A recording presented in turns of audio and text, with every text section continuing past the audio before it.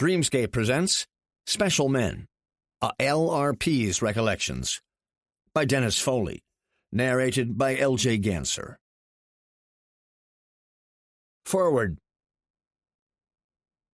I believe that men are neither destined nor born to great courage in battle. Rather, they are drawn to the higher challenges of combat and remarkable deeds by the camaraderie, inspiration, and encouragement of others. What follows is a winding path that led me into the company of remarkable men whose most dominant qualities were then, and still are, loyalty, reliability, and tenacity. It was my distinct privilege to be allowed to serve with such men in command of airborne, ranger, and long-range patrol units. Their dedication to their country and their sacrifices, in most cases, are known only to those who were near to them in battle and near to them in life. In this book, I would like to remember them and describe the extraordinary deeds they performed and the pain that they suffered in answering their country's call. They make me proud to know them and to remember them. Introduction by David Hackworth. I can remember the day Dennis Foley reported into my parachute battalion in Vietnam as clearly as I remember the day my first child was born. Dennis was a tall, lanky infantry second lieutenant with no special skills, except that he was qualified as a 7-1542, airborne infantry platoon leader. His service record indicated that he was just another untried lieutenant joining his first combat unit. Yet there was something about him. It wasn't his youthful eagerness — most shaved-tails are eager — or that he was the son of a distinguished combat officer. Many of the officers in the battalion were warrior-bred and reared, or that he had risen through the enlisted ranks and graduated from Fort Benning's Tough Infantry Officer Candidate School, OCS, which as a rule produced the most combat-ready platoon leaders. On the surface, there was nothing special about the 21-year-old, but my sixth sense antenna told me he was worth watching. I decided to keep him close at hand. I assigned Foley to the battalion's Elite Airborne Rangers Special Operations Unit, the Tiger Force. Like most former sergeants, I had little use for second lieutenants. They could get a platoon in trouble faster than a stroll through a minefield. George Patton is reported to have said that an officer wasn't worth a pinch of salt until he'd been with troops for 10 years, and I share the same view. I never could figure out Army logic. The leadership of an infantry platoon is the most demanding and dangerous job in the armed forces. Yet the infantry platoon is commanded by the most inexperienced and least qualified guys in the military. I believed, and still do, that a lieutenant should serve in the infantry enlisted ranks for at least 3 years, and if he doesn't prove himself a leader by at least making buck sergeant, he should not go on to a commissioning school, such as West Point, Annapolis, ROTC, or OCS. In sum, a lieutenant should shovel shit before he rides the horse. This approach will teach him to be streetwise and have respect for his men, because he will have been there and done that. Over the bullet-splattered months that followed, my reading on Foley was proven to be dead on. He was an exception to the Green Lieutenant rule. The something special my antenna picked up was his great heart, which pumped out a keen spirit, his extraordinary brightness, which allowed him to make complex things simple, his pit bull-like tenacity and unflinching loyalty to his troops and then to his bosses, in that order, which is the way it should be. Foley was an up-front kind of leader, and I frequently found myself on his flank sharing a foxhole in a hot firefight. There, at the bottom line of the soldiering business, I observed firsthand that he was capable, cool, and not afraid to take the high risks that came with his chosen life and death profession. As is the way with old soldiers who see rare ability in young leaders, I became his mentor. He had the potential of becoming a senior officer and winning battles without taking hard lumps. I tried to pass on my knowledge and give him the assignments that would round him out. He eventually commanded the Tigers, after its skipper, Medal of Honor winner Jim Gardner, was shot down. Later, at Dak To, one of the most fierce, longest-running battles of the Vietnam War, he learned that skippering a battalion in combat is a flat-footed son of a bitch. I was my own operations officer. Foley was my assistant, and through 21 sleepless days and nights, our battalion kicked the bejesus out of an enemy regiment that was 4 times bigger, but not 1 inch badder. Foley learned more there than he could have learned in 2 years at staff schools or skippering a battalion in peacetime. I believe that soldiers learn by doing, and by God, he did a lot of doing in those 3 long weeks that saw our battalion lose almost half its officers and troopers while killing 4 times that number of North Vietnamese regulars. After Dak To, on another battlefield with a different unit, one of my rifle companies needed a swift leadership transfusion. I put out the word, and with the power of my 2-star boss, found Foley, who was about to be assigned as a starched briefing officer in some Disneyland East HQ, and scooped him up. He quickly transformed a hard-luck company into a hardcore force and started kicking some mean Viet Cong ass. Then one day I asked him and his tired unit to go that extra mile. They were due to go in reserve and rest after a grueling campaign. Just when they were about to be lifted out, hot intelligence targeted a Viet Cong heavy weapons outfit in his zone. After a heated argument, in which Foley stood tall against going because his troops were too bushed, he launched. Lieutenant colonels always win over captains. But it was a bad win on my part. Foley got blown out, and the hot intel target disappeared. After our hitch in the hardcore battalion, we never served together again. But from the sidelines, I watched him climb onward and upward toward the stars that blinked in the distance. And then, well, that's his story, which he tells beautifully. After Foley got shot up, I recorded the following notes about infantry lieutenants.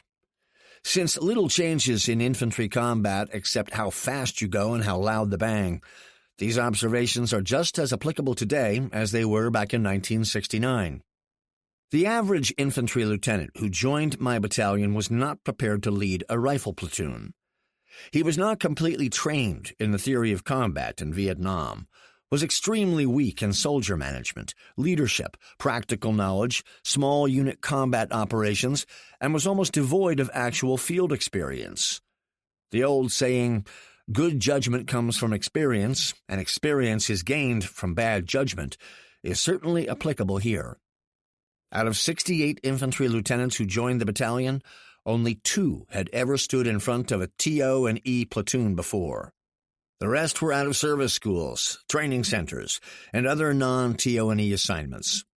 As a result of having no experience in the art of handling a platoon, these young and, on the average, well-meaning officers were completely lacking in self-confidence and were, with rare exception, almost valueless as platoon leaders without at least a 30-day OJT period with a stud-type platoon leader. The biggest shortcomings of the young infantry leaders were their failure to be demanding and their reluctance to ensure that their men did the basic things which would keep them alive on the battlefield. I believe one of the reasons for this deficiency is that many of the social values acquired as a civilian conflict diametrically with what is expected of a leader. A case in point is just one civilian-instilled value that drastically conflicts with combat leadership: popularity. Great emphasis is placed in the American society to instill the virtue of being a popular fellow. The formal part of this training starts at kindergarten, when the importance of socializing is first introduced, and is thereafter never-ending. The informal training begins even earlier, and hence, the young man, when first entering the Army, has had about 20 years' indoctrination of being a nice guy. After 4 years of college ROTC military academy training, or about a year of basic infantry and OCS training, he is supposed to be the well-prepared leader who always places the welfare of the troops just below the accomplishment of the mission. Wrong. The average leader has a virtual Pavlovian instinct toward being popular. He must be a good guy. Thus, he becomes a joiner instead of an enforcer. In Vietnam, good guys let their people smoke at night and take portable radios to the field, allowed night ambushes to set up in the abandoned hooch so they could have protection from the rain, and left only one guard by the door so everyone else could get a good night's rest. Good guys let their men leave their boots on for several days, resulting in inordinately severe immersion foot. Good guys didn't check to ensure that their men protected themselves against mosquitoes, or took the required malaria pills and salt pills. Good guys ended up killing their men with kindness. The average young leader in my battalion generally knew what was required, but did not have the moral courage to enforce the rules. He preferred to turn his head and look the other way, rather than make vigorous on-the-spot corrections. Deficiencies such as dirty ammunition and weapons, improperly safed weapons and grenades, incorrect camouflage techniques, and the important use of terrain, not using natural cover to provide protection from small arms fire, and not staying alert to stay alive was common. The end result of this was that the soldiers' habits became sloppier and sloppier, and carelessness ran amok. This resulted in casualties that could have been prevented had the leader checked and demanded the small things be done well. My experience has been that soldiers in combat will only do what is required of them, and if under weak, nice guy leadership, will try to get away with everything they can. This results in the violation of every basic rule in the book. As an aside, I believe that all the while they are placing their lives in jeopardy, they know they are wrong and will respond to the requirements of a positive ass-kicking leader. Results: fewer casualties and greater respect for the leader who cares enough for his men to make them do it right. I believe that another serious shortcoming is the failure to teach leaders the importance of supervision and the techniques of supervising. The average small unit leader seems to take for granted that what he wills will be done, so there is no need to check. The nature of combat in Vietnam greatly extended this problem because small units normally operated on a widely decentralized basis in rugged terrain that restricted inspection visits from higher headquarters. These conditions generally prohibited the more experienced senior NCOs and officers from checking the platoon and passing along tips of the trade.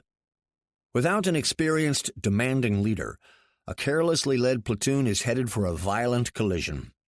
The infrequency of combat in Vietnam, as compared to World War II or Korea, and the seemingly good security of many areas had a tendency to lull soldiers and leaders into a false sense of safety. Consequently, alertness and security became relaxed, and the likelihood of enemy attack increased proportionately. Mao: when the enemy is weak, attack. The leader must be inculcated with the burning need to keep his people alert and never let their guard down. The leader must be instilled with the need to supervise his people 24 hours a day. He must check, fighting position for adequacy. If soldiers know the mission, situation, and where the LPs are, if proper field sanitation is being practiced, if all battlefield debris is destroyed to deny the enemy a source of supply, if his people are all sleeping under cover and protected from first-round bursts, if his subordinate leaders are heads up and demanding that their men are alert and tightly controlled.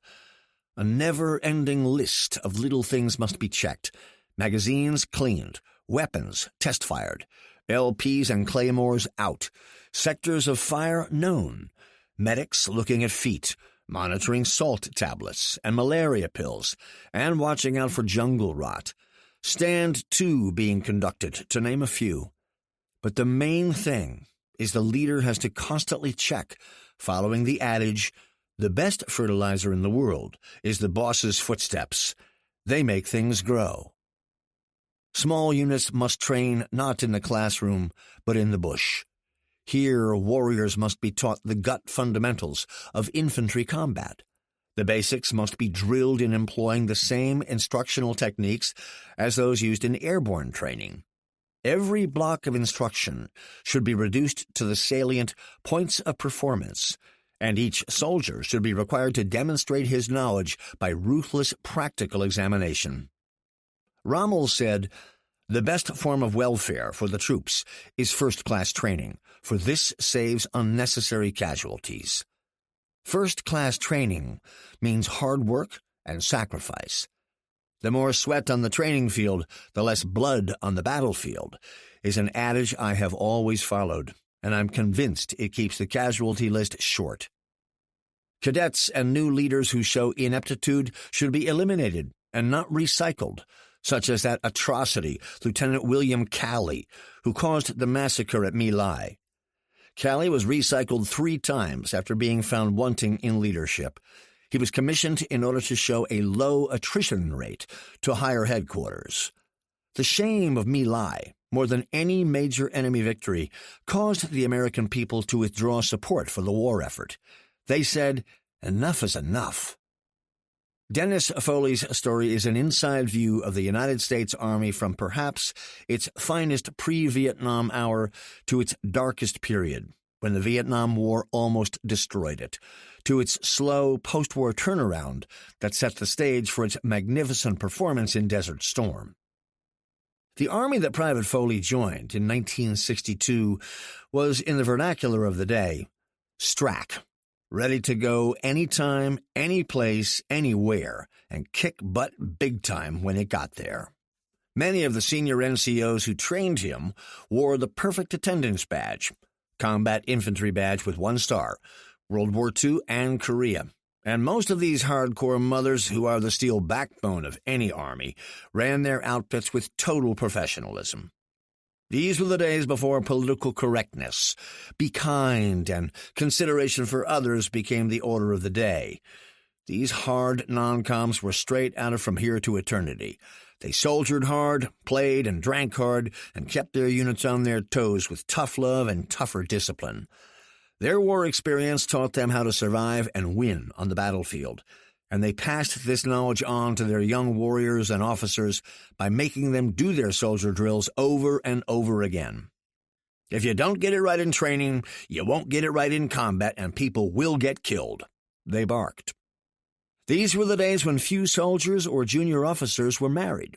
Soldiers lived in the barracks with their sergeants, and a duty day started at 0500 hours and frequently ended with the last notes of taps. It was a harsh life, but it prepared young Foley and his comrades for the harsher challenges of a distant battlefield, where too many of these wonderful non-coms were wasted in a war that only the people down in the rifle units understood. The generals and colonels who passed blindly through their units to get their tickets punched seldom asked these old pros. So the brass, flying overhead in their choppers, went on failing to understand the nature of the war. And finally, 3 years after I first met Foley and he joined me in the Delta, there were few regular non-coms left. They were all dead or so shot up they weren't fit for regular infantry duty, or, after having 2 or 3 wars under their pistol belts, hung up their rifles and joined the ranks of the retired Army. Foley graphically tells this story, which thousands of other young Army and Marine officers painfully experienced in Vietnam. Many had to immediately pick up the chips without being able to be pulled along by an old pro sergeant who spoon-fed his new officer boss until he could eat by himself. Foley's story is a good primer on how a leader develops after he leaves Fort Benning or Quantico with a head chock full of information and the back of his car even fuller with how to lead and fight books. And with all of this knowledge, how, when he gets on the killing field and the first bullet whizzes over his head, all electricity to his brain shuts off and fear takes over. School cannot totally prepare a leader for this shock, but isolating the essentials can. If the basics, the fundamentals, are learned by rote, much like a boxer is drilled to counterpunch, automatically reacting with a left cross, right hook, or the bomb right down the middle, without a conscious thought clicking through his brain, he'll get along just fine. And after each contact, the light will grow brighter as his experience level grows. It doesn't mean he won't be scared, but at least he won't be in the dark. War is so simple, yet the military school system makes it so bloody complicated. The key to winning in battle is to sneak up on your opponent and belt the shit out of him from behind as hard and quickly as you can before he figures out you're in the neighborhood, and then scoot the hell out of there. Besides having experienced non-coms to lead new small unit officers through the minefields of a combat command, the best way for a new leader to get ready and learn his stuff is to read and reread books by combat warriors who have been there. Rommel's Attacks, Patton's War as I Knew It, Sager's The Forgotten Soldier, and my book, About Face, are good starters. Don't bother with Clausewitz's convoluted double talk, but make The Art of War by Sun Tzu your Bible. It was written around 400 BC, and his short and simple lessons of war are every bit as valuable today as they were then. I've been carrying Sun Tzu and reading it almost daily since I first picked it up in 1950. After some good OJT, the knowledge in these books and others will allow you to lead well, fight smart, and take care of your warriors. A good knowledge of military history, like attending airborne, ranger, and special forces courses, is a confidence builder. In small unit leaders, confidence, like fear, is contagious. Troopers can feel it, see it, smell it, and it will rub off on soldiers from a platoon to a division as quickly as a good rumor rumbles out of the latrine. Confidence produces courage. Most leaders or warriors are not born with a double basic load of guts. Most leaders and warriors are as scared as the next guy in their first or 100th firefight. But if they are confident that they are tactically proficient and their unit is squared away and motivated by a strong sense of duty to accomplish the mission, the courage that is needed to do what many will view as impossible will be there. Mouths may be dry, guts may churn, and hands shake, but when the slugs start snapping, the prepared leader will be as cool as Clint Eastwood on the outside and tell his boys, "Let's make somebody's day. Follow me." And no one will know who is scared out of their brain. Besides being one hell of a job, leading men into battle is the ultimate responsibility. On the battlefield, decisions are made in a split second, such as go left or go right or go straight ahead. And right or wrong, good or bad, people get killed. Leaders carry the scars of those decisions for the rest of their lives. Later, battle scenes keep playing back. Why didn't I wait? Why didn't I bring in more fire? Why didn't I go myself? Haunt the veteran day and night until he checks out of the net. Good preparation, hard training, and attention to detail keep nightmares to a minimum.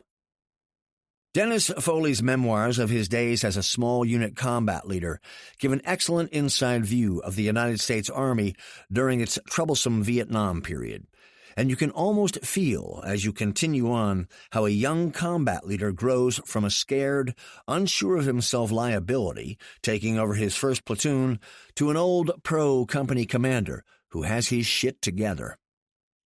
Foley's story is well told. Each page is alive with what soldiering is about. The relentless drill, excitement, boredom, the highs and lows, and the brotherhood that, in the end, makes the whole journey a special trip among special men. Dennis Foley served his country and men well, and the journey that unfolds passes on his combat experience to present and future generations of infantry small unit leaders. To be a combat leader in the profession of arms is the most noble, deadly, and exciting occupation going. Its rewards are few, but if, at the end of the day, his men say, "He's a good man," those few words make a pretty good final epitaph for a warfighter. As I look back on 3 decades of knowing the author, it's a pleasure to say Foley is a good man, and his primer on warfighting is an equally good book for warriors past, present, and future.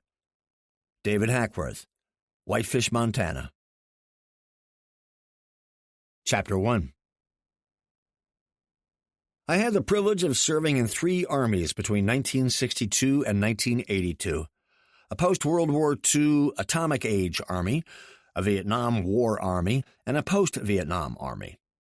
During that same span, the United States Army was a draft army for the first half of my years and a volunteer army for the second half.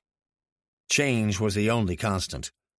The natural tendency for an organization to evolve and improve was sent into a tailspin by the Cuban Missile Crisis, the Berlin Wall, and the Vietnam War.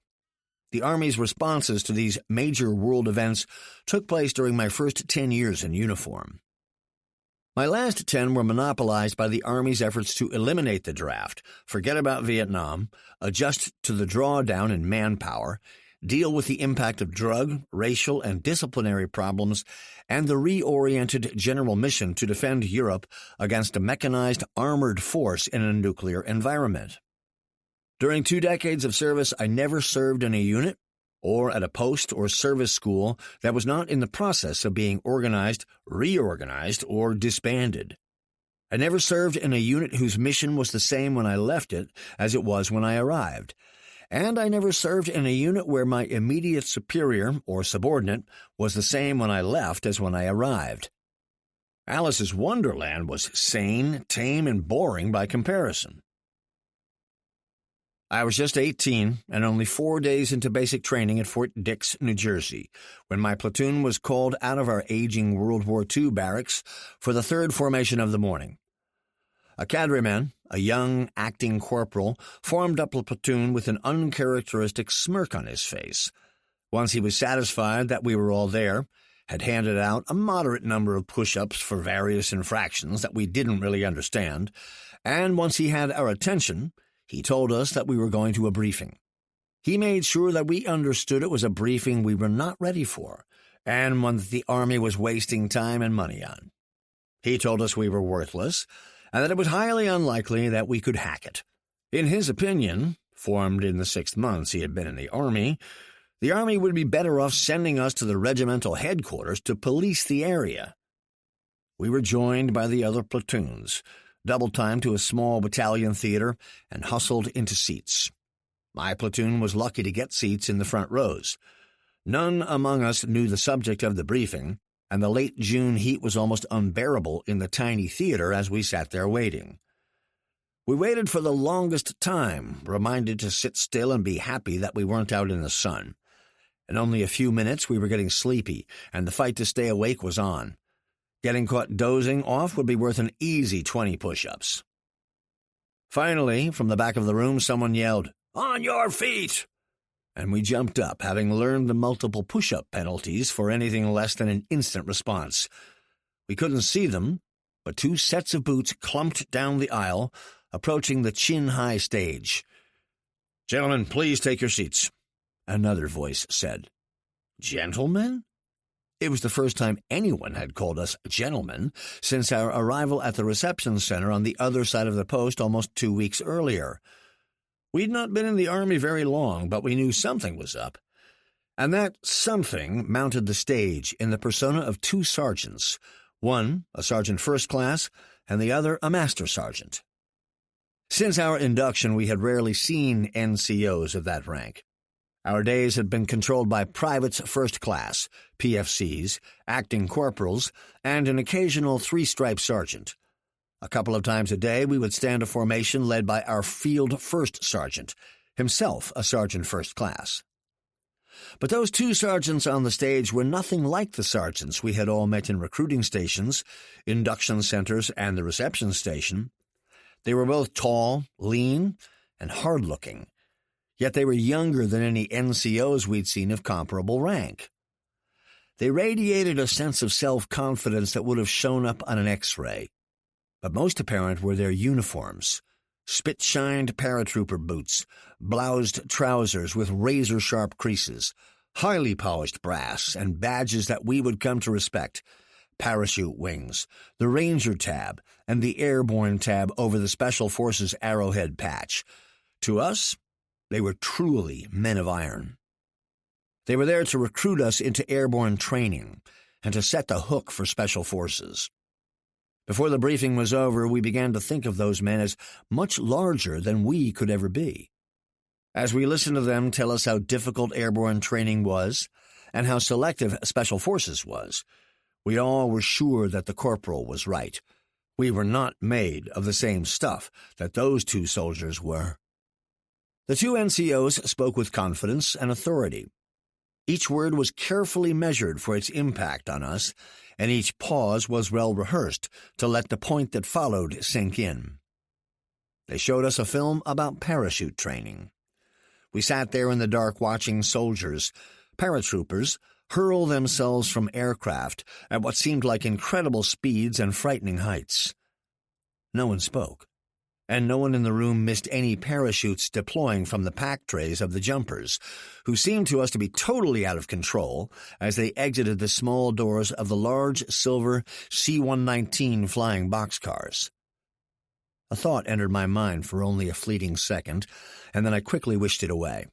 Hell, I had never even been in an airplane.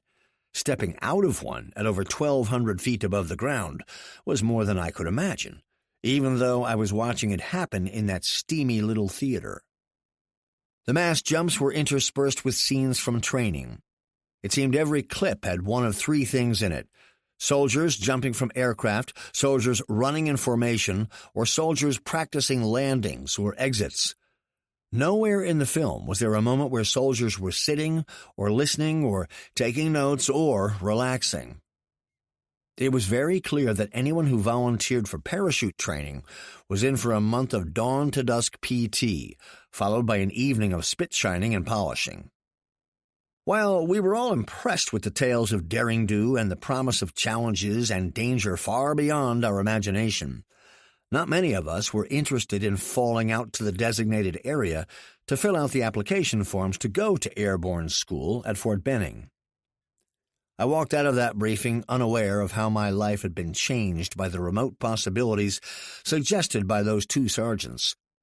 Little did I know then that men like the two who had stood on that stage would be such a large part of my life, eventually finding a permanent place in my heart. Joining the Army or playing roulette with the draft had been a frequent topic of discussion among those in my high school class who had little or no hope of being accepted into a college. It was a subject of far less importance to us than it would become in the later half of the decade, after the large-scale commitment of American troops to Vietnam. Our naive notion of the gamble was that we could either volunteer and get military service out of the way, or leave it up to the selective service system to tell us when we would go. If we rolled the dice, we could be pulled off a job, away from a new wife, or out of college with a simple letter from our local draft board. Our graduating class didn't have the widespread deferments that would suddenly appear during the Vietnam years. For us, being a student or being married were not automatic exemptions. So for us, it was a crapshoot. For those of us who were the sons of Army personnel, there was a significant likelihood that we would be drafted before our civilian classmates, whose fathers were members of the community. Like so many of my peers, I knew that one way or the other, the Army was going to get some of my time. So volunteering seemed to be a chance, although slimmer than I would admit, for me to get into college, West Point. But before I could take the West Point preparatory school exam, I had to be on active duty. So I volunteered, and while at the reception station at Fort Dix, New Jersey, I got my notice to report for my induction physical. I had guessed right. That summer, the Army was going to get me anyway.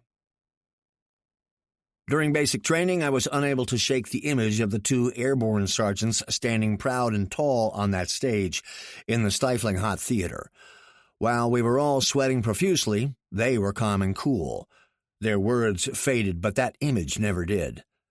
Though I had grown up the son of a career Army man, I had never been close enough to my father's business to see images like those struck by the two airborne recruiters.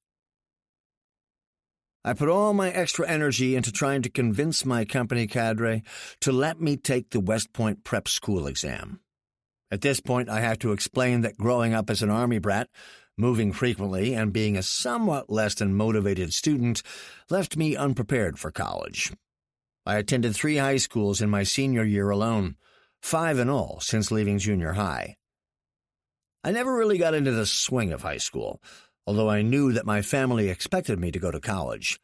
Still, I dragged my feet and found myself far below my classmates on the college acceptability scale. All the while, I was sure that if I applied myself, I could make up for 4 years of bad study habits and low grades simply by joining the Army and getting into the year-long West Point prep school and then West Point. Looking back, I am amazed at the response I got from the company cadre. They would have been well within their rights to recommend disapproval of my application. Had they, I'm sure I would never have seen the exam packet. But they didn't. My company first sergeant and commanding officer recommended approval, and the CO certified that he and other battalion officers would proctor the exam. I was called in by the first sergeant to explain that I would not miss any training just to take the exams, so I took them at night, after the regular training day was over. I regret that I never recognized the sacrifice that the company officers were taking from me by proctoring the exams, often from midnight to 3 a.m. They didn't have to do it, but they did, and it was one of the first of many small lessons in leadership. But West Point never happened for me. I didn't score high enough on the competitive exams, and the Army felt that they could use me best as an electronics technician. I was sent to Fort Monmouth, New Jersey, for a year-long school in advanced electronics, radar repair.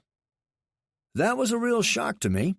I had been so cocky about just taking the exams and waltzing right into West Point without having laid the groundwork of a good high school education. Like most teenagers, I had no idea how difficult it would be to get into the military academy. And on reflection, I'm sure now that I never would have made it to graduation if by some fluke I had gained admission. Basic training was no smaller a shock to my teenage system than it was for the other 220 of my classmates. For the most part, we came from the eastern seaboard and New England. Our cadre consisted of young and inexperienced infantry officers, veteran Korean War senior NCOs, and acting NCOs who hadn't been in the Army much longer than we had. During the first few days at Fort Dix, I was singled out as one of the few among us who had had some ROTC training. This changed my status and got me off to a good start in the Army. I had attended a high school that offered junior ROTC. A young combat veteran by the name of Charles T. Hamner was the professor of military science and technology at the high school ROTC detachment. He hit that place like a flying brick. Before Hamner, it had been a boys' club that was all show and little go. Junior ROTC cadets wore ridiculously garish uniforms and did little in the way of studying military arts and sciences. Hamner insisted that we learn the basic leadership and tactical skills that a mid-level NCO or a junior officer might master in the Army. He immediately changed the curriculum to emphasize dismounted drill, leadership, map reading, customs and courtesies, and military history. He was also a stickler for treating subordinates with dignity and respect, rather than the silly high school hazing that had become a matter of course in the ROTC detachment. He treated each of us in a manner appropriate to our cadet rank. The higher our rank, the more he expected of us. It was a lesson taught, but for me, not recognized for some years to come. Though I only spent a short time in the detachment, I learned a lot of the basic skills and customs of soldiering that the others had to absorb while trying to make it through basic training. That high school ROTC detachment made my first days in the Army quite different than they might have been otherwise. I would get a chance to thank Captain Hamner a few years later at the Rex Hotel in Saigon. So, within hours of joining G Company, 5th Battalion, 2nd Training Regiment, I became a trainee platoon sergeant. This was my first responsible job in the Army. We rarely saw our real platoon sergeant because he was assigned to us and to the post football team at the same time. The significance of additional duties like his would come to haunt me in the years to come. But while I was in that student company, I enjoyed taking up most of the responsibilities normally shouldered by the platoon sergeant, as they were known in the days before they were called drill sergeants. Within days of becoming a trainee platoon sergeant, I was spotted by the aging field first sergeant as being capable of moving the entire trainee company from point A to point B at double time and without causing traffic accidents. So, within the first week of basic training, I took on the added responsibility of being the trainee field first sergeant. This meant that the housekeeping, the scheduling, and the internal details of the operations of my trainee platoon fell to me. When the company assembled for training, I would take the report to determine if we had all the faces, move the company to the training areas, supervise the breaks and the police calls, and generally catch hell if the trainees were not where they were supposed to be. It was a good deal for the company cadre. They were able to dump some of the easier and more boring tasks of running a basic training company on me and get away with it. For me, it was just the beginning of growing up. I had never before been responsible for the behavior and work of other men. It was also the beginning of overcoming a deep-seated shyness that I only realized I had when I had to step out in front of 40 or 200 trainees and give them instructions, information, or explanations. The classic fear of public speaking was damn near crippling for me. I got a knot in my gut each morning knowing that I would have to roll the company out, form them up, take the report, and then report to one of the cadremen or to the company commander. For this, I got less sleep, lots of ass chewings, the chance to be last through the chow line, a little blue armband with a staff sergeant's chevron on it, and no time to myself. At the time, the trade-off seemed to be a good deal, but I was so involved in the job that it never occurred to me that I might just be learning something about leadership and supervision. Rarely was there a time that it was not brought to my attention, with emphasis, when I screwed something up in handling the routine field matters for the company. The NCOs varied in their own grasp of leadership principles, but it is fair to say that even the worst of them had far more on the ball than I did. A unique feature of basic training is its ability to isolate you from the world. As trainees, our schedule was filled with classes, work details, appointments, more work details, and just plain waiting in line for things. We rarely, if ever, saw a newspaper, heard a news report, or even saw a television set. The day room was off limits to us, even though it had a TV, a pool table, magazines, newspapers, and places to read and write.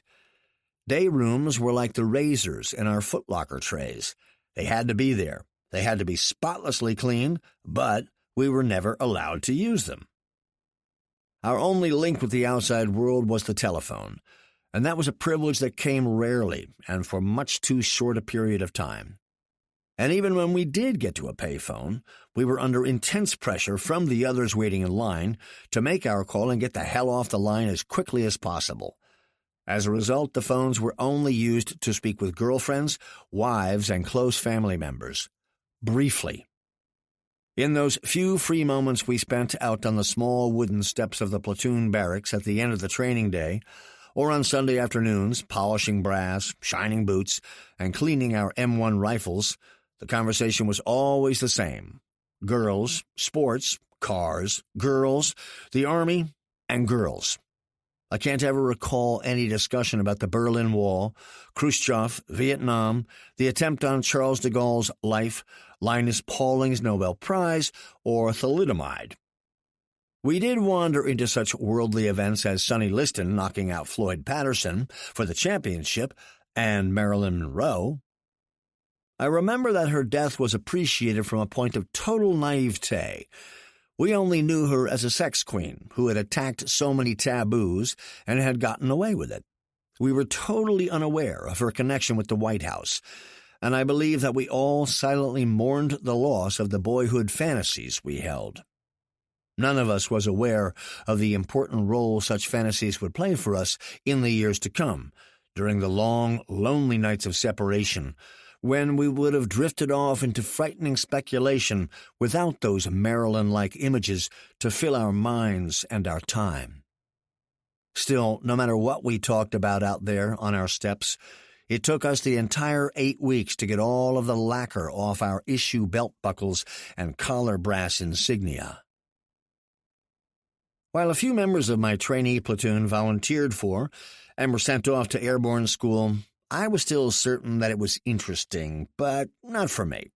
I just couldn't make that connection in my mind, me and jumping from airplanes.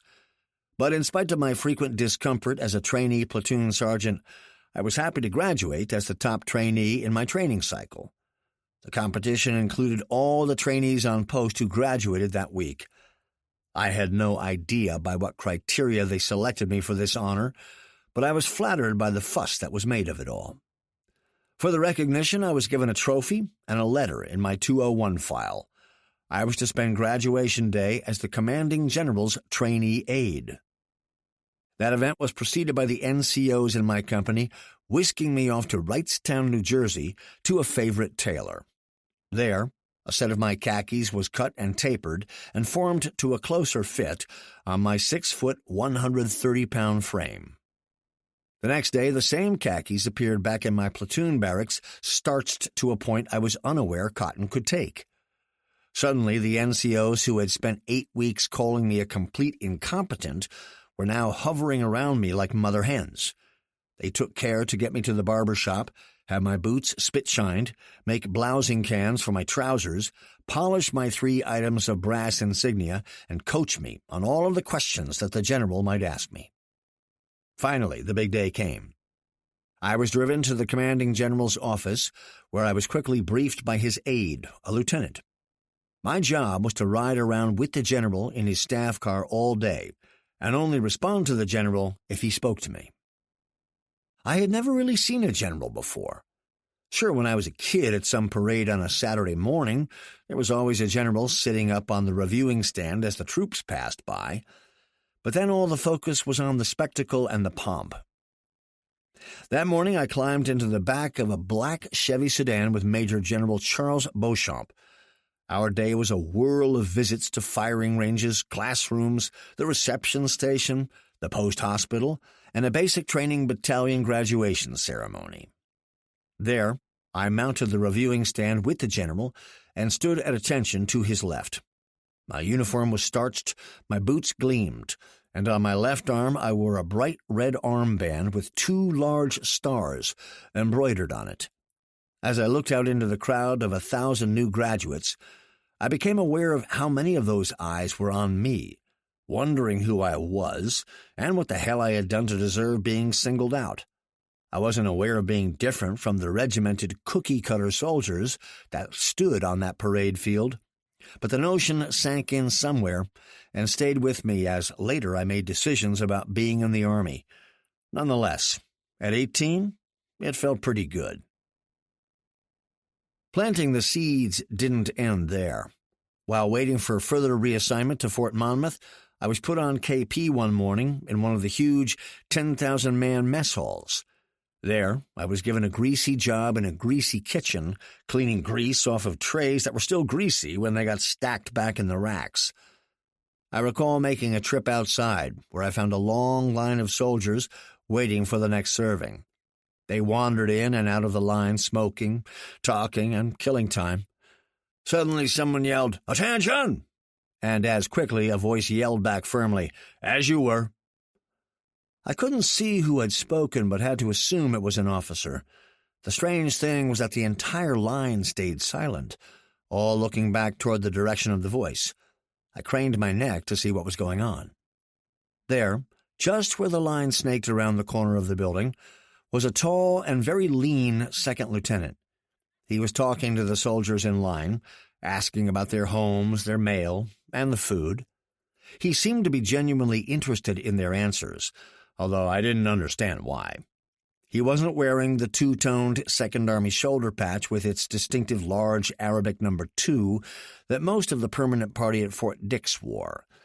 Instead, he wore a set of fatigues, unlike any I had ever seen, tailored, starched to a point of visible stiffness, and well-faded.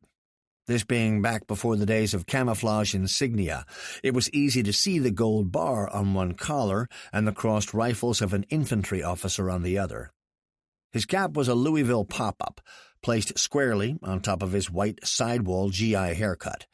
A shiny bar, topped by a set of highly polished jump wings, was pinned on the cap.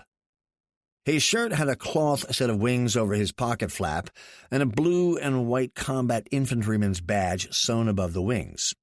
On his left shoulder was Fort Benning's "Follow Me" patch, with its upturned bayonet topped with a blue arc reading "Airborne" that was topped with a black and gold arc reading "Ranger." He seemed to be at home with the troops as he talked to them, casually but with a presence that I was unable to identify at the time. As he got closer to me, I noticed that there was a very faint outline of a circular patch on each upper sleeve. Later, I would discover that the patches had been the insignia worn by candidates at the Officer Candidate School. That officer's presence and ease with the troops went right into my mental file that held the images of those two NCOs at the Airborne School briefing. The few weeks I was allowed between basic training and advanced individual training, AIT, at Fort Monmouth gave me a chance to assess my summer's experiences and think about the months ahead. It was on leave in Massachusetts that I discovered that the Army wasn't nearly as traumatic as I had expected it to be. For me, basic training had some strange quality about it that made it vaguely familiar, even homelike. Though I was moving again and would continue to do so as long as I was in the Army, it wasn't that upsetting to me. I didn't realize that the constant reassignments that faced me in the Army were only a reflection of the turbulence that I had grown up with. It had seemed difficult as a boy, being bounced around from place to place and having to make disguised moves to find acceptance and quickly integrate into my new surroundings. My entire childhood was a series of new faces, new schools, new teachers, and new circles and cliques to break into. To a kid, the ground was rarely solid and always promised change. But after those first few months in the Army, I was more at home than anyone else in my basic training company. By the time I entered the Army, I had lived in almost a dozen states, occupied Germany and Japan. I don't know of any other way to have had the experiences I had without being the son of a millionaire. After 10 weeks in uniform, I didn't know much about the Army, but I did know about moving from post to post, assignment to assignment. While others were adjusting, with varying degrees of success, I was able to focus on the other parts of soldiering. I hardly regret being an Army brat. Chapter 2. For me, Fort Monmouth was a strange transition from the screaming and hazing associated with basic training. First, Monmouth was a Signal Corps post, and not nearly as rough around the edges as Fort Dix. Added to the sudden release from round-me-clock restrictions, I was unprepared to venture into the world of electrons and cathode ray tubes. I had no background in electronics, and had no idea why the Army had selected me to attend such a school. All I wanted to do was get a chance to retake the exam for West Point Prep School and get on with letting Uncle Sam pay for the college education that I couldn't afford and no one else would offer me. The retesting and selection for the prep school were still a long way off, and I had to go through the motions.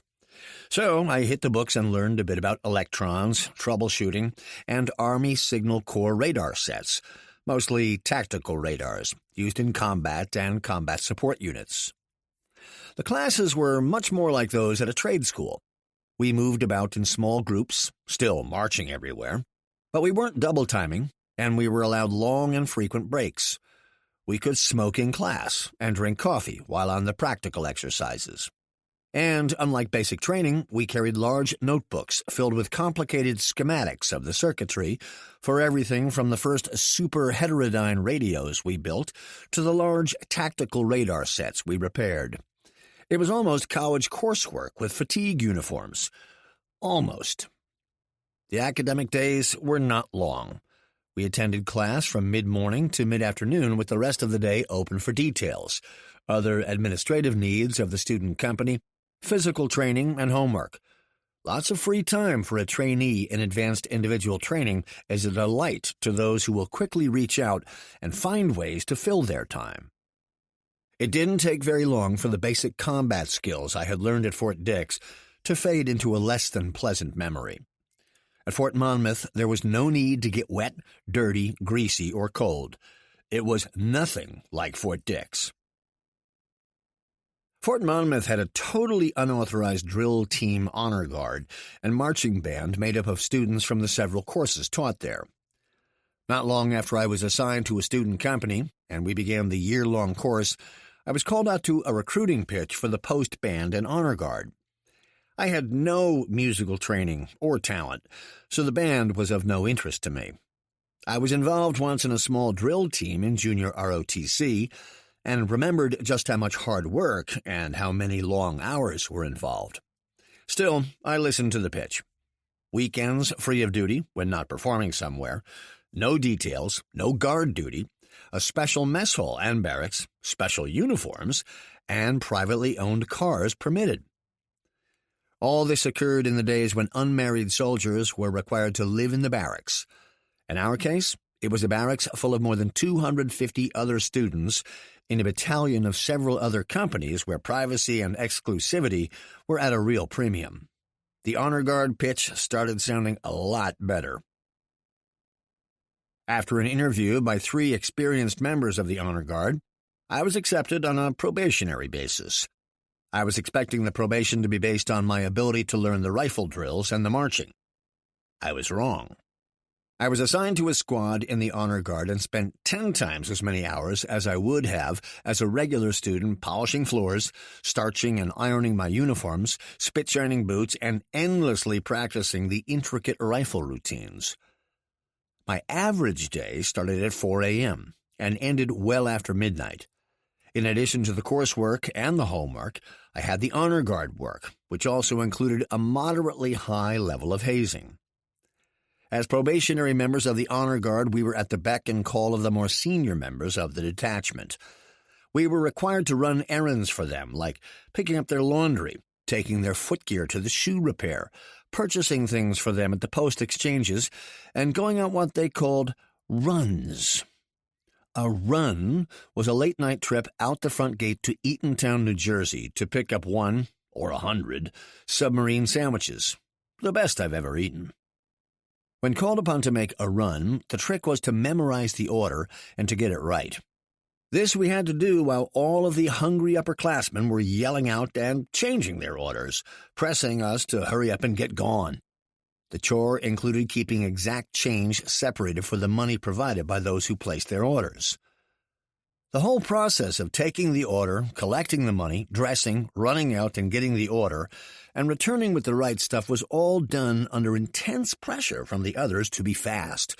They wanted us to be out the door and back as fast as possible, or faster. Additionally, attitude was a large component of the testing. If at any time we showed even the slightest resistance or resentment performing those menial tasks, we could count on soon being eliminated from the honor guard and being sent back to a student company. The elimination process was easy. No one mentioned that your attitude was not up to par. Instead, you would be tested on the precision of your rifle drill and your marching. Most often it was done with another more experienced member of the honor guard. If you wanted to make it difficult, or nearly impossible, it was an easy matter for him to be a little late throwing the ceremonial rifle to you, or catching your throw, and that was enough to find you uncoordinated enough to be eliminated. Back in ROTC, I had taken a bit of hazing from a cadet officer named Doug Skunk Boots Terrell. Doug was a mover and a shaker in the ROTC detachment, starting a Rangers-type training course and never allowing anyone to whine, quit, or complain. Doug's training helped me get through the hazing in basic training and in the honor guard. I became fairly proficient with the precision drills and began to enjoy the status that went along with being a member of the honor guard, performing for post activities and for regional parades and civic events. We were still students in the signal school from Monday to Friday and expected to keep up academically, but we were different, and that was beginning to be a pattern for me. The other unusual feature of the honor guard detachment was the preoccupation with appearance. Every member of the unit was expected to wash, starch, and iron his own fatigue uniforms, polish his own brass, and shine his own boots and black helmet. There were other students on post who had figured out a way to send out everything to places off-post that would take care of all those little details of soldiering, but their standards would not make it in the honor guard. A member of the unit inspected every soldier every morning. The inspections sometimes took as long as 5 minutes. You were gigged if you had a fingerprint on your black helmet liner, so you put it on with your fingers touching only the inside of the sweatband. You were gigged if you had even the smallest piece of thread sticking out of any part of your uniform, so you learned to go over every seam, buttonhole, and hem with cigarette lighters to burn away any thread, rather than pull it out and create more.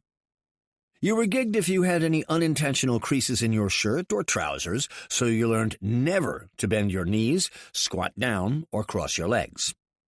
You were gigged if your boots were not glass-like, so you would spend as much as an hour each night on each boot. You were also gigged if your hair was too long, or you missed a few whiskers. All of this seemed to be important at the time. I would come to recognize how really superficial it was, and how little the ironed-in creases in the shirt backs had to do with real soldiering. But, much like fraternities, we were largely unsupervised, and set standards for ourselves. Soon, I was advanced to squad leader. I had done well enough at passing a large number of inspections without being gigged, so I was given the task of inspecting the others. The goal was never to allow a member of the honor guard out of the building without making sure that he met our most exacting standards. Along with the job came a semi-private cadre room out of the platoon bay. The significance of the room was no small matter in a platoon bay with only chin-high dividers separating each pair of soldiers. In the cadre rooms, we were allowed such luxuries as throw rugs, small hi-fi systems, before stereo was available, and even a second wall locker to hold our personal things and civilian clothes. So while others tried to take care of all the housekeeping chores sitting on their bunks or foot lockers, my roommate and I were able to spread out in our 10 by 12 room and take care of our chores in leisure, listening to Peter, Paul, and Mary. My status as an acting squad leader was a bit heady for an 18-year-old with only a few months in the Army behind him. I liked the responsibility of answering for myself and a squad of 8 others. It was a little like the extra load that had been put on me in basic training. I liked the pressure, and I liked the distinction of being a leader. And I sure was enjoying the recognition and the privileges that went along with the job. It all seemed so important to me at the time. The academic year was taxing. The size of my class dwindled dramatically at each major exam. I don't know if they were failing because of the difficulty of the tasks or boredom. The sequence of training after getting us familiar with the basics of electronics was to keep introducing newer and larger radar sets for us to master and then repair. Rumor had it that dropouts were simply put on miscellaneous details for several weeks, until the Army could reclassify them into some other job. The threat that was always held over our heads was that dropouts would be sent to pole climbers' school. The thought of spending the rest of our time in the Army scrambling up and down splinter-filled telephone poles was a motivator. Somewhere in mid-course I began to lose motivation, thinking that I didn't need the electronics education to make it through West Point, so why kill myself? My grades dropped a little too much, and I was informed that I was invited to a mandatory study hall that was held each Saturday. That turned my grades around. I was not going to lose my weekends off. On working weekends, we performed as a precision drill team all over New Jersey and New York. But I was counting the days until I could reapply for the exam for West Point Prep School. I think that a benchmark might help in understanding the mindset at this point. 1962. We were feeling the early influences and optimism of Camelot.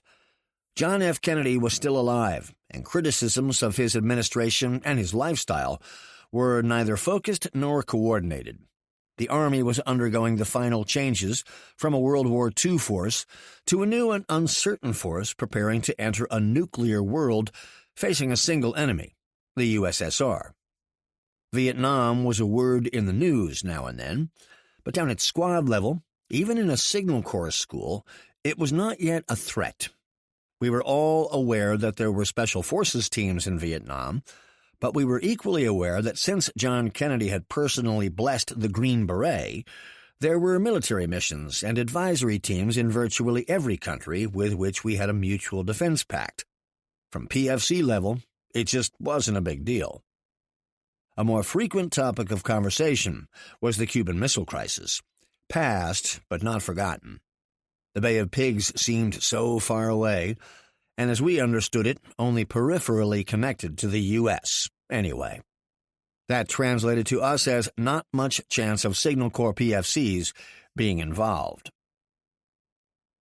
After pestering the clerks in the personnel section about resubmitting my request to take the West Point prep exam, I was finally allowed to submit the paperwork. I was required to take another physical and submit it with the request. It never occurred to me at age 19 that I could be found unacceptable for physical reasons, but that's what happened. I got a call from personnel telling me that I had failed to meet the vision standards for admission into the prep school. I was crushed. It was not in the list of possibilities that I had considered when I volunteered to join the Army, unassigned, to get in so I could take the exam. I had a foolish notion that I could just waltz into the prep school and then on to the military academy a year later. How wrong I was. So there I was, looking more than 2 years ahead of me, fixing radar sets somewhere. It was the first time I had really faced failure in anything important. It was the first time I ever had to face the letdown of a major disappointment. From somewhere inside, I spooled up the determination not to let the rejection get me down. Instead, I would look for other opportunities.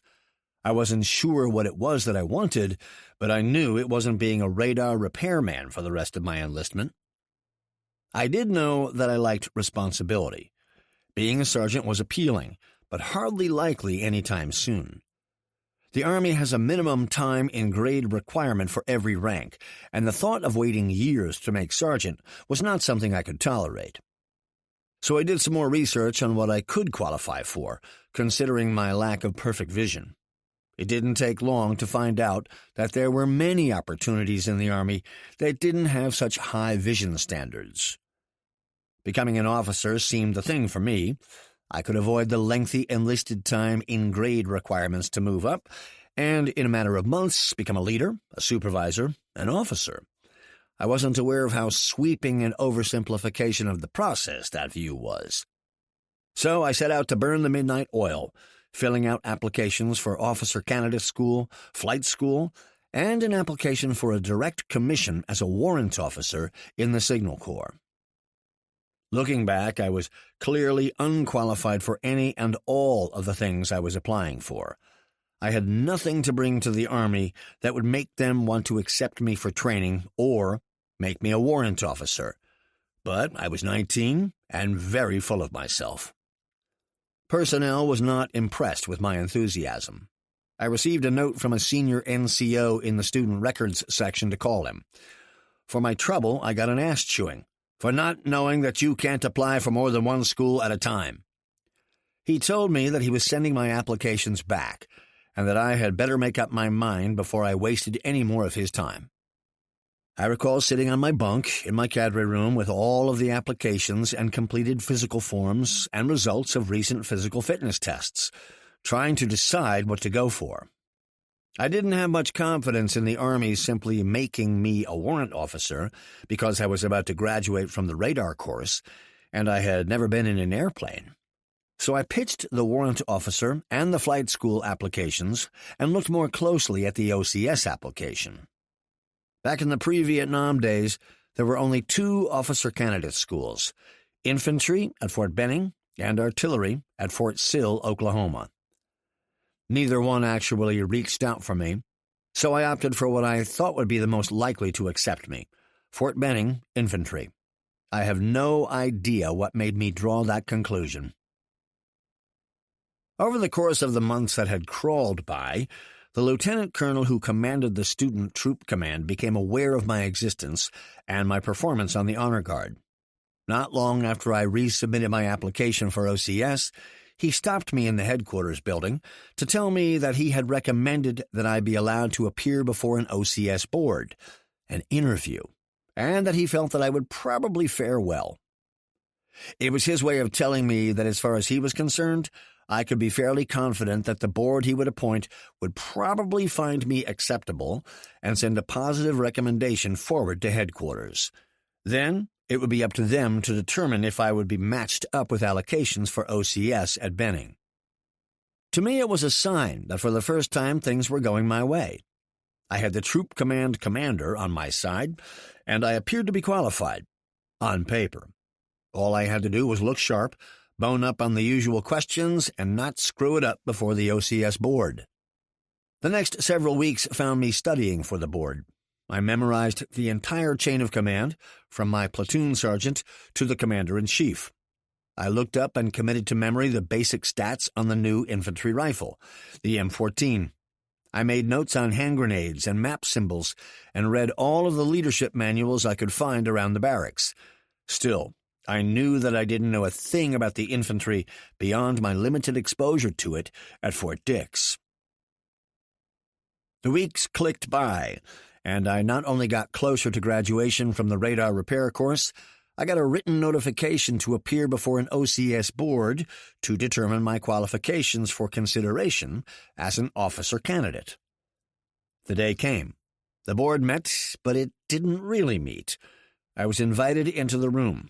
I was looking as good as my entire squad could get me. Fresh uniform without a thing out of place or a loose thread, spit-shined boots, and a haircut that was way beyond what the regs demanded. I walked into the boardroom and took my spot front and center, facing the president of the board, and reported to him with a sharp salute. As he hesitated, I took in the board members, a major, 2 captains, and a sergeant major. The president returned my salute, and in a very unenthusiastic tone told me to stand at ease. I was expecting to be told to take the single chair that had been precisely placed in front of the panel. Something was wrong. The major started his wind-up to soften the blow for me. It seems that there was some obscure regulation that said the board could not convene if I was on orders for overseas shipment, and I had been put on orders to go to Germany a few days earlier by some computer that matched my punched card to a vacancy in 7th Army. He told me that I could not be interviewed. I felt as if I had been hit in the gut, and I guess it showed. The major tried to make me feel better by explaining that my paperwork looked good and that the commander had planned to add a letter of recommendation to my file. He said that I was facing a slight delay that would take me to Germany, where I could reapply and certainly be accepted for OCS, and returned to Georgia in just a matter of a few months. I was crushed again. I had been in the Army just short of a year, and I had failed to get into West Point Prep and failed to get by an OCS board. There seemed to be little chance of my getting to go anywhere except Germany. Later, I sat on my bunk in the dark, listening to the Duke of Earl on the radio. I felt very much alone that night. Chapter 3. Leaving the States for Germany ended my comfortable status as an acting squad leader. Suddenly, I found myself in a troop compartment as far forward and as far down as they could put us on the USS Geiger, crossing the Atlantic in the summer. We were meat. No one had any rank or authority or responsibilities except the compartment NCO, who was an engineer master sergeant with little concern for our comfort or our needs. He herded all 110 of us into the compartment and made us change into fatigues and low-quarter shoes, for safety if we went over the side, and made us close our duffel bags and stack them in the center of the compartment. He then told us that that was the last time we would be allowed to get into our duffel bags until we had Bremerhaven in sight. We complained, and he explained that he wasn't going to put up with 100 duffel bags scattered all over the compartment. We were furious. He told us we could complain to the chaplain when we got to Germany. So much for taking care of the troops. The trip was uncomfortable and pleasant at the same time. It was a wonderful adventure, one that I'm sure everyone who's had it will never forget. A troop ship is a special world of confinement that combines the spectacle of being at sea and the brotherhood of vomiting. We spent days in a compartment that was only ventilated by air shafts that connected us with the decks, but that's all they did. They didn't force any fresh air down into the compartment, as far as we could tell, or vent any hot air back up and out. As a result, in a matter of days, the temperature and the smell of 100 soldiers in the same clothes got pretty foul. By the time we hit rough water, we were all a bit queasy from our own body odor and the greasy food in the galley. We held our own until the first among us got seasick and threw up. That started a chain reaction of vomiting that went on for the better part of 3 days. By the 4th day, we were coming out of the epidemic of mal de mer, although it took 2 more days to clean up the mess in the compartment. My first impression of Germany was that it was the real army. No more schools, no more training posts, and no more temporary assignments. I was on my way to a signal battalion in Mannheim, and it was the real thing, fighting the Cold War just a few miles from the Iron Curtain. Language was a problem. Not just German, but the Army's special language in Germany. Even before I had boarded the troop train from Bremerhaven to Mannheim, I was confused by the endless briefings we got from the time we left the deck of the ship. We were given lists of things we couldn't do because we were in transit. Then we were told that we were guests in Germany and that we had a special status under the status of a forces agreement, one that allowed us to be found guilty of crimes against Germans and crimes against the Army. Then we were warned about Soviet agents who were said to have bugged every schnitzel and hid behind every Fraulein. We were given briefings on the menace of venereal disease and the Black Death that was sure to follow the most innocent experimentation with drugs. And we were warned not to use greenbacks for local purchases and not to purchase PX or commissary items for German nationals. We were soon separated by unit and destination, and the distinction between combat soldiers and the rest of us became apparent. The combat units sent NCOs to welcome their new arrivals. I looked, and I waited. Soon the crowd of travel-weary soldiers began to thin out, and I could see down the huge train station platform. There was no one there from the 504th Signal Battalion to meet anyone. Finally, an announcement was made that those of us who were not going to major units would report to the NCOs representing the appropriate geographical destination. I felt a little conspicuous searching out the NCO in charge of soldiers reporting to Mannheim Post. Second class didn't feel all that good after being fussed over in basic training and the Fort Monmouth Honor Guard. I had never seen the trappings of real armored or mechanized infantry division until I arrived at Coleman Barracks in Mannheim. Somehow, I managed to show up at my new company on a Saturday, a cardinal sin. It would be the last time. But since it was Saturday, all of the vehicles belonging to the nearby infantry brigade were neatly lined up in the motor park.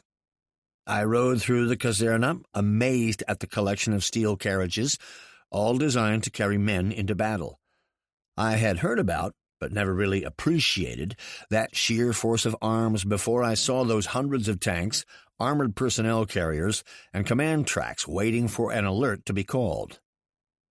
Even empty and silent, they represented the strength of the NATO armies manning the borders with the Soviet bloc, standing ready for a nuclear confrontation so terrible that we never even joked about it. There was no way for me to know then that in just 6 years I would be commanding a long-range patrol company whose mission it was to leap that Iron Curtain and provide the intelligence that NATO would need to commit itself to the battle. No, I was just a PFC, trying to find a way to sign in, get a bunk, and avoid any details before first call on Monday morning. I was unsuccessful. The burden of reporting to a new unit on a weekend is that everyone else is gone, and when any work detail comes up, you are it. So I spent that first Sunday in Germany as the runner for a specialist 5 Battalion staff duty NCO who was old enough to be my father. I fully expected to find something that would be my home for the few months I planned to spend in Germany. Again, there were many surprises and disappointments ahead for me. I explained to the Spec 5 that I really had no intention of staying in the unit, that I planned to apply for OCS and be gone in short order. He suggested that I keep that notion to myself. I didn't fully understand why, and considering the great gap between our ranks, I decided to stop while I was ahead. It was in Mannheim that I really learned that the Army worked by the numbers. For me, the number of my MOS, 2A2.1, was matched up with the need for a 2A2.1E3 at still another number, the 557th Signal Company. I was quickly shuffled off to another building, dragging my bursting-at-the-seams duffel bag through the heat of the old German army barracks.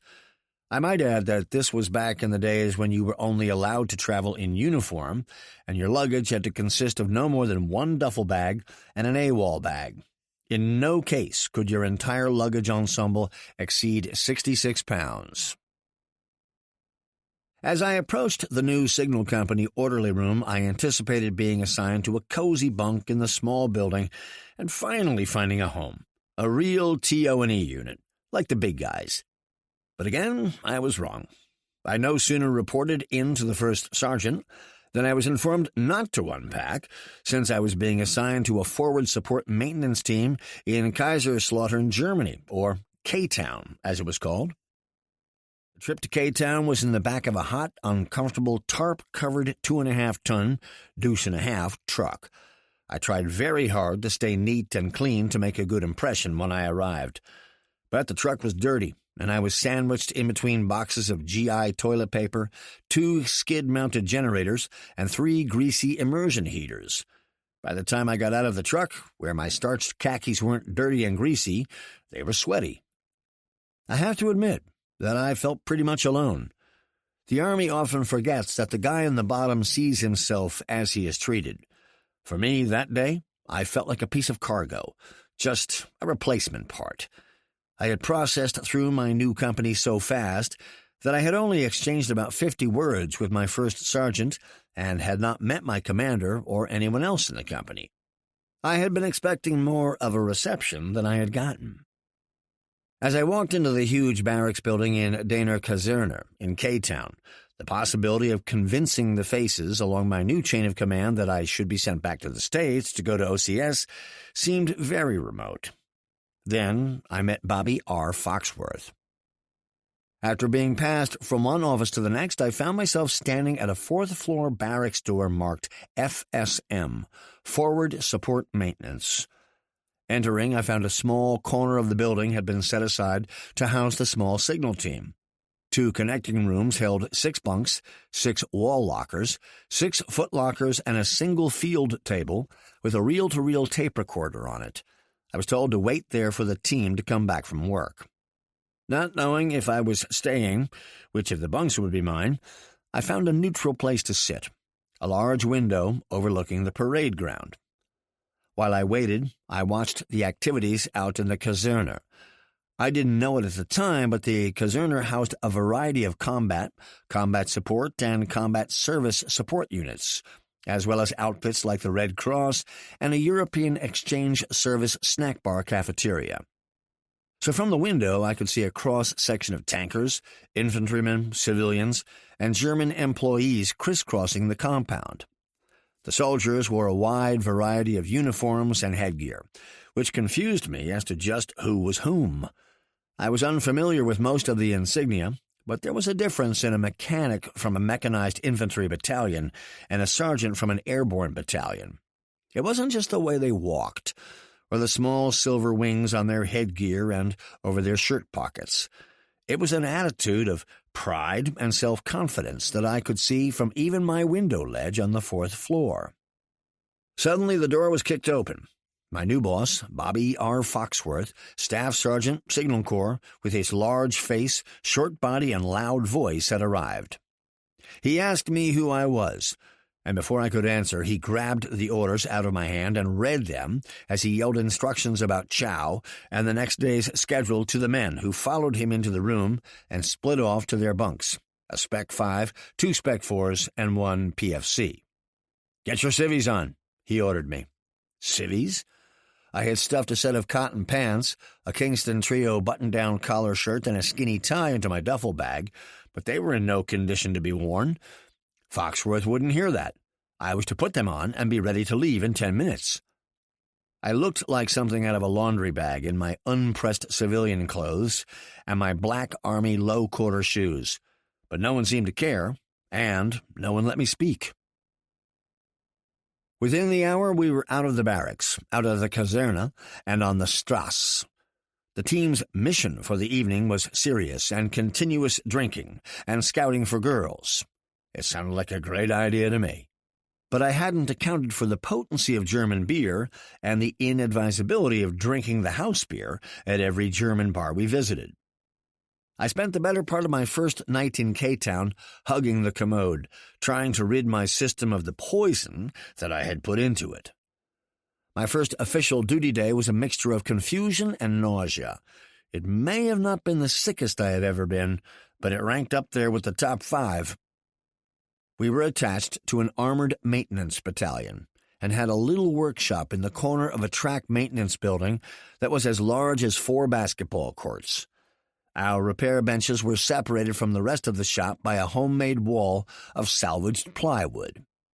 Every time they brought in an M88 tank retriever to tune its engine, they would crank it up and then back it off. The sound of a tank retriever's engine being screwed up to a few thousand RPM and then dumped back to idle is similar to, but more painful than, sitting next to the starting lights at a drag strip. And with a hangover, it is a special experience unmatched in real life. But in the Army, in Germany, there were plenty of opportunities for hangovers and plenty of M88s that needed lots of tune-ups. It was the job of the maintenance battalion to keep the thousands of tanks, jeeps, trucks, armored personnel carriers, wreckers, water trailers, command tracks, trailers, and tank retrievers pre-positioned in Kaiserslautern in good working order. Those vehicles were all there to be ready for the 2nd Armored Division from Fort Hood, Texas, to jump into airplanes, fly to Germany, get into the pre-positioned vehicles, and roll out to meet the Soviets should the balloon go up. It was our job in the Forward Support Maintenance Detachment of the 557th Signal Company to keep every radio and radar set in that division's stock in working order. That meant thousands of pieces of equipment went across the top of our workbenches each year for scheduled maintenance, MWOs, modification work orders, and repairs. Some of the radar sets came to me, and some were too big to move, so I had to go to them. Because we had to travel over a large part of Germany to work on the equipment, we were often required to stay overnight at remote sites. This was justification for us to have Class A passes. The Army of the 60s was quite different than today's volunteer Army. The 60s Army worked on the principle that if there weren't special arrangements and permission for you to be away from your work or your barracks, you just didn't go off the caserna and into town after work. You needed a pass. And on top of the requirement to have a pass that specified the time and distance you could be away from your unit, there was a curfew. Every soldier, single or married, had to be in the barracks or in his quarters by midnight, unless he was on leave or had a Class A pass. Class A passes were hard to come by, but because of our mission, our tiny maintenance team had them, and our comings and goings were monitored only by Staff Sergeant Bobby R. Foxworth and his able assistant, Sergeant Rayfield Vann. Now, the doings of a small signal detachment in the hills of Germany may seem a bit far afield from the memoir of a soldier in airborne, ranger, and long-range patrol units, but not really. It was these experiences with those soldiers who patched up radios, did the support work, and had little lives staked out for themselves in this small, best-kept secret unit that made me sure there was somewhere else in the Army I wanted to be. And it gave me the proper perspective, knowing that on any given day, a radio or a radar set or a helicopter just might have been repaired or inspected by a soldier who was suffering from a hangover, or was still distracted by a long night in Paris or Saigon or Nha Trang.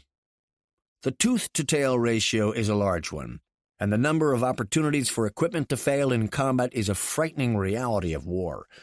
I worked with many fellow junior officers who were compromised the first day they joined the Army. They never saw or really experienced the small and jerky world of the PFC and the Spec 4. For those enlisted men and junior NCOs, each day that didn't turn out to be a nightmare of changed orders, confusing instructions, and conflicting demands on their time was an unusual day. Much of their day was spent protecting their turf, and their evening was spent in pursuit of women and music and beer. That's where Bobby Foxworth shined. We would return to the barracks after work and get cleaned up to go to the mess hall for dinner. Foxworth, a very capable NCOIC for our detachment, would immediately go to bed.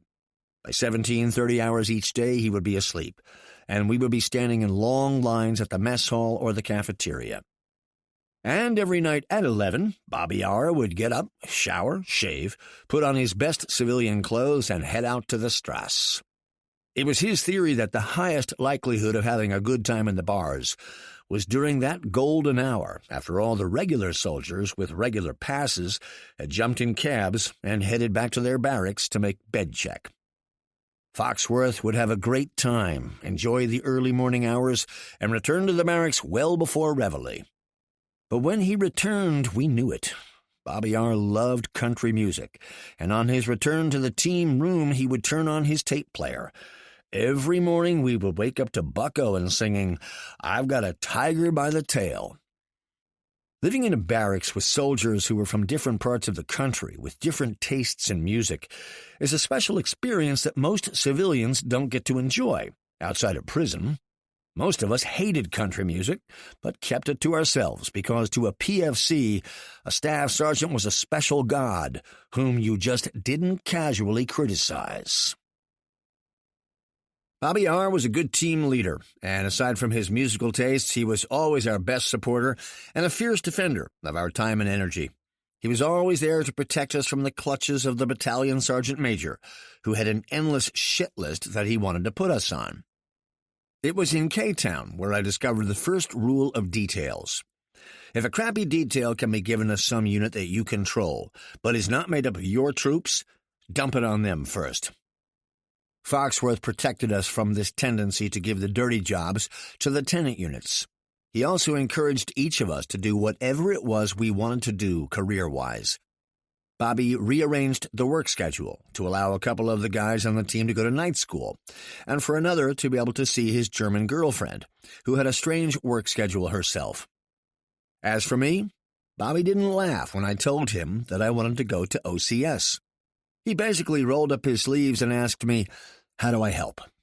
I will not soon forget Bobby R. Foxworth. He was a good man who cared for his troops and got the mission done. He was neither chicken shit nor lax in his responsibilities as an NCO. He liked cold beer, country music, and German women. But he was an unselfish man who could have made our lives hell. There is a temptation when someone is given plenty of authority and posted far from the flagpole to bend and twist that authority for selfish motives. Bobby R. didn't give in to it. I waited a few weeks to get settled before starting up the entire OCS application process again. Bobby R. helped. He did what he could to cut through the red tape and get me forms, get me on rosters for scheduled PT tests, and special appointments at the hospital for physicals. He and Sergeant Van wrote letters of recommendation and helped me fill out the endless forms. Once it was all done, the packet went by truck to our parent headquarters in Mannheim. I was sure that I would be recognized as OCS material and quickly dispatched back to the States. After all, what else could go wrong? I was summoned to Mannheim to report to my company commander. I had never met Captain Fitzpatrick, but I was determined to make a good impression on him when I did.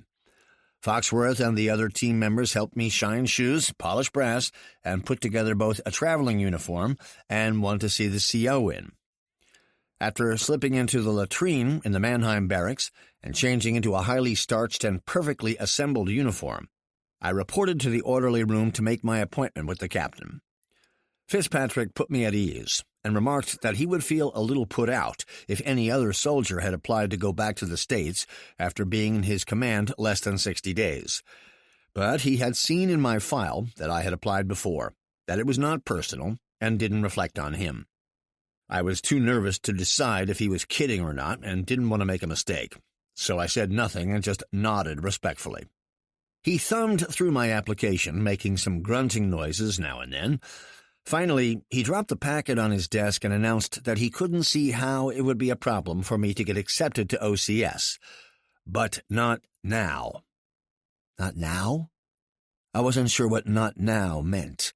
I told him so. He looked at me in disbelief and told me that he was sure that everyone in Germany knew that there was a policy that no one, he repeated no one, was allowed to return to the States for schooling unless or until he had completed half of his tour in Germany. I had been had again. I was only 2 months into a 24-month tour in Germany and would have to wait until the following summer at the earliest to go to OCS. As I left Fitzpatrick's office, he tried to make me feel better by telling me that I didn't have to wait for a year to submit my application again. I could submit it a few months early to get everything out of the way in time to go home to the States, just as soon as I crossed that halfway mark. My trip back to Kaiserslautern was a very long one. I was just about convinced that there was no way that I was going to be able to break out of any normal enlisted track and get to officer training or anything else if the Army didn't want me to. And it was beginning to look to me like the Army didn't want me to. Bobby R. Foxworth was as sympathetic as I have ever seen an NCO. He understood my disappointment and immediately encouraged me to not give up and to just keep my nose clean for the next several months until I could resubmit my application. Chapter 4. I think I wallowed around in self-pity for the better part of another day, and during my moment of disappointment I completely missed the event and the significance of Martin Luther King's I Have a Dream speech at the Lincoln Memorial. Little did I know that there was a train picking up speed on a track that would converge with my travels. The civil rights movement seemed so far removed from where I was, in the Army and in Germany. We weren't having any demonstrations or sit-ins. We didn't have any problems with segregation, not that we could see. Negro, a term that would stay in use in the Army until well after it was replaced by black in the streets, soldiers were never asked to sit in the back of a bus, nor were they denied access to anything that the Army offered. Still, there was discrimination, but not to the degree that we saw in the towns outside Army posts in the South. The issue would come to consume a large part of my professional life in the years ahead of me. Still, I pouted and felt sorry for myself until Bobby R. had had enough and insisted that I get dressed in civvies again for another night in the town with him. I resisted, but when Bobby R. said you were going out on the Strasse, that's where you were going. As we got closer to leaving, he kept turning up the volume on his tape recorder. I was still not a fan of country music, and he knew it. I made the mistake of asking him if he had any Beatles music. That night he took me to the NCO club on the Caserna. I protested lightly, and he insisted that I go with him to the club, listen to some good country music, and shut up. We arrived early and found a good booth near the dance floor. The place was fairly empty, and I took the opportunity to tell him that the lack of patrons was because of the country band that was booked there that night. Bobby R. just smiled and ordered us another round. By midnight, I had watched the club fill up to capacity. The NCOs and their dates and wives stomped, laughed, sang and danced to the fairly adequate band. We walked out of the club at closing, and Bobby R. stopped me. He turned to the club and pulled the toothpick from his mouth and pointed it toward the door. He told me that the club was filled every night a country band played there, and if I was going to become an officer, I had better learn to like country music, or I'd have no idea who my people were. I'm sure that I didn't think that his comment was very important then, but I can say that I never heard country music coming from a troops barracks or a bunker or a poncho hooch again without thinking of what Bobby R. told me that night. It was important. He also made me a fan. During the day, I spent my time on the cold hulls of tracks helping the radio repairmen on our team install new radios and antennae that had just come into the inventory. I also logged quite a bit of cross-training time learning how to repair radios, since there was not enough radar work to keep me busy full-time. Occasionally, we were called out on alerts and on scheduled exercises to support major NATO field training. There, I really came to appreciate the job of the combat soldiers. They were wet, cold, tired, and exhausted most of the time. And when they weren't running across the German countryside in tanks and APCs, they were up late at night fixing their vehicles and pulling scheduled maintenance. Their hours were awful, and they always looked like hell. Somehow, I never made the connection between applying for officer candidate school in infantry and the lives of those troops in the mechanized infantry battalions of the 2nd Armored Division. I was also becoming aware of the routine schedules of small units in a peacetime setting, which can be deceivingly calm and cover up undercurrents of discontent. Late one afternoon in November, a few of us were having a beer at the EM Club when the word spread that John Kennedy had been shot and killed. We quickly broke up and went back to our barracks. Later that evening, I was sitting in the window in the barracks. Somewhere below my window, an argument broke out. A couple of soldiers were hollering at one another, each taunting the other. Suddenly, the argument escalated into a fist fight that drew supporters, and as the soldiers from all 4 barracks emptied out on the parade field, it became a riot. Soldiers swinging entrenching tools and bunk adapters were splitting each other's heads open for no apparent reason. As we stood there in the window watching the security police trying to break up the fighting, we knew that it had something to do with the sense of loss we all felt at the death of John Kennedy. A week later, I was promoted to Specialist 4. I had been in the Army only 17 months. I was only 19 and found it just a little awkward since most of the E4s in the company were in their mid to late 20s. But I figured I was doing something right. As the days clicked by, I realized that I needed to convince myself I really still wanted to go to OCS. So I enrolled in the infantry school's pre-commission correspondence course and studied leadership and small unit tactics. Over the course of the next 8 months, I alternated nights of studying to get me ready for OCS and nights out with Bobby R. and the others, and an occasional night with Ian Fleming and a James Bond adventure. Just after Christmas, I pulled out the growing applications file and began filling out the paperwork. One more time. I knew that it meant more problems with more clerks and more physicals and more PT tests. I was getting pretty good at it and even figured out how to get around the added problem of my being in Kaiserslautern when my headquarters was in Mannheim. So off went the application packet, and I waited. We had alerts. We went to the field. We came back and repaired broken signal equipment, and still nothing. When I wasn't reading Ian Fleming, I tried to commit to memory all of those niggling little details that every OCS board asks. The nomenclature of the M14 rifle, the bursting radius of an M26 grenade, my general orders, the name of the chairman of the Joint Chiefs of Staff, the life-saving steps, in order. There was no telling when I would get called for the OCS board. I had to be ready.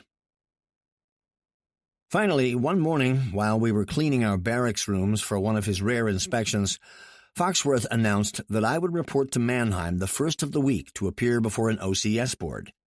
The day was set. It was finally time for me to show them what I had. I scrambled to get ready.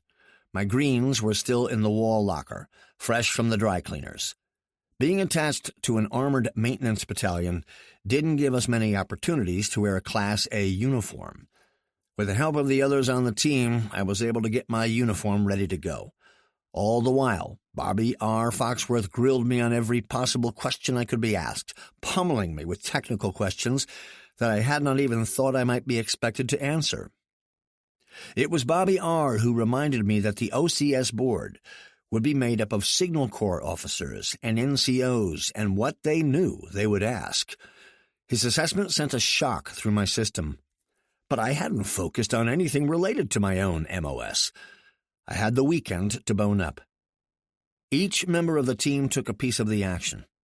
The radio guys grilled me on radio nomenclature and troubleshooting procedure. The wire and generator expert grilled me on that, and Bobby R. put me through general Signal Corps questions. He coached me to answer affirmatively if asked would I apply for a Signal Corps commission when I graduated from OCS. Not all infantry OCS grads went into the infantry. A few were allowed to apply for a transfer to a branch that was a bit understaffed and one in which they had some expertise. It was the first political consideration of my life. The OCS board was everything I expected. I was nervous, and they were picky. I had never seen any of the officers on the board and had only once caught a glimpse of the battalion sergeant major, one of the 3 NCO board members.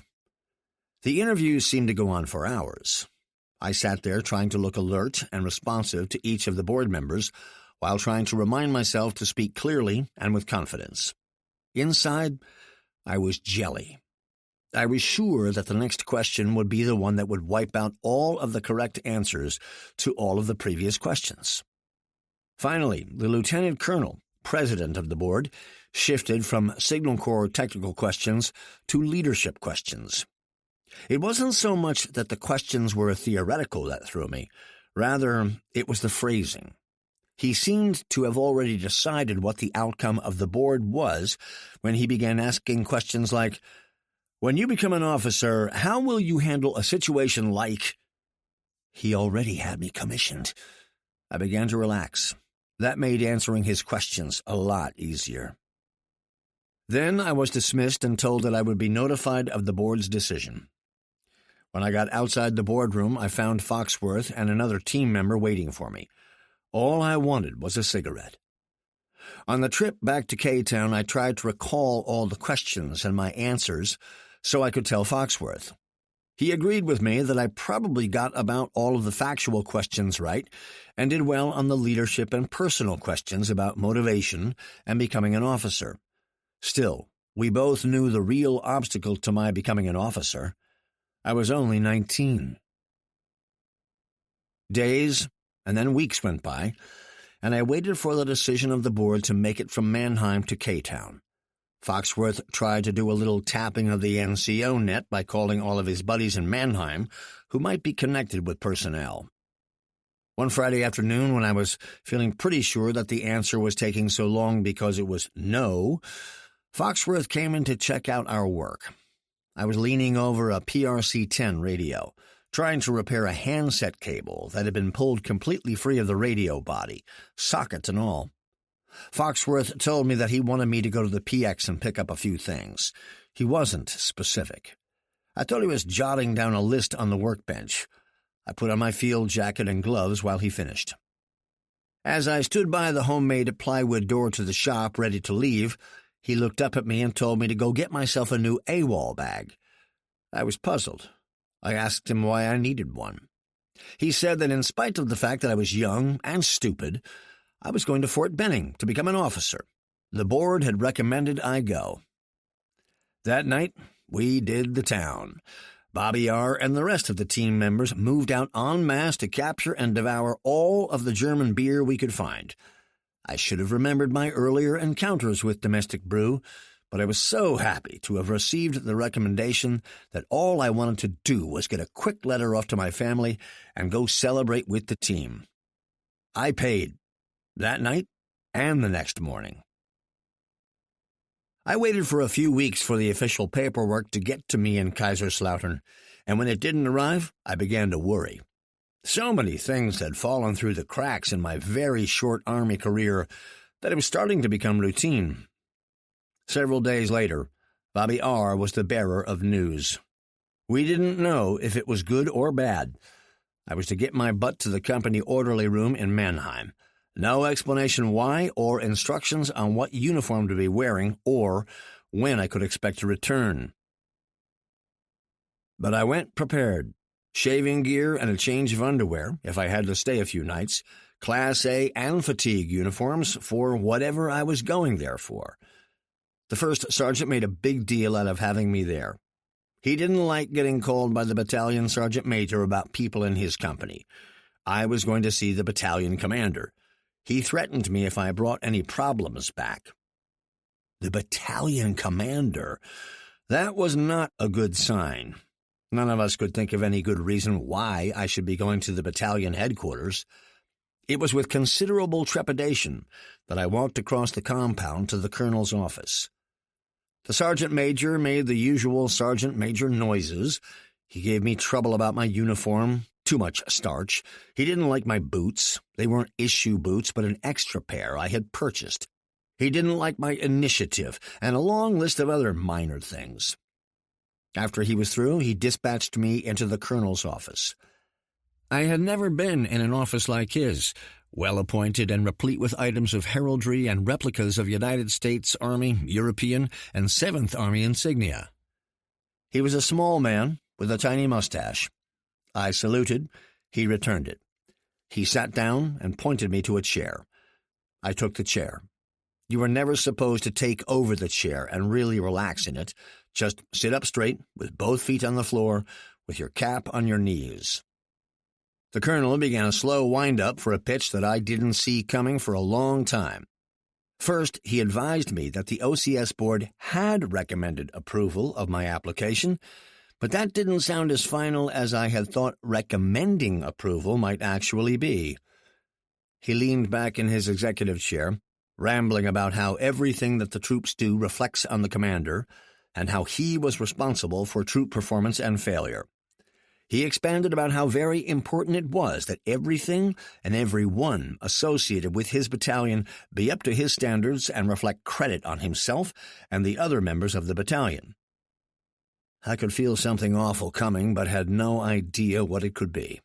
I kept nodding and mumbling, "Yes, sir," at the appropriate pauses and the occasional raising of his eyebrow.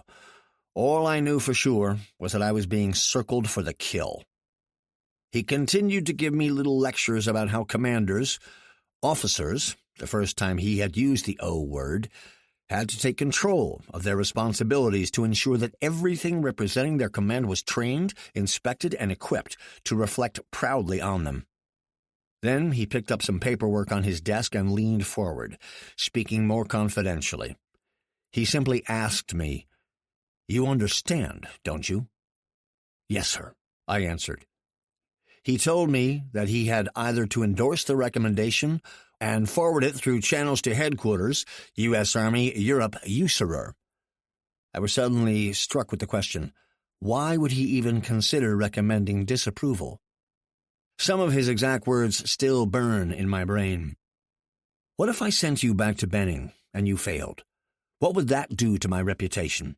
To the battalion? Would you go back there and embarrass us? Of course, I stuttered and stammered a few "no, sirs," trying to assure him that I would never do that. He continued, "I don't know you, Foley. I didn't even recall ever seeing you in the battalion."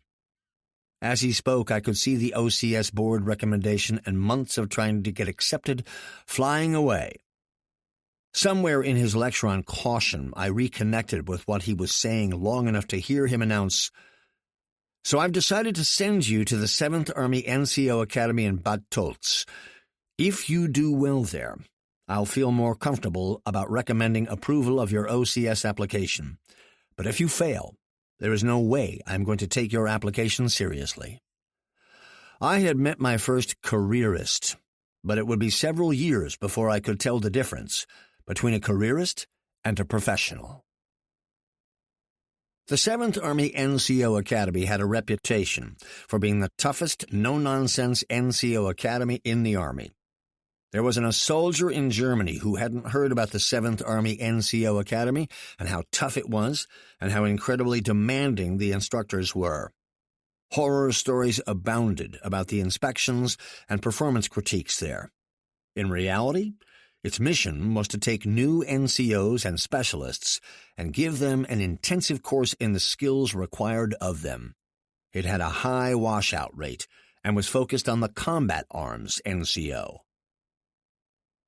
The 7th Army NCO Academy was a serious setback. It makes no sense to me now, but back then going there seemed an almost insurmountable test for me. How could I expect to compete with soldiers who were selected from tank and infantry and artillery units? They were far more skilled than I was in the basics of combat arms training.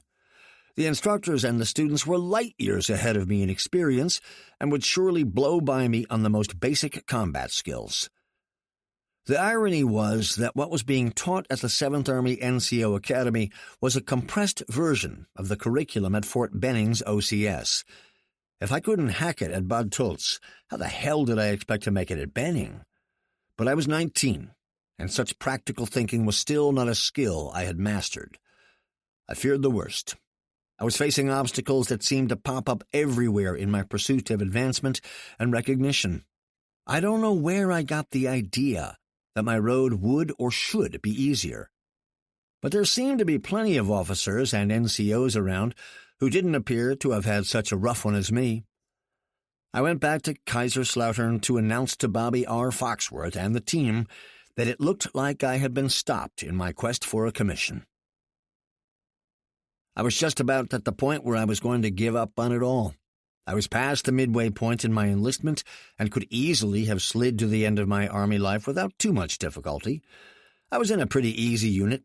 The schedule wasn't bad. We had Class A passes, and Foxworth kept the chicken shit off our backs. We stayed pretty warm and dry in our workshop, and when we went to the field, we slept in pup tents, but worked in 5-ton shop vans that were heated. It really wasn't all that bad. For a brief moment, I considered just pulling my application and ghosting the remaining months. I began to make up scenarios in my head about getting my GI Bill, getting out, going to college, and having a real life. But there was no way in hell that Bobby R. Foxworth was going to allow that.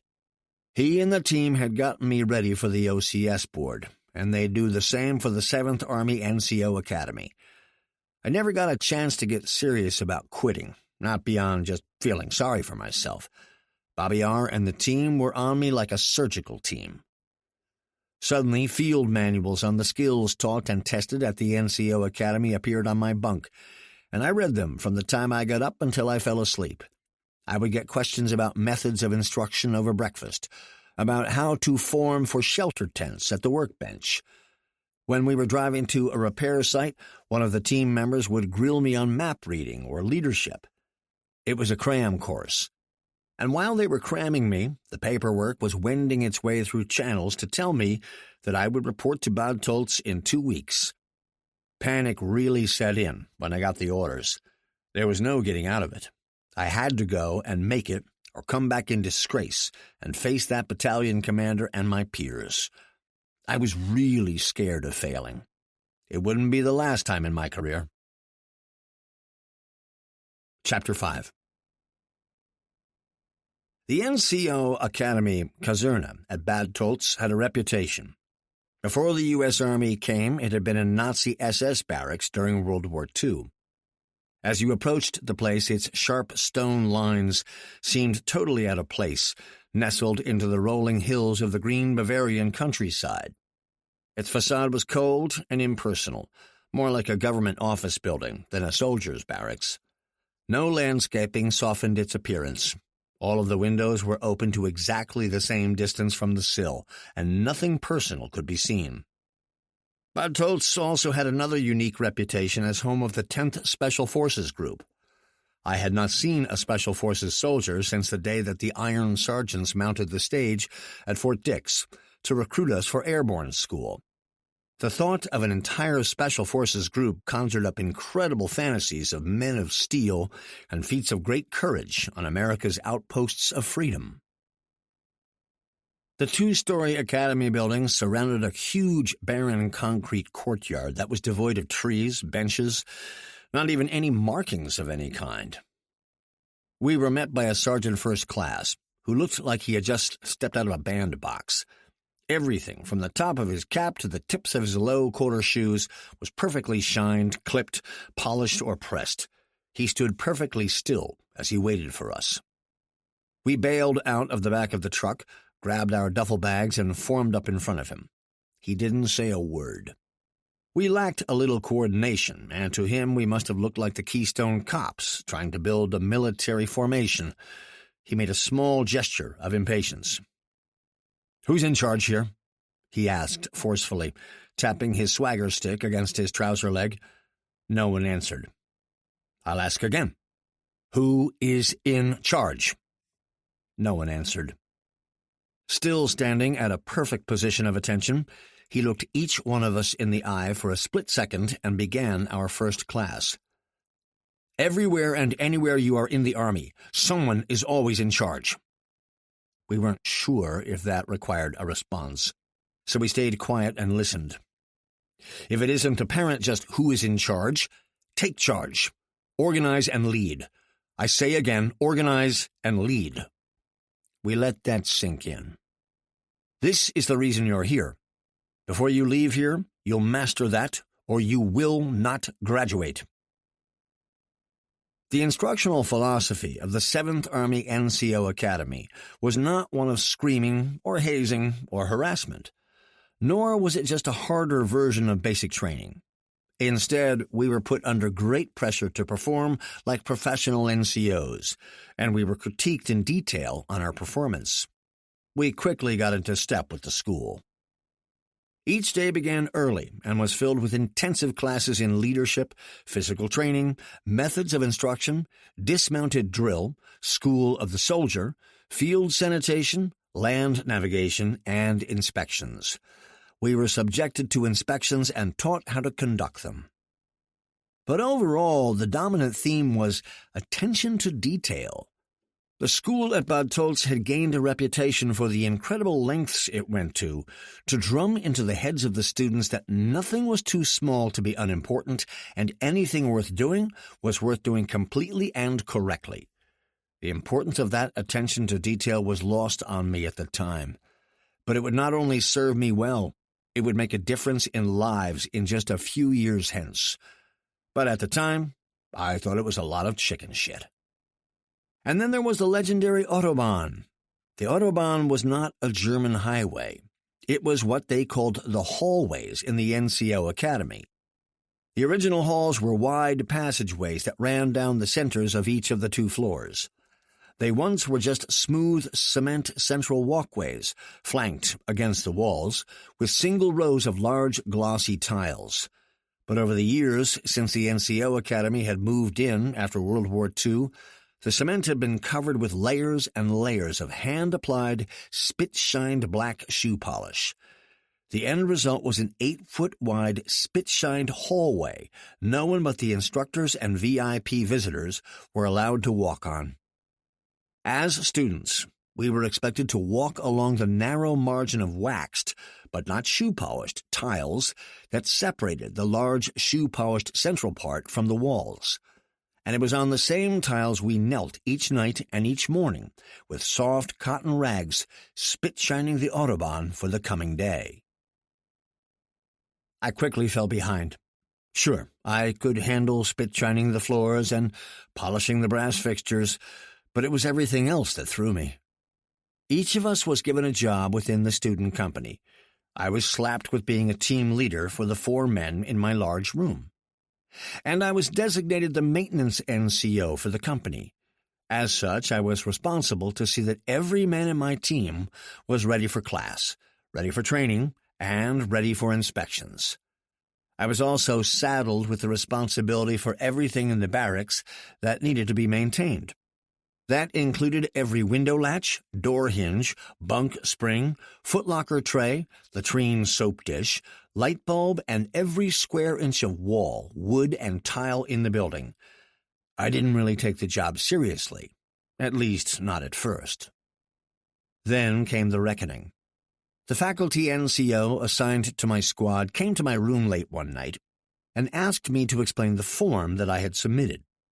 It was a maintenance form that stated I had inspected all of the items on the lengthy list and found them all serviceable or in need of the repair as specified. On the list were some entries that a blind man could find. A faucet in the latrine needed a replacement handle. The mop sink was cracked and needed replacement, and a few light bulbs were burned out in the hallways. I had conducted the inspection in less than an hour and was feeling proud of myself for not wasting time. The time I saved I spent on things that I needed to do. I felt that I had done a fairly thorough job of inspecting everything, even though privately I thought it was pretty Mickey Mouse. He wanted to know about the other items. Other items? I wasn't sure what he meant and said so. He invited me to follow him as we inspected the pages of items together. I cringed as he walked out of my room and clumped across the Autobahn, leaving heel marks in the shiny black blanket of shoe polish. It would take at least another hour for my roommates and I to repair the damage. He led me to a wall-mounted ceramic water faucet and asked me if I had inspected it. I looked at the drinking fountain and at my list, which indicated it was okay, and said that I had. The sergeant bent down, reached up under and behind the fountain, and pulled out a large lag bolt that was loose from the wall. He made me squat down and look at a hole in the wall that was far too large to hold the bolt in place. He explained that a loose bolt was a shortcoming I should have noted. It was important for the function of the water fountain, as well as a potential safety problem. From there, he led me to a wall switch that was missing one screw from the faceplate, not on my list, and then to a mop closet that had a large crack in the tile in its floor, not listed on my inspection sheet either. He took me to a few more of my oversights, and I was completely embarrassed by my lack of attention to detail. But more than my embarrassment, I remember his attitude. He was neither sarcastic nor condescending. He tried to explain to me, in the most professional tone, that as a leader, I had to make sure things were done and done well. Without resorting to the dramatic, he explained that for lack of a screw or something equally insignificant, an entire vehicle, weapons system, or protected device can be rendered useless, and useless equipment can mean death at the worst or something heavy to lug at best. He had made his point. He then gave me the opportunity to re-inspect everything. That was a very long evening, followed by a repair job that I did on the Autobahn, since I figured the trip across the glossy surface was my fault. The killer at the NCO Academy was what in the real world would be called public speaking. Though I had been in front of a platoon and an entire trainee company before to give them short announcements, the thought of giving a rehearsed class put ice water in my veins. They started methods of instruction, MOI classes, the first couple of days at the academy. We were confronted with lesson plans and training aids and lists of things to do and not do. And every single principle they taught, they practiced. Each of the NCOs was not only an experienced combat veteran and leader, but an excellent instructor. They were masters of precise diction, effective gestures, and proper use of pointers and other training aids. Their material was well prepared and well rehearsed. Their uniforms were perfect, and their control over the class was unquestionable, and they were exactly on time. If the class was due to start at 0800 and end at 0850, it would. The example they set made our fear of teaching our own classes that much more intense. It's important to point out here that the Army has a different approach to teaching than most civilian institutions. It believes that if the student fails to learn, then the instructor failed to teach. Thus, the entire burden of motivating and instructing a student rests on the shoulders of the instructor. The second unique feature of Army instruction is that rank has little to do with it. You are assigned to teach and expected to master the topic and prepare and teach the class, whatever the rank of your students relative to your own. Thus, your authority comes from your ability to teach, and not your rank or seniority. Many a colonel has been taught some very important things by a young corporal. The first monster I had to tame, after butterflies, was a strange training aid from the Dark Ages called the Venetian blind. The Venetian blind was an inspired device that could be used indoors and out, in good weather and bad. It was a wooden frame that held several horizontal pieces of wood that were on pivots and were four-sided. On each of the rotating faces, an instructor could tape or tack a single-line entry that supported some key point or principle or step in his class. As the instructor made his point or reached that principle, he would turn the knob on the side of the Venetian blind and reveal the key word or statement of importance. By the time the instructor came to the end of the class, he would have revealed all of the essential teaching points in a living, or at least physical, outline. It was a nightmare to master the apparatus. We would practice well into the early morning hours, until we could make a point precisely at the right time in our lesson plan, and then reveal the correct rotating slat to support it. Despite practicing and memorizing the order that our training aid held, we fumbled again and again. The Venetian blind was further complicated by the strict rules on the use of the pointer. The Army's theory was that the pointer can be a training aid or a prop for disaster. We were criticized often for having one in our hands when we weren't using it, or for using the pointer to emphasize something we were saying rather than something we were pointing to. And we were never able to get away with making wide and sweeping gestures with it like fencing masters. You wouldn't think it was that hard to manage until you went to the 7th Army NCO Academy and tried to integrate the proper use of the pointer with keeping your class's attention, staying on your lesson plan, and maintaining control. For me, it was a backbreaker.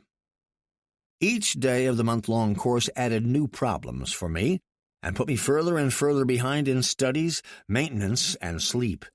I began missing meals to gain more time to shine something, or inspect something, or study, or rehearse. I had no way of knowing then that it was a pattern I would set for the days when time would be really critical. That was the price of being a leader instead of just one of the troops.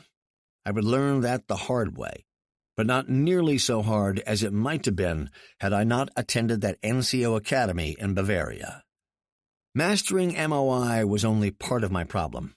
Most of the classes we were assigned to give were oriented on combat arms and techniques. While these subjects were familiar to all of my classmates, they weren't for me.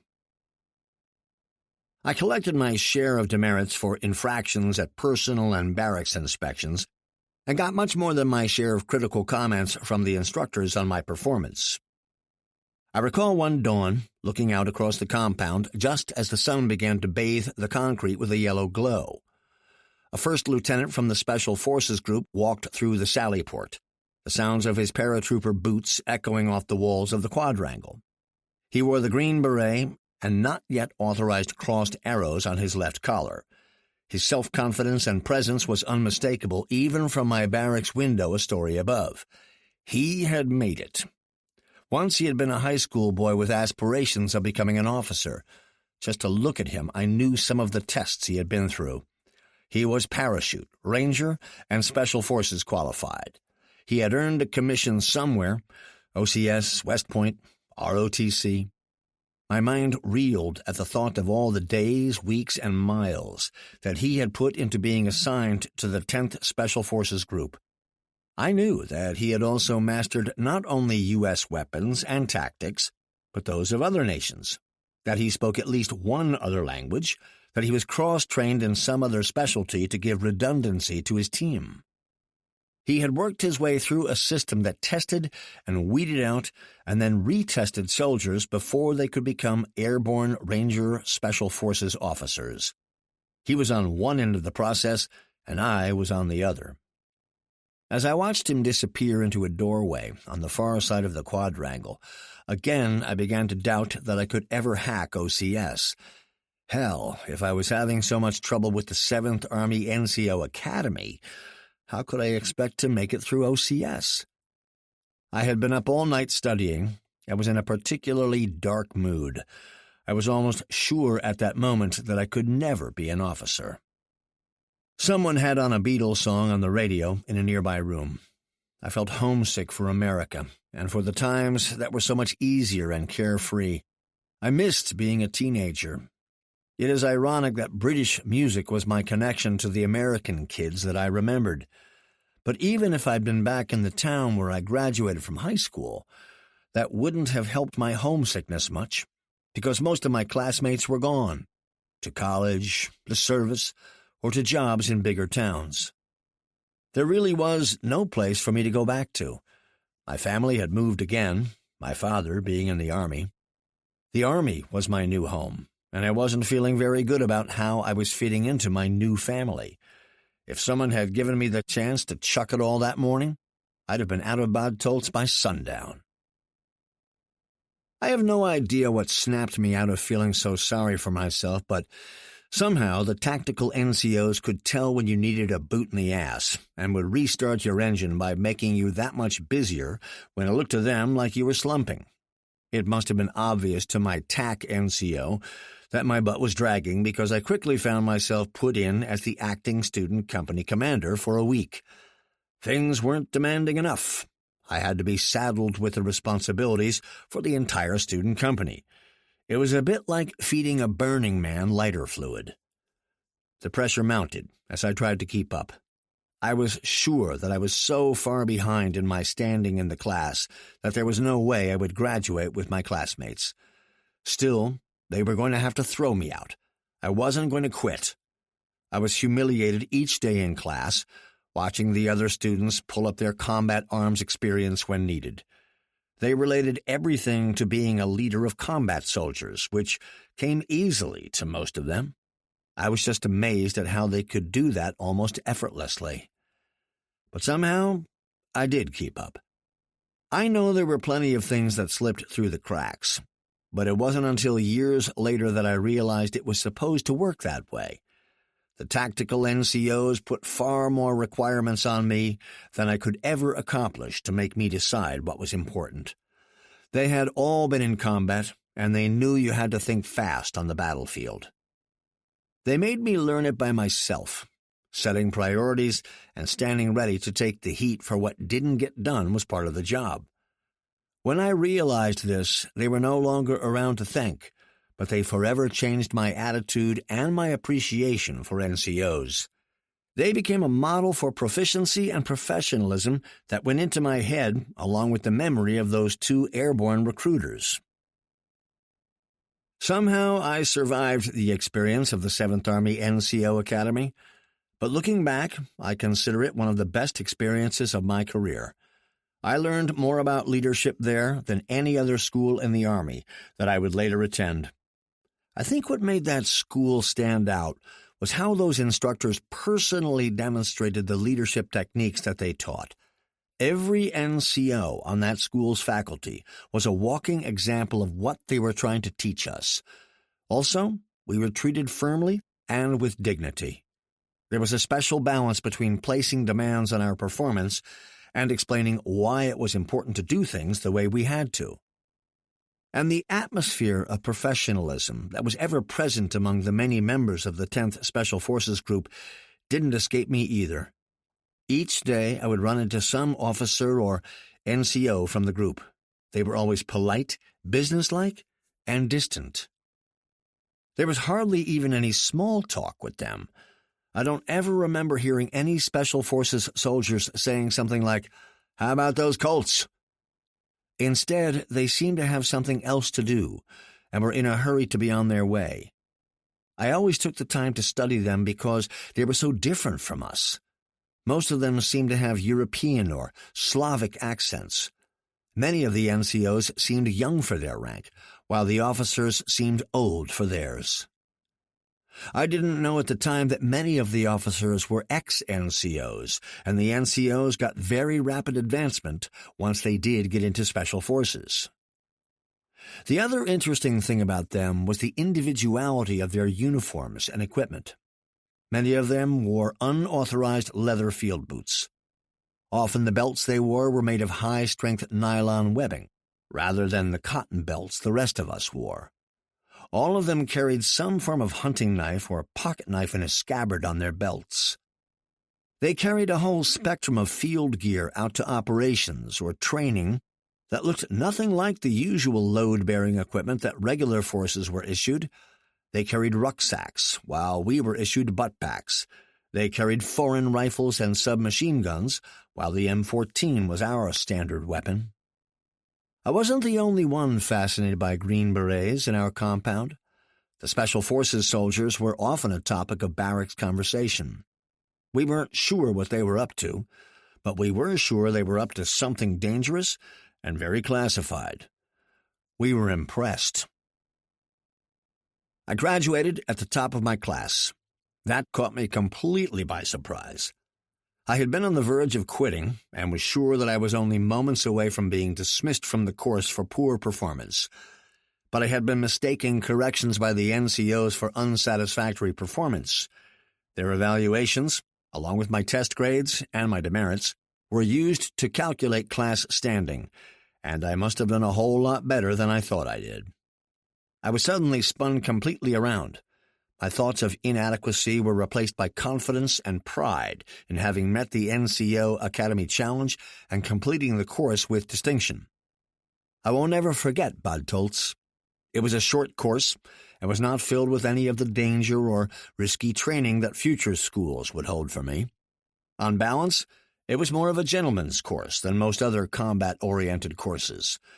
Nonetheless, it was important and valuable to me because it taught me plenty about NCOs, the Army, and myself. My return to Mannheim, victorious, was a complete surprise to the battalion commander and the sergeant major. I suspect that both of them had placed bets against me making it through Bad Tolz, but I was proud to walk back into the colonel's office to tell him I was ready for him to recommend approval of my OCS application. I was treated to another long lecture about loyalty and obligation to my unit and the unit's reputation in regard to my performance at Fort Benning. I nodded and mumbled agreeably. Anything just to get him to sign the papers. Once my official OCS orders came down, my status changed. The Army is a small family, and everyone knows everyone else's business. The word of my acceptance and selection went out quickly, and there was no place I could go in Mannheim or Kaiserslautern and not provoke some comment about my status as a soon-to-be officer candidate. At first I was flattered, but as the weeks went on I got tired of the cracks. It felt good knowing that it was common knowledge that I'd been selected for OCS, but the reactions I got soon became old. If I was working on some equipment and got so much as a little grease on my boots or uniform, I was likely to hear a comment from someone who knew me just casually like, "That'll never get it at Benning, Foley. You'll be out on your ass in no time for looking like that."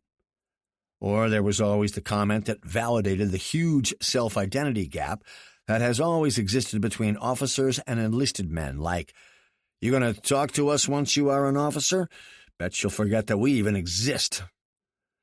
What really bothered me was the almost obligatory nature of the comments. So many soldiers felt that once I became an officer, I would then be their enemy, and that anything I did would be for myself alone. In some of the comments I sensed a loss of self-esteem, and in others a feeling of exclusion. And while most of the comments were laughable on the surface, they were rooted in a feeling of discrimination, like I was joining a club they were not invited to join. But as much as I took ribbing from others, I never once heard any of that from the members of my team. I attribute that to the fact that they all knew me to the point where I could be accepted. I think they all realized that they too could have gone to OCS, and I was not going because of some connections or privilege that they didn't have. By the time I was ready to leave Germany, I felt that I had a pretty good chance of acquitting myself well at Fort Benning. Chapter 6. Fort Benning in the summer of 1964 was a far different place than it is today. That was 8 years before the Volunteer Army came into being, and it was almost a year before the first Marines landed on the beaches in South Vietnam. Benning hummed with officer training courses for basic officers, OCS candidates, and advanced course students, but the Airborne School was the centerpiece and focal point for everything at Benning. Directions were given there with the 3 250-foot jump towers as landmarks. At Kelly Hill, the 11th Air Assault Division was field testing the airmobile concept that would change the face of modern warfare before 2 more years were up. On a daily basis, the skies over Fort Benning were filled with helicopters and fixed-wing aircraft.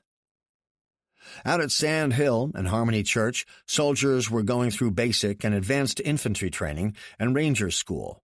Everywhere you went, you saw soldiers, student soldiers, and officer candidates in precise formations, double-timing to some important class or range or appointment. Jody cadence filled the air, and the post was clean, crisp, and manicured. Everything shined. Everything was in neat rows, columns, piles, or stacks. You could hardly go anywhere without seeing NCOs and officers moving smartly alongside troop formations, or standing atop PT platforms giving precise instructions, the Benning way. People at Benning stopped for traffic lights, didn't speed, not even a tiny bit, drove clean and perfectly maintained privately owned vehicles, POVs, dressed in the appropriate uniforms or in acceptable civilian clothes. Everyone's grass was cut outside their quarters, and their trash can lids were perfectly seated. Haircuts were perfect copies of white sidewall cuts, and everywhere on post there was evidence of concern for readiness in the form of infantrymen outdoing their own physical training. Runners and ball players dotted the training areas and ball fields and filled the gyms. It was a busy post with a mission: to train infantrymen to lead men in combat. I reported to Fort Benning thinking I was ready. I was wrong. The process of turning an enlisted man into an officer had been refined and polished over the course of 3 wars, with input from such distinguished military figures as George C. Marshall, George S. Patton, and Douglas MacArthur. There was not a trick or a move that an officer candidate could make that Benning had not seen before, and had not created a policy or reaction to. The tactical officers, the instructors, and the cadre had it all down to a fine-tuned process. And we were ready to be processed. The firm but gentlemanly approach to education that had been the hallmark of the 7th Army NCO Academy was gone. I reported to 50th Officer Candidate Company and stepped onto a roller coaster that would not end for many exciting, frightening, and painful years.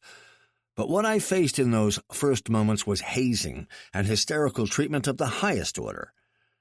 Within minutes of reporting in, we were all quickly reminded that it was the mission of OCS to turn out the finest infantry officers that they could, and any of us who couldn't hack it would find ourselves gone. No exceptions, no compromise. The standards were set, and we had to reach them. We would be put in situations on a daily basis that would test our ability to lead and make sound military decisions with dual concern for the welfare of the troops in our charge and the accomplishment of our mission. If we faltered, if we stumbled, looked indecisive, or demonstrated flaws in character, or judgment, or moral or physical courage, we would be dropped from the program and returned to our previous enlisted status. We were tested under the most chaotic and confusing environment our instructors could create. Their intent was to simulate the din and the distractions of combat by whatever means they could.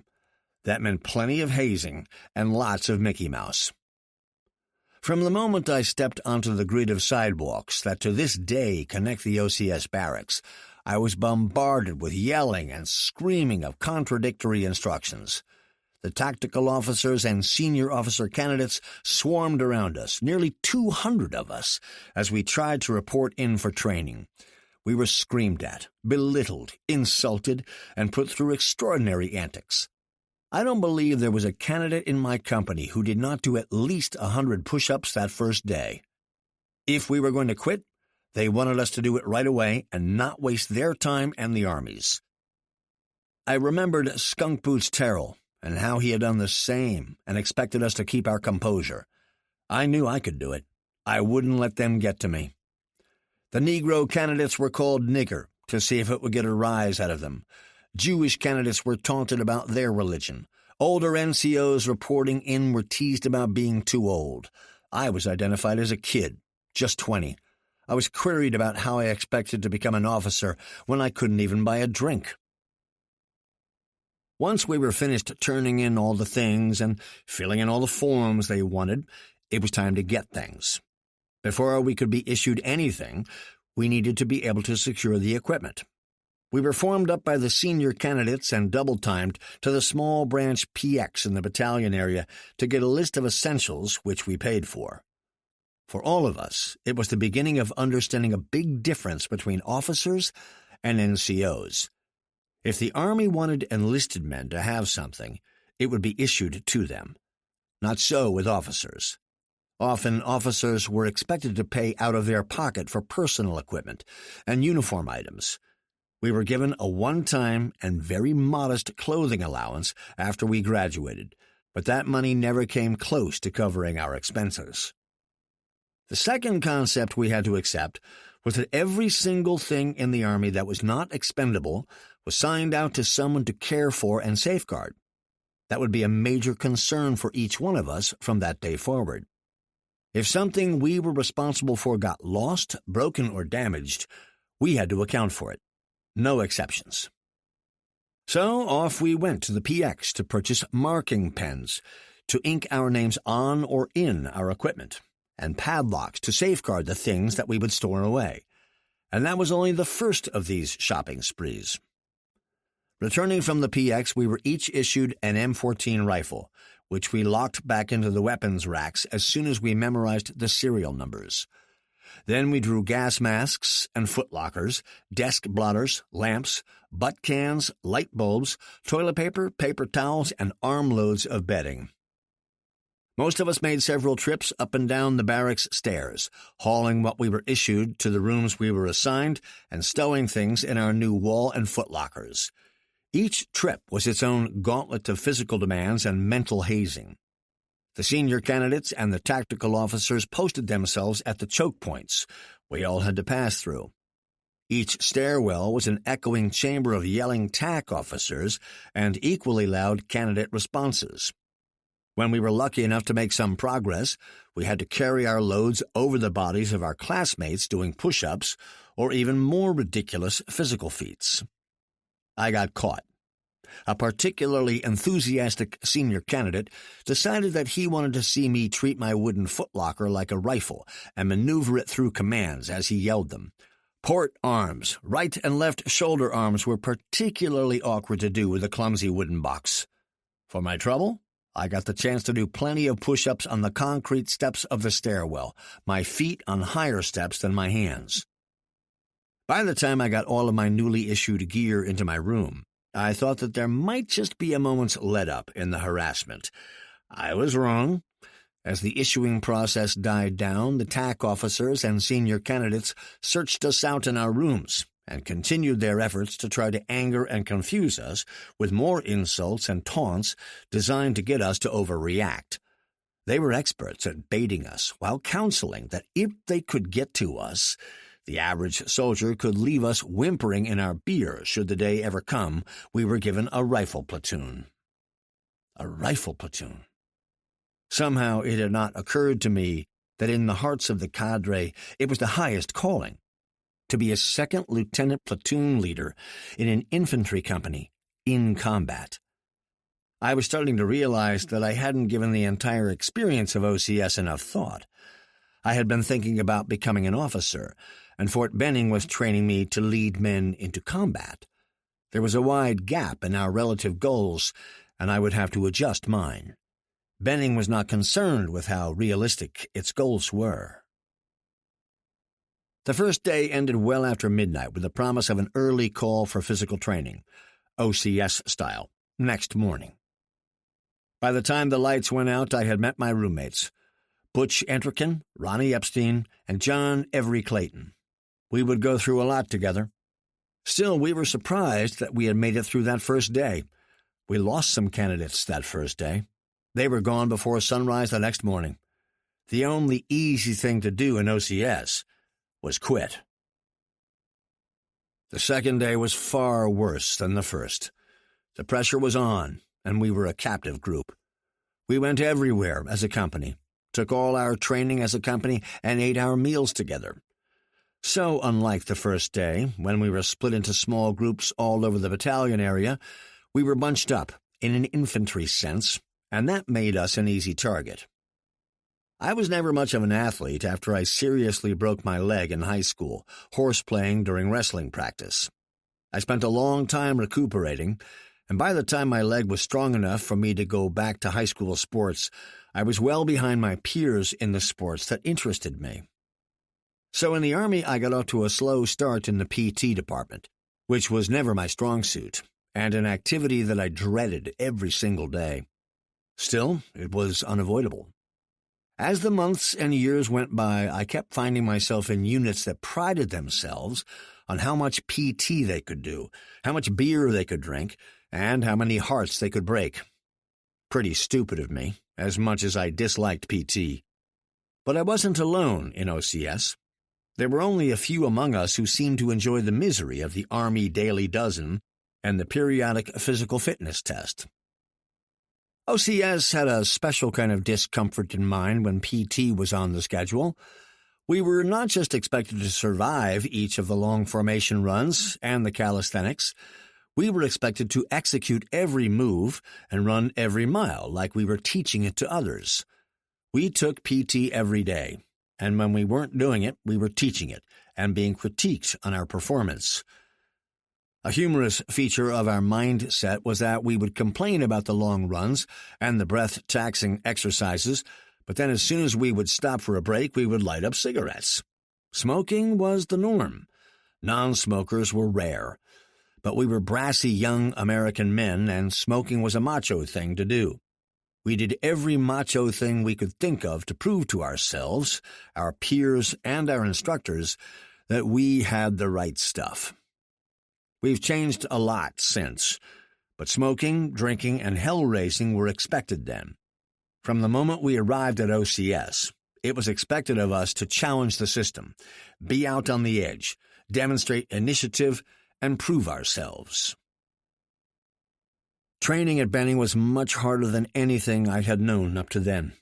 The hours were longer, the physical demands were more taxing, and the whole notion of being evaluated for an invisible quality, leadership, was very unnerving.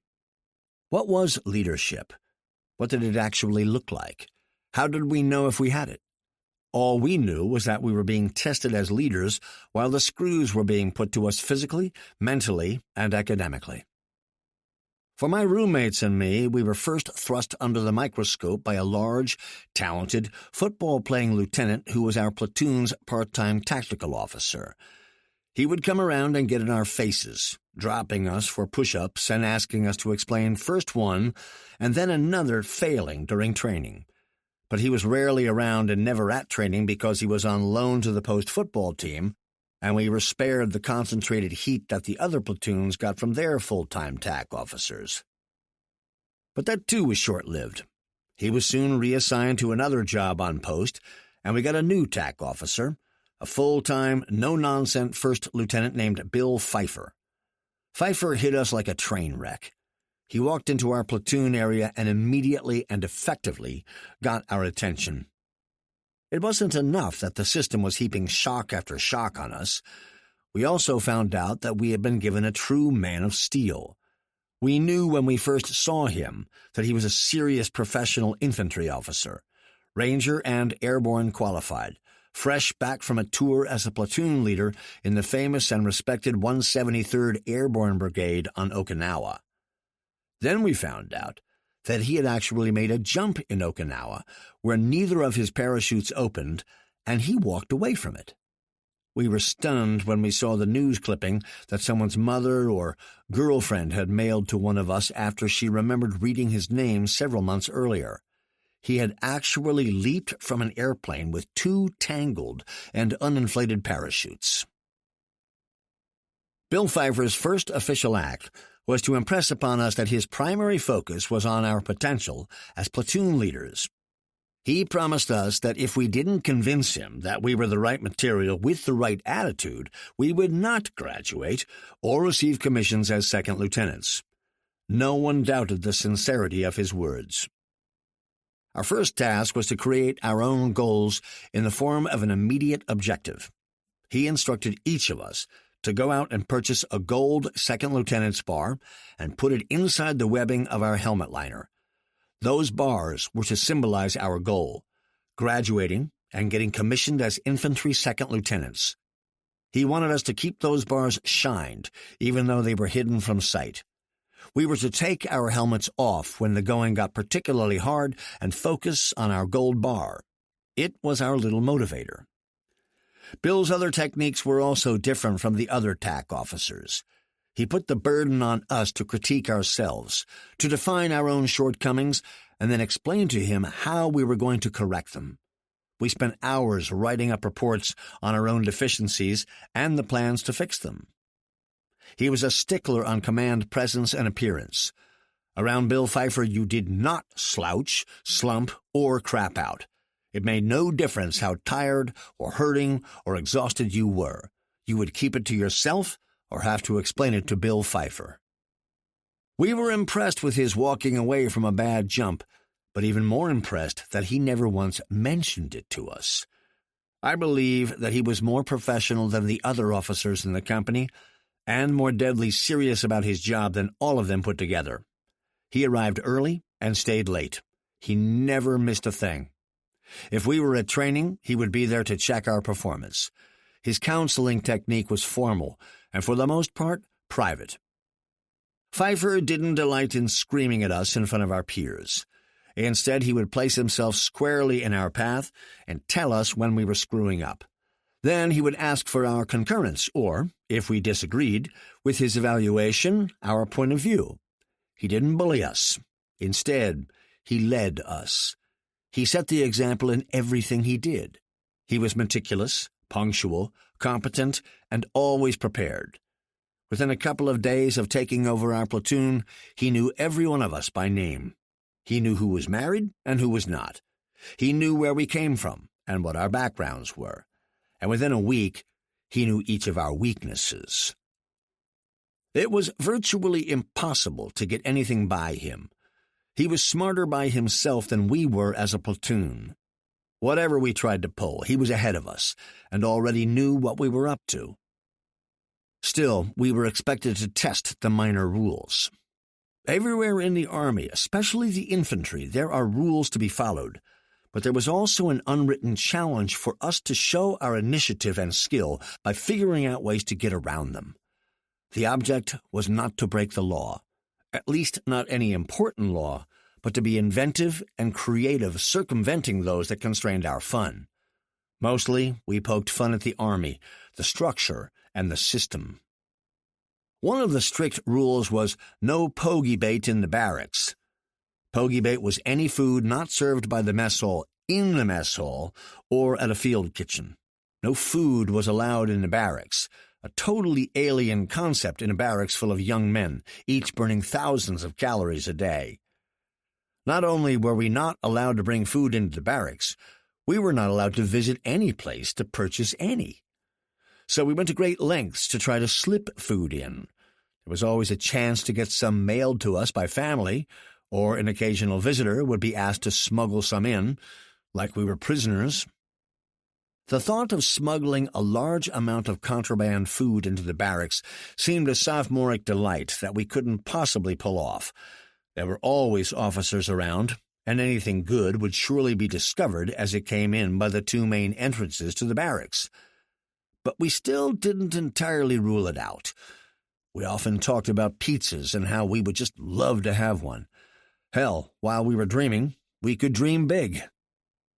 Although it might have been just a dream for most of us, Les Colgrove, one of our bravest candidates, thought there was a chance of pulling it off without getting caught. We spent the better part of a weekend planning our great pizza caper, salivating each step of the way.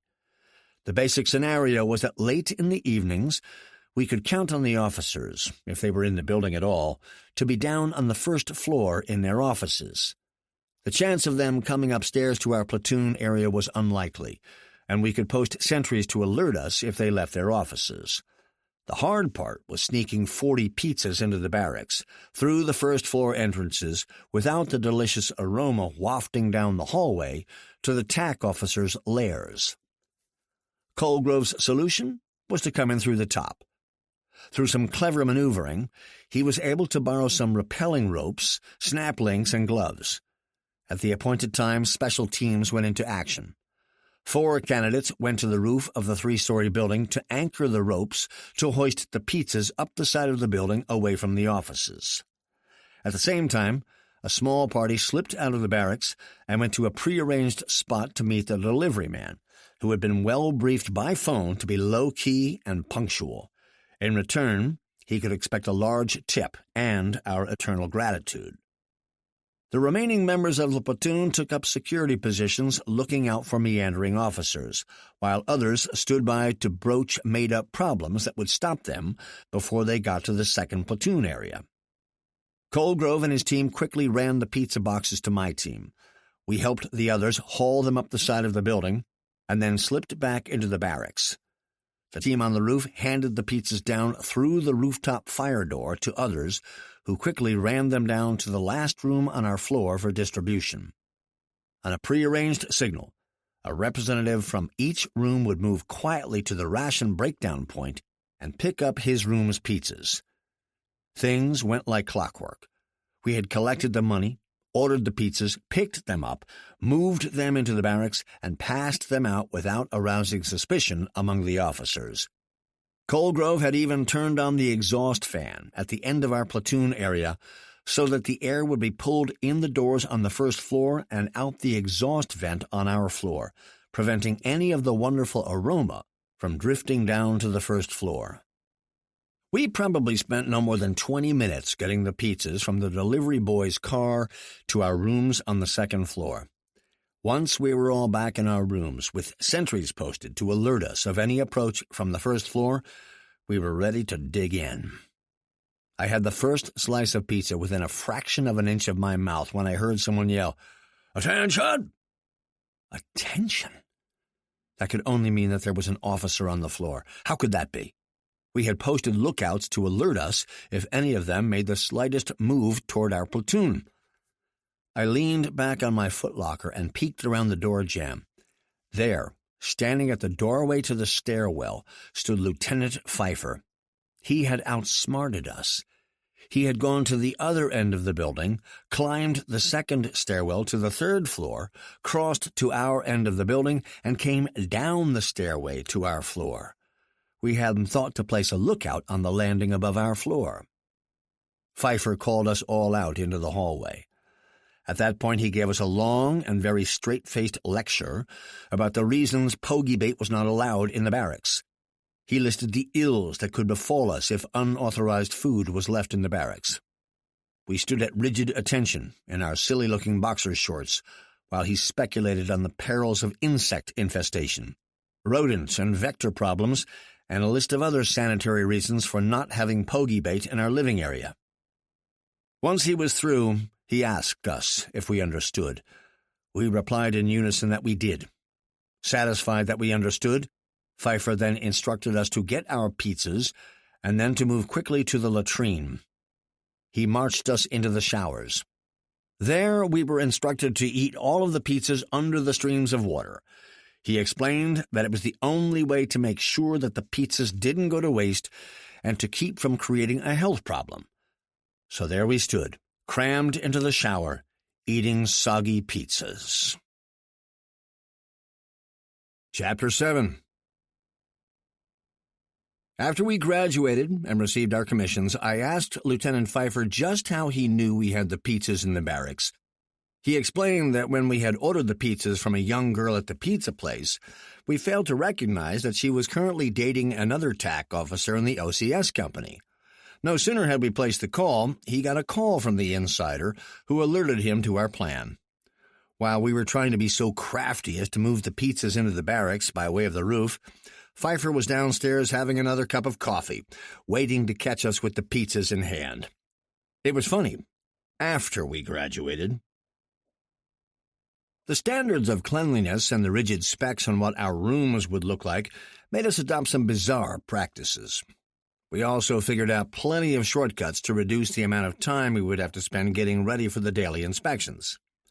The major problem for all of us was the amount of dark brown tile in the platoon area and the work required to keep it clean and shined. Our first problem was that there was only one large buffer to share between our platoon and the third platoon. That meant that we had to cut way down on the foot traffic. We made our own rules. No one told us how to maintain the high standards of cleanliness and polish in the face of 80 boots running in and out of the barracks several times a day. It was just part of OCS to overload us with requirements, to see if we could figure out how to economize on time and energy, a very important skill for any future platoon leader. We reduced the problem by not wearing our boots in the platoon area whenever we could. We became experts on getting our boots on and off in record time. When we couldn't unlace, do what we had to, and lace back up again to get out of the building, we slipped wool boot socks over our boots to reduce the damage to the floor wax. If there was not enough time to do that, we took a page out of the 7th Army NCO Academy book and walked only on one row of tiles in the hallway. So when we did re-wax and buff the hall, all we had to worry about was one 6-inch strip instead of the whole width. In our rooms, we slipped Kotex pads under the bottoms of our footlockers so they would move smoothly over the floor, polishing as they moved. By placing the 4 footlockers at strategic spots in our rooms, we could move to any point by walking on our chairs, the bunk rails, the footlockers, and the desks, never stepping on the floor. If we were particularly careful, 4 of us could come back from training, spend the entire night in our room doing a multitude of things, and only have to wipe the dust off the floor in the morning to pass inspection. There were times when we would go for several days without having to wax the floor. Inspecting the underside of an army cot to see if the edges of the sheets and the blankets were neatly parallel to one another, or if the bunk only looked good from the top, was a kind of inspection that we became accustomed to. We were expected to do things right and thorough the first time. We spent hours doing cleaning and polishing the inside of our brass belt buckles, the back sides of our pin-on OCS insignia, the bristles of our toothbrushes, and the bottoms of our soap dishes. Attention to detail was pounded into our heads day in and day out. We went to incredible lengths keeping up with the demands on our time. We were constantly swamped with classes, homework, maintenance, and housekeeping. One big problem was laundry. We had to look as sharp as we possibly could, consistent with whatever training we were doing. It made little difference that we spent all day slogging through the creek bottoms north of Red Diamond Road. When we got back to the barracks, we were expected to clean up our field gear, clean and turn in our weapons, and break starch as soon as possible. Breaking starch is the term applied to putting on a freshly laundered, starched, and ironed uniform. That also meant clean and shined boots, a fresh shower and shave, and a high polish on our brass and our black lacquered helmet liners. It was not unusual to change uniforms several times a day. We might start out the morning with PT and trash our uniforms, then go to an indoor class where we would be expected to look clean and sharp. If we double-timed back to the company area for lunch, we got sweaty, which was hard to avoid in Georgia's weather, so a change of fatigues might be appropriate before afternoon classes that could again be physical and outdoors. Nothing like bayonet training to trash still another set of starched fatigues. The end of the training day didn't mean that we could lounge around in cruddy-looking uniforms either, so there were some 5-change days. The Army only issued each soldier 4 sets of fatigues on induction. 4 sets was woefully inadequate to get through OCS. 8 was the minimum, and somewhere over a dozen sets of fatigues would provide a small margin of insurance. The extra cost for those extra uniform items came out of our pockets. Those of us who were single and didn't own cars could afford it, since we hardly had any opportunity to spend the money on anything else. But the married candidates still had families to support, and the extra expenses were tough on some of them. Nevertheless, there was no way to make it through OCS with only 4 sets of fatigues, so we all found the money to buy more. More changes meant more fatigues, and more trips to the dry cleaners. They were always busy, and there was always a line there, and they cost significantly more than the Army quartermaster laundry, which could take a week and a half to send back someone else's uniforms, all with stains, rips, and buttons broken. The QM laundry was a lot cheaper, but not reliable. None of us will forget the cramped fingers entwined in several wire coat hangers while we ran back to the barracks. We ran everywhere we went, for 6 months. We figured out ways to use self-polishing liquid floor wax to hold the shine on our boots. It worked pretty well until we got around water, and then the wax would turn white and give away our shortcut. We also figured out ways to shortcut setting up our precise full field inspection layouts. The standing operating procedures required that we have every item we owned cleaned, serviceable, and displayed in a precise place and manner for inspections. T-shirts, socks, shorts, belts, razor blades, shaving brushes, sewing kits, Bibles, and an endless list of personal and professional items had to be displayed in their prescribed places. Even our field manuals had to be displayed in numeric order on our desks. The sleeves on our shirts had to be arranged so that they were all exactly parallel to each creased sleeve that flanked them. Boots had to be laced to exact specifications. To maintain all that gear in a high state of readiness and cleanliness, we kept duplicate sets we never used. This meant that one of the most valuable things in our platoon was a candidate with a car, preferably one with a big trunk, because we stowed our extra equipment there since we didn't have space in our rooms. Field gear was always a problem, but we solved it by swapping things with other platoons. If our platoon was having an inspection, we would borrow clean and serviceable gear from our buddies in other platoons who might not need it for inspections at the same time. As I look back on it, the amount of effort we put into trying to economize our time probably exceeded what it would have taken us to do things the proper way in the first place.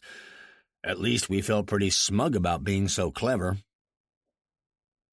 Now that almost 30 years have passed since those days of inconsequential details, I have to admit that I support the notion, but I resent how much time we wasted on things that really never affected the lives of those we were later to lead. I would have far preferred more emphasis be placed on leadership skills. Not that there wasn't any.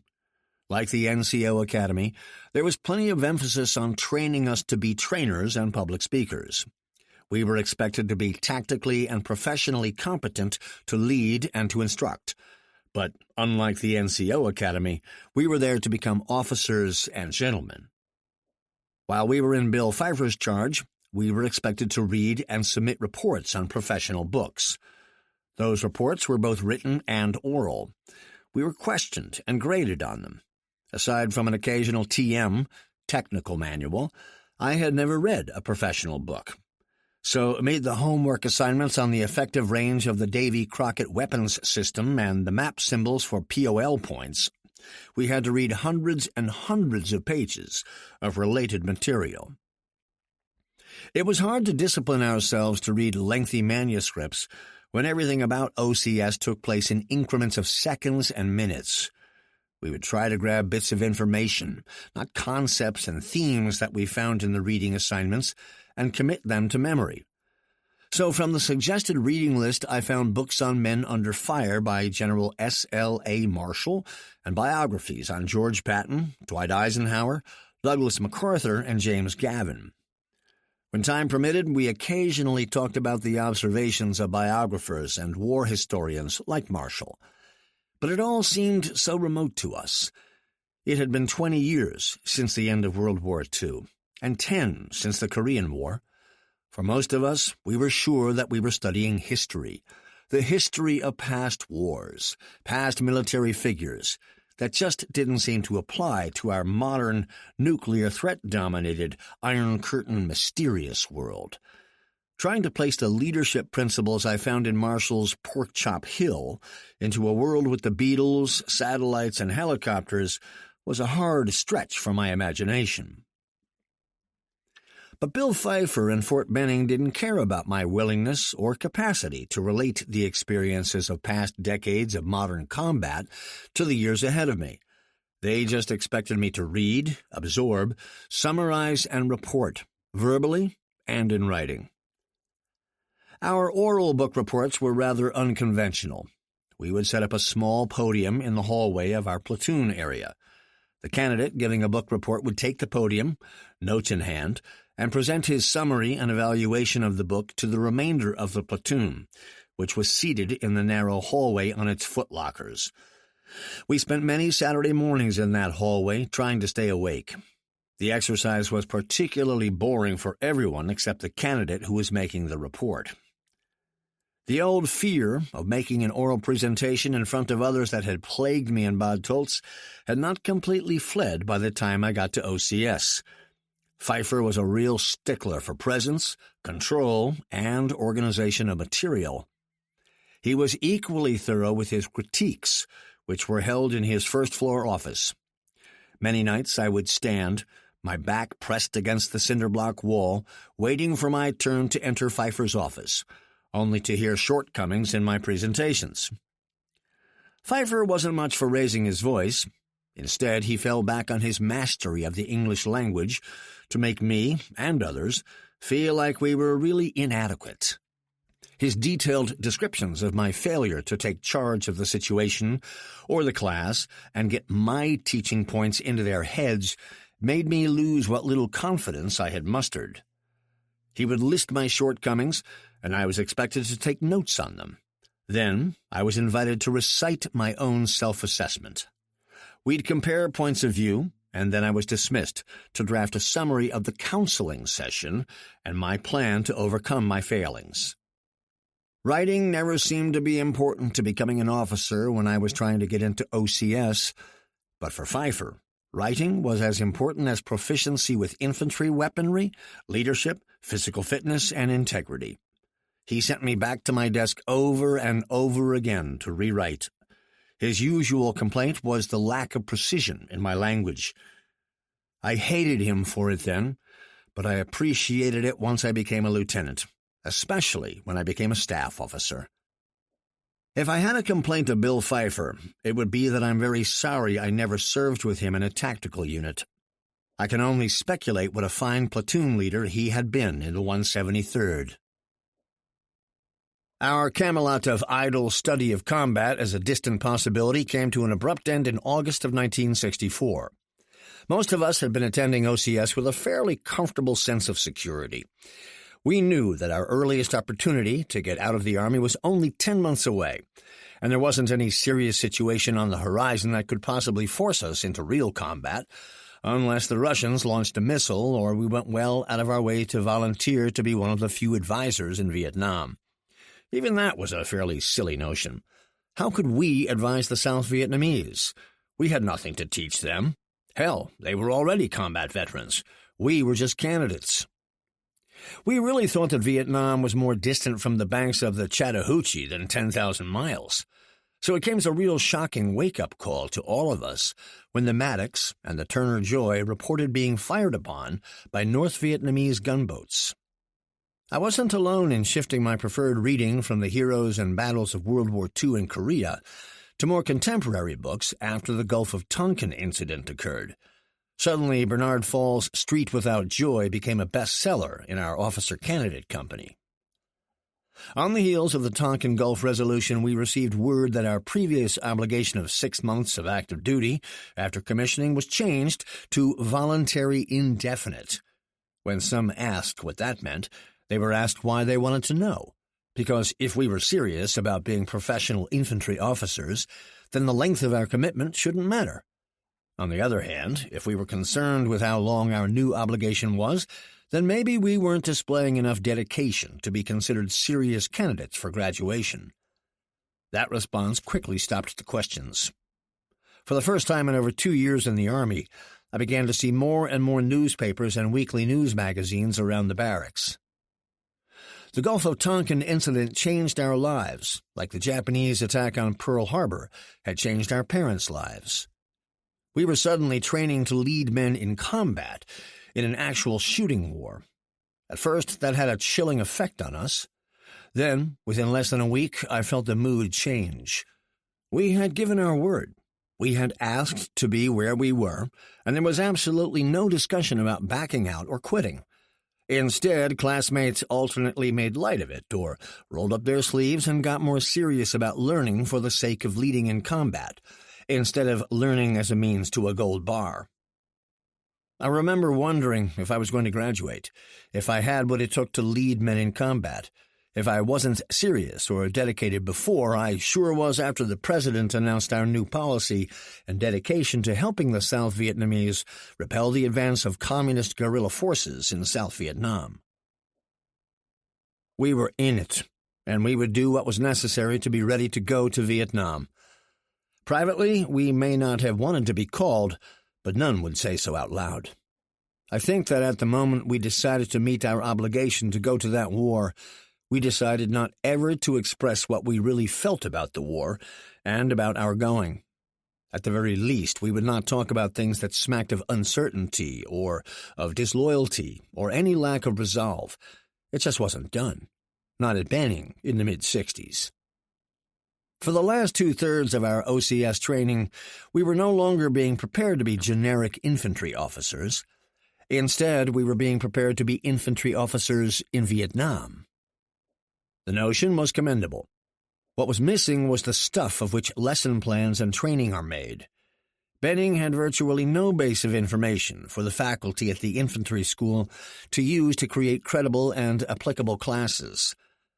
While low-level insurgent guerrilla forces were overrunning South Vietnamese outposts and ambushing South Vietnamese army convoys, Fort Benning was still teaching us conventional battle tactics. Sure, we were told about booby traps, but only those common to the Korean War and World War II. We were aware that the Viet Cong were expert at attacking and then disappearing into the night and the local population, making them invisible to the average American. We were taught nothing about techniques to tell our allies from their enemies. Now, no one was intentionally keeping information from us. It's just that the supply of experience fell short of the demand. And since we were not allowed to leave the battalion area or socialize with anyone but our classmates, there was little opportunity for us to learn anything from the very few veterans of Vietnam advisory duty who had returned to Fort Benning. Inertia was the order of the day at Fort Benning. Things were done much like they had been done for decades. No one was encouraged to make any radical changes in the curriculum. There was a sense that infantry tactics change very little over the centuries, and the basics of attack, defend, withdraw, and counterattack were the staples of our business. No world event was so revolutionary as to cause the infantry school to completely overhaul its program of instruction overnight. It's unfortunate that the tendency to resist change was the order of the day at Fort Benning. Some sort of crash course about how war worked in Vietnam, even if incomplete, might well have saved the lives of many of my classmates. But Benning was like most Army schools at the time. Classes were developed in accord with accepted tactical doctrine, then written, rehearsed, reviewed by senior officers, revised, and subjected to a murder board before inclusion in the POI. Murder boards were the equivalent of a dress rehearsal of a Broadway show for the backers. All of the senior officers in the instructional chain of command came to a dress rehearsal presentation. At the murder board, the designers of the class, unusually the instructors themselves, were nitpicked to death. The theory was that the best sharpshooters were the senior faculty members, and if you could make a class bulletproof in front of them, then you could survive even the cleverest sharpshooting student's criticism or question. All of this took time, which the Army just didn't have. Less than a year after we signed in to OCS, ground forces were committed to combat in South Vietnam. For me, it was confusing, trying to reconcile outdated infantry instruction with going to Vietnam, where they seemed to be playing by completely different rules. Still, I didn't have a good enough grasp on the traditional doctrine just to dismiss the instruction I was getting as something I could ignore after commissioning. I had to get a handle on being an infantryman first, and then worry about bending the rules. Every day in OCS reminded me that I came from a signal corps and armored background. Chapter 8. From the first minute that we signed into OCS, we were immersed in the psychology of becoming the meanest, toughest, and in the vernacular, baddest airborne Ranger infantry officers possible. We chanted Jody cadence to and from every single class. The lyrics were filled with the mythical blood and gore of the airborne combat infantryman, a calling and a job just not everyone could do. Sacrifice and hard work and toughing it out were the common themes of the Jody cadence and our barracks talk. We became conditioned to reply instantly that it was our highest aspiration to become airborne Ranger infantry officers. Every day I sang the songs and repeated the expected answers to inevitable questions about what I wanted to do after graduation. On top of those reflex responses, we spent considerable discussion time among ourselves about what we thought was possible. There was an assignment progression that was generally accepted as the plum. To graduate, go to airborne school to become parachute qualified, to attend Ranger School and then be assigned as an infantry platoon leader to the 82nd Airborne Division, the 101st Airborne Division, or the 173rd Airborne Brigade. They were the brass rings of assignments. I really hadn't thought things out that far when I arrived at Fort Benning, but I had to fill out an assignment preference statement, and I would either have to apply to airborne and ranger schools or have a damn good reason why not. I remember looking out the window at the nearest 250-foot jump tower looming over Eubanks Field. I couldn't even bring myself to admit that I had never been in an airplane, much less leap out to the front of the pack, submitting applications for jump and ranger schools.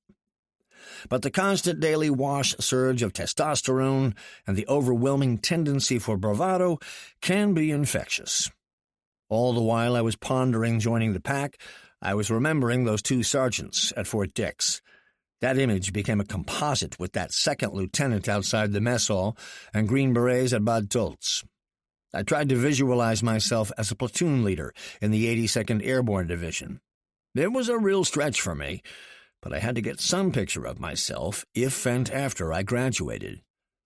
I recall sitting up in the orderly room one night while pulling charge of quarters duty, polishing my boots, brass, and helmet liner. The little gold bar that Lieutenant Pfeiffer insisted we carry held my attention for quite some time.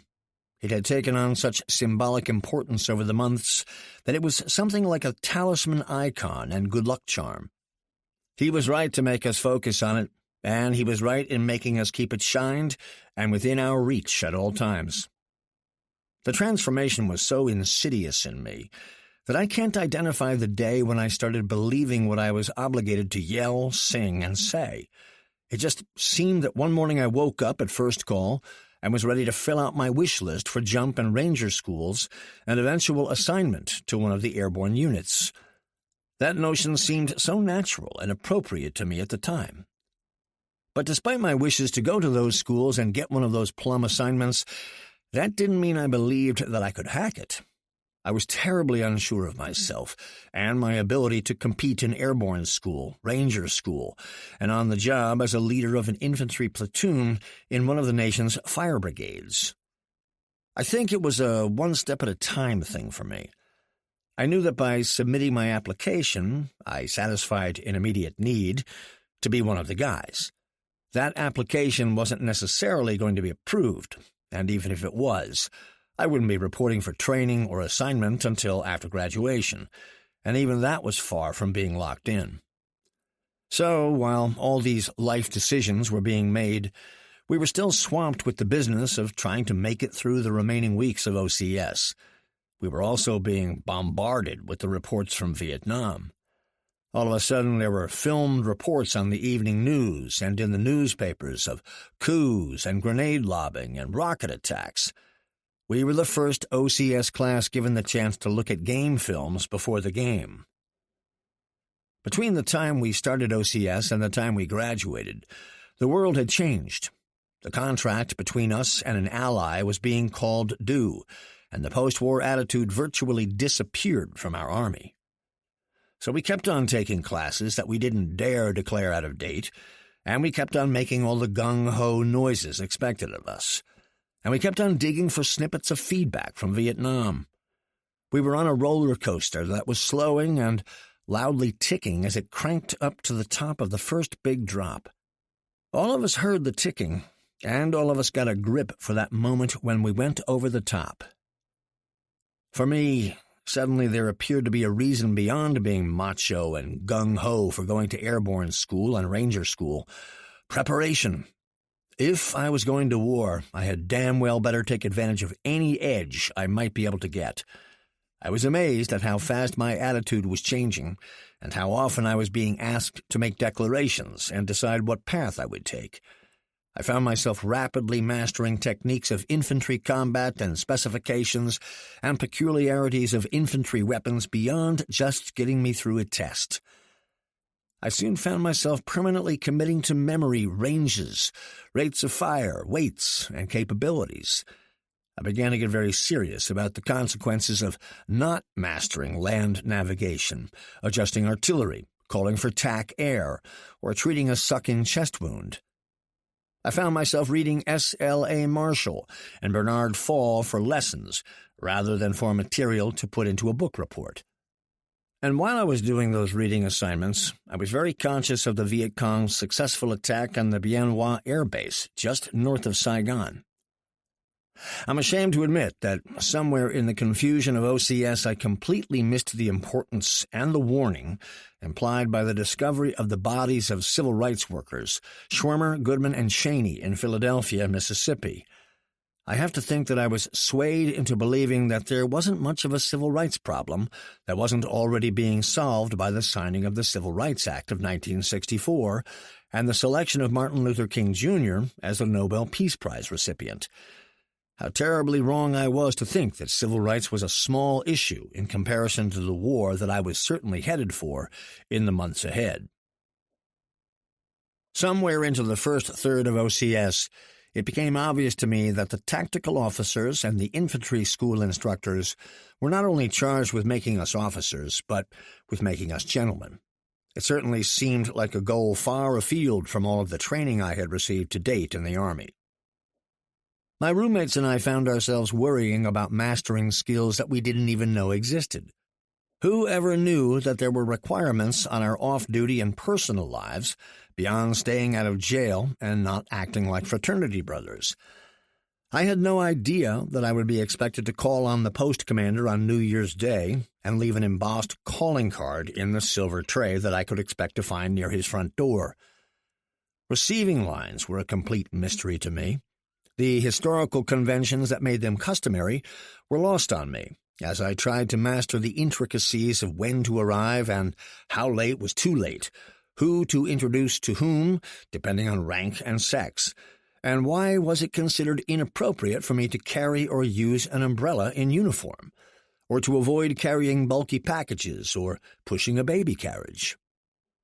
The mysteries of becoming a gentleman were just as baffling to my roommates. We spent hours wading through the instructions on related topics and committing to memory the essentials of the social graces that could be found in condensed texts of the Officer's Guide. We were expected to join the Officers Club, the Association of the United States Army, and the Army Mutual Aid Association, to have a checking account, and to have our car, if we owned one, properly inspected, insured, and registered in a state and on post. No exceptions. We were also introduced to a level of peripheral behavior and standards that we had never considered in our previous lives as enlisted men. Suddenly there was a flood of information about what car we should buy, and two schools of thought on that. One was the appropriate car for an officer to drive, and the other was the popular car among a group of candidates whose mean age was probably 23.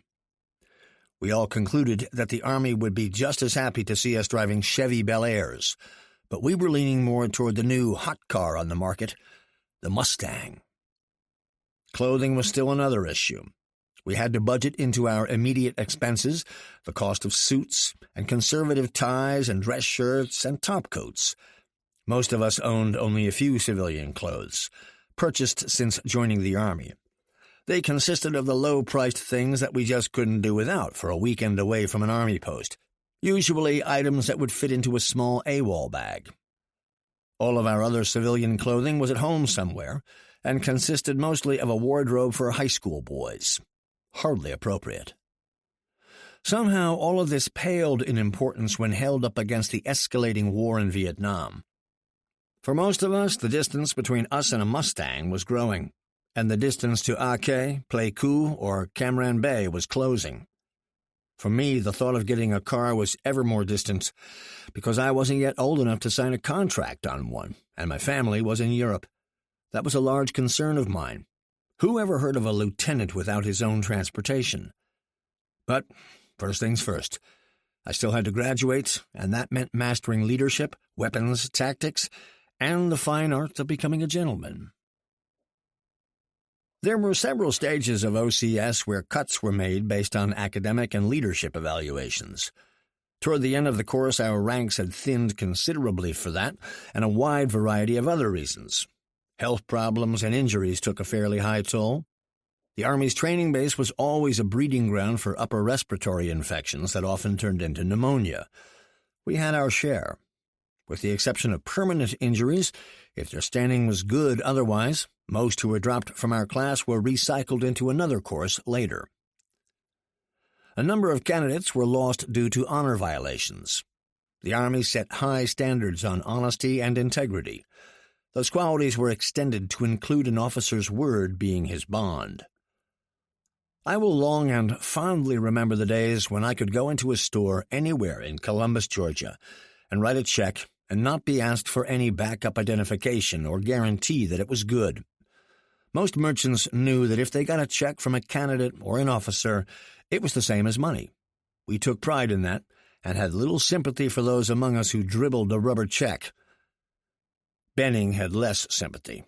A rubber check as small as $2 was considered a major gaffe in officer conduct and was grounds for dismissal from OCS.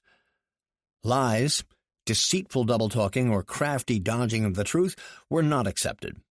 The principle that an officer's word was his bond was practiced in everyday business.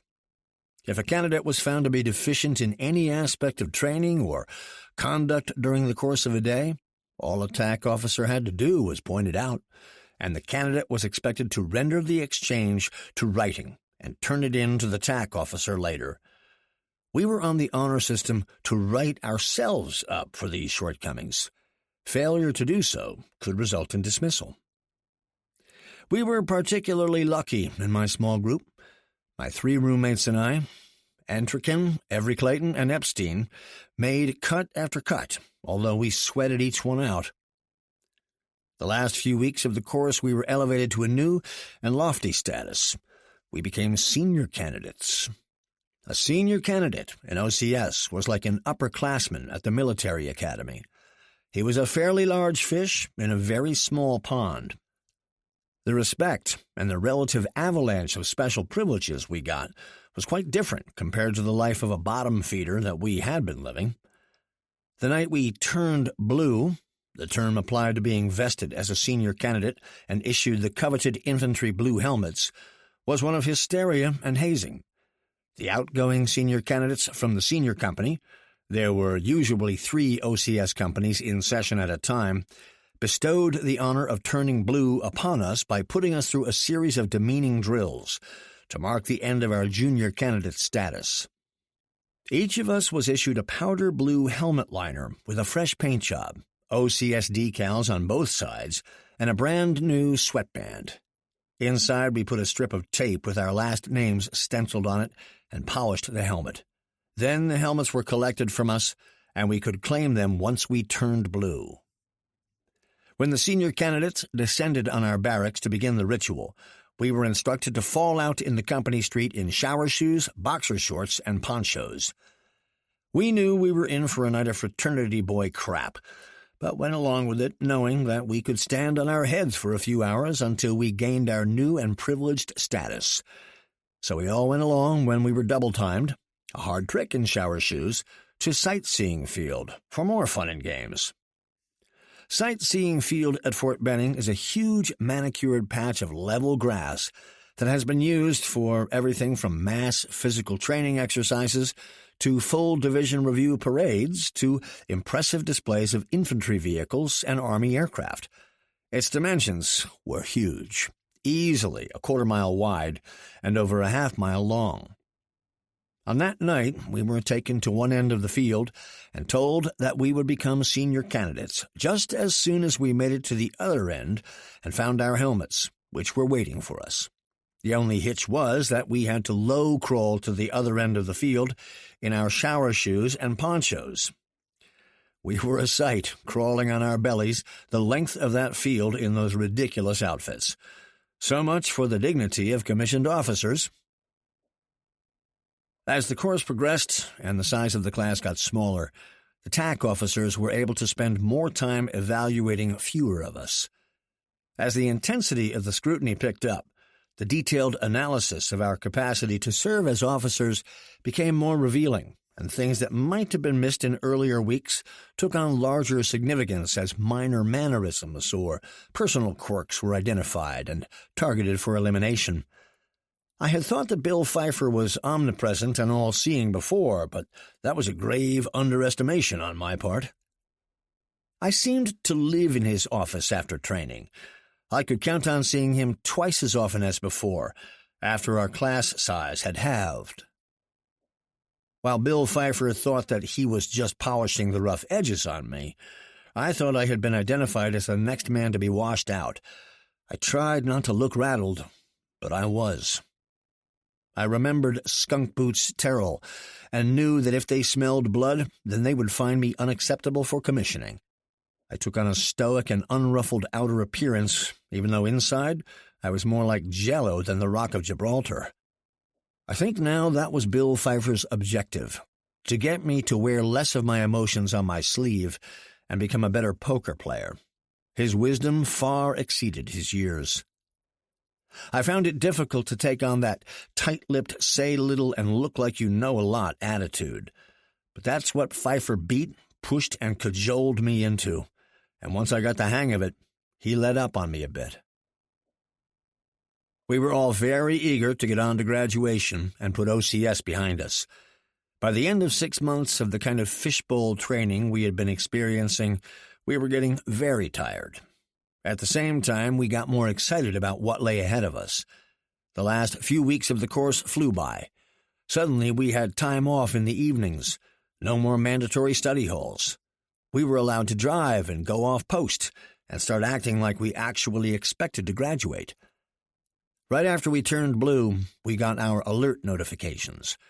They weren't the final orders, but were notification of what the Army had planned for us if we didn't screw up between then and graduation. For me, it was Airborne School, Ranger School, and the 82nd Airborne Division at Fort Bragg, North Carolina, and in that order. If there ever was a truer statement than, "Be careful what you wish for," I don't know what it is. I was roundly congratulated for getting such great news. A large number of us had similar orders, and there was plenty of celebrating, on the outside.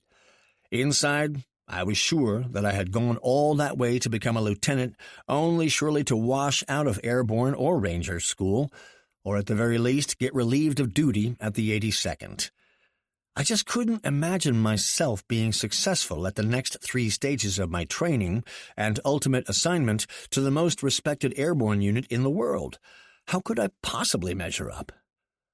I was thrilled and panicked, all at the same time. Still, I just knew those assignments would be my complete undoing. Looking back, I'm amazed at how well I handled the combined pressures of the course, the anticipated schooling, the assignment, and the force of history conspiring to get me into a shooting war halfway around the world. There was one thing for sure. If America was really going to get into Vietnam big time, it would mean that the 82nd Airborne and/or the 101st Airborne would be part of it. Those pressures seem mild when held up to those placed on the shoulders of Americans since December 1964. But I was a boy, living in the last few days of peace, and things had been very easy for us all up to that point. On the weekend, we got our alert notifications. I recall being on another part of the post and watching large aviation elements of the 11th Air Assault Division flying to some major phase of a large training exercise. The sky seemed to be filled with helicopters, large and small. I'd never even been close to one of them. It never occurred to me that they were soon to be flying those same helicopters over the Mang Yang Pass in the Vietnam Central Highlands, the new colors of the 1st Cavalry Division painted on their hulls. There was plenty of good-natured kidding around at the OCS company as we all compared assignments. One of the comical and then ironic assignments was given to my roommate, Ronnie Epstein. He delighted in kidding us about going to assignments that were sure to find us in Vietnam. He, on the other hand, was assigned to the 11th Air Assault Division at Fort Benning. He teased us about being able to stay at Benning in a division that went everywhere by chopper, while we were going to ground-pounding jobs. We had no idea then that Ronnie would not only go to Vietnam with the 11th Air Assault turned 1st Cavalry Division before we would, but that he would be one of the few heroic survivors of the first big battle of Vietnam, Ia Drang. Ronnie was wounded while serving as a platoon leader in combat, a job we had all been training for all those months. Still, at the time, the teasing was good-natured, and no one took offense. During the last week of OCS, I took a quiet moment to walk over to Eubanks Field. I found the empty bleachers that faced the jump towers and the other training apparatus on the field. Just looking at the towers was intimidating enough, but the long and snaking track that airborne school students ran each morning again gave me doubts about my ability to hack it. It was such a confusing time for me. I had started the whole ball rolling with the goal of just getting to be an officer for the distinction of it, and the opportunity to make a few extra dollars. After all, going from $145 a month to $222.30 a month seemed like a windfall to me. But it had all gotten away from me. Suddenly I found myself on the eve of graduating and being commissioned as an infantry second lieutenant with more advanced combat training immediately following graduation. I wasn't really sure how I'd gotten on that track, but I was sure there was no getting off without considerable embarrassment and harassment from my peers and the TAC officers. Going back and saying, "I'm not sure anymore that this is what I want to do," was not even a consideration. I remember sitting in those bleachers and saying a little prayer. The prayer was mostly for some help to get me through what was ahead without embarrassing myself or my family. The thought of failing or being found lacking in the months ahead was every bit as frightening as the dangers I could expect to face on the way. I decided that night to swallow my anxieties about what lay ahead and just do the best I could. I didn't really feel that I had much choice. I had put myself in that box. Little did I know that it would not be the last time I would do that. Just a few days before graduation, I received a change in my orders. I would be going to airborne school immediately upon graduation, but I would not be going to Ranger School or to the 82nd Airborne Division. Instead, I would report to Fort Leonard Wood, Missouri, for further assignment. There was no explanation. What I didn't know at the time was that I was being pulled out for an experiment in training. I must admit that I had mixed feelings about the changes. It relieved a bit of my anxiety about Ranger School and the 82nd, but made me feel like I was no longer on the infantryman's yellow brick road. The morning we graduated was one of the most memorable days in my life. It was a thrill finally to feel like I had measured up to something difficult and important. We were all completely convinced that our immediate future would be complicated and totally guided by the needs of Vietnam and the growing idea that we needed more troops to solve the problem. The day was filled with families, gold bar pinning ceremonies, snapshots, packing, moving, clearing post, and saying goodbye to newly made close friends. If it is true that lifelong friendships are often forged on the field of battle, then it is true also that friendships of similar intensity are formed in infantry OCS. During that 6 months, I met and became friends with some of the finest men I would ever know. It has long been a favorite pastime of mine to take joy in the successes of my closest classmates. Many of them have gone on to be accomplished battle captains and leaders of industry. I'm very proud to call them friends. By the end of graduation day, I had cleared out of the 50th Company and signed into the 4th Student Battalion at the Airborne School. Signing into bachelor officers' quarters was a milestone for me. It meant the end of one career and the beginning of another. I was actually acting like and being treated like an officer, and I was really excited about it. For our first official act of the day, Every Clayton and I went trolling for someone to give us our first salute. It is a tradition that a newly commissioned officer give $1 to the first enlisted man who salutes him. For me, it was a young Specialist 5 medic who was coming out of the PX. He was surprised by the tradition, but glad to take the silver dollar I had held tightly in my left hand for several minutes before giving it to the soldier who had given me my first salute. Our second priority was to go to the infantry bar for our first beer as officers. The IB was the focal point for all things infantry and manly in the 60s. The end of a duty day was marked by a short trip to the IB to quaff some beer, play some liar's dice, and recycle war stories of training and duty at Benning. Also, it was the place to catch up on the latest scuttlebutt on Vietnam.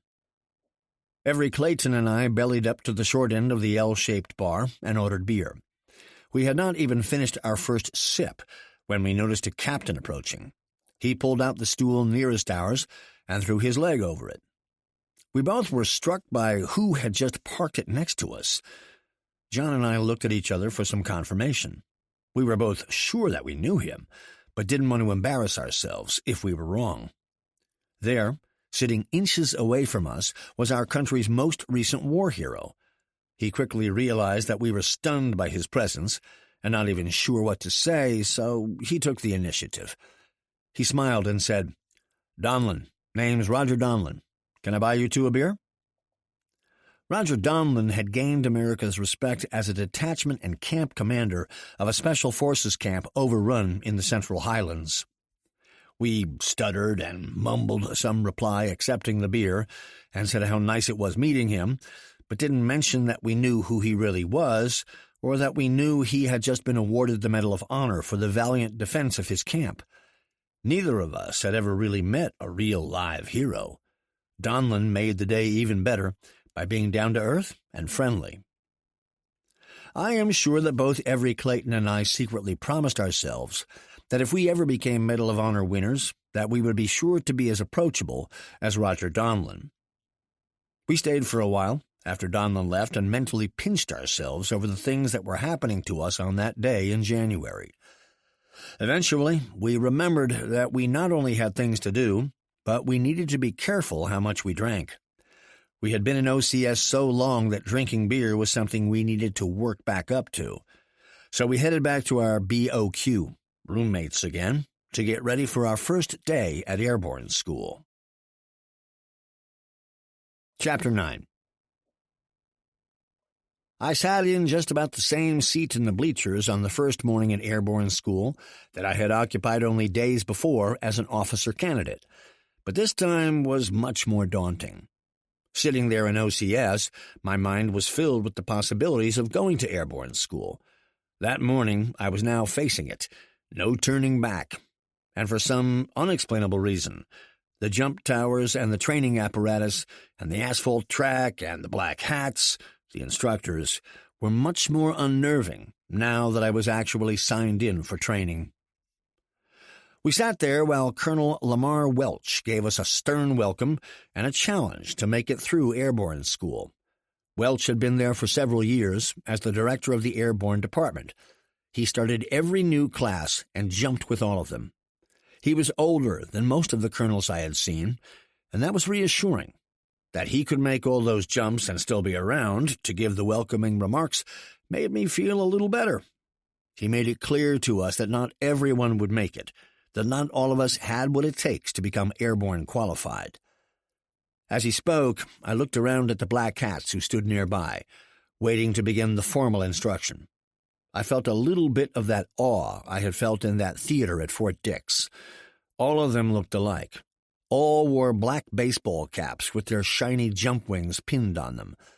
Instead of fatigue shirts, they wore gray sweatshirts with large master parachutists' wings emblazoned across the chests. And, to a man, they all wore highly shined Corcoran jump boots. Colonel Welch concluded his welcoming remarks and turned the class over to a master sergeant, who started the orientation demonstration. For the next 2 hours, we were alternately impressed and warned by the capability of Army parachutes and the importance of training. We were promised that if we paid attention and worked hard and did what we were told, that we too could step out of an aircraft 1,250 feet above the ground and safely land on a drop zone. Few among us were convinced. Red flags were waving in our heads at every caution the instructor mentioned about points of performance and parachute landing falls. He continued to dazzle us with dummies falling from the 250-foot tower, reserve parachutes attached. They opened. An assistant instructor leaped from the door of a 34-foot tower mock-up, and still others unpacked parachutes in front of the bleachers. The sight of a main and a reserve parachute being unpacked in front of us was supposed to give us confidence. But most of us thought the complexity of the packing and the maze of spaghetti-like suspension lines were an invitation to disaster. For me, I just kept trying to reassure myself with the recent safety figures I had heard that suggested I had a better chance of dying in my bathroom than in a parachute jump. But those statistics were for sport parachuting, not parachuting into enemy territory with someone shooting at you. Once the theory of parachuting and the course outline was covered, we were on to the real thing. Airborne school was everything that its reputation said it was. It started early and ended late. The technique of instruction was repetition, repetition, repetition. All of the effort was focused on getting jumpers safely to the ground. It was simple and smart. The airborne department knew well that soldiers get a little scattered and are easily distracted in the heat of combat. The chaos of combat drastically reduces the ability to communicate. So everything that happens in an aircraft and between the aircraft and a successful parachute landing must be done with a minimum of instruction or direction. Essentially, the two basic variables are when to get out of the aircraft and where to assemble on the drop zone. Everything else is standardized and memorized and practiced over and over again. And that is how the training went. We ran everywhere, we had no rank, and we did large numbers of push-ups for our mistakes. For 3 weeks, we hung in training devices that taught us how to manage the direction of our non-steerable parachutes, and practiced exiting mock-ups on the ground and on the 34-foot mock-up towers. And when we weren't doing that, we were practicing parachute landing falls, PLFs, and doing physical training to build up our stamina and strength. The training was intense, but not impossible. What was most unpleasant was the incredibly high number of repetitions of everything we did. We were soon going through all the steps from stand up in the aircraft to go. That got us out. The steps in between that ensured that we were hooked up and that we were finally inspected all fell into the same place. Practice jump after practice jump out of the mock-ups. I'm sure that the training was designed to give confidence as the course progressed, but there was something missing in my training because I couldn't easily relate the techniques we were taught to actual flight. Not having flown before made it hard to visualize some of the teaching points. So, for me, the training was taken just on faith. I had convinced myself that what they were teaching must work and must be the right way to do it. Our days were filled with jump training, but our evenings were free. Free evenings were a wonderful luxury that I really had not appreciated when I had the Class A pass in Germany. But after 6 months in OCS, I realized how good I'd had it back then. We would gather at the infantry bar or the bar at the Lawson Field Officers Club for drinks and then dinner, and usually ended the evenings early since there was a full day of airborne training ahead. We would gather around a television in our quarters later to catch up on the news while we cleaned up our gear and polished boots and brass. U.S. troop strength was increasing in Vietnam while we were making laps around Eubanks Field and hurling ourselves out of the mock-up doors on the jump towers. Rumors were flying everywhere. We were sure that the 11th Air Assault was soon going to send an advance party to Vietnam, and we had heard also that Army Special Forces had been tasked to fill up the 5th Special Forces Group that had gone to Vietnam 3 months earlier. But we knew nothing about the Marines that were already outloading for amphibious landings in Vietnam within a month. We read everything we could get our hands on and tried to cross-check every rumor for verification. Then we applied it to our own important questions. What does that mean to me? We knew the answers before we asked the questions. All indications were that we too were going. I didn't know how Fort Leonard Wood fit into the scheme of things, but I was sure there was a puzzle piece up at the Pentagon that had my picture on it. The bravado factor at jump school went up in direct proportion to our manpower commitment in Vietnam. Chants about killing Viet Cong crept into our Jody cadence, and the evening news became a place for us to gather for a little advanced training on jungle warfare. After a week of heavy PT, lots of running, and introductory training on getting in and out of an airplane in flight, the techniques got more intricate and the repetitions became more intense. This was physically taxing, but not too mentally challenging. The black cats yelled, and we performed. We kept it up and tried not to become casualties. We lost plenty of classmates to injuries, pneumonia, and an occasional quitter. Quitter was a word that put ice water in all our veins. I had forgotten the term until I was in OCS and considering going to airborne school. I remembered the film that we saw in basic training. It made a point of how beneath contempt quitters were.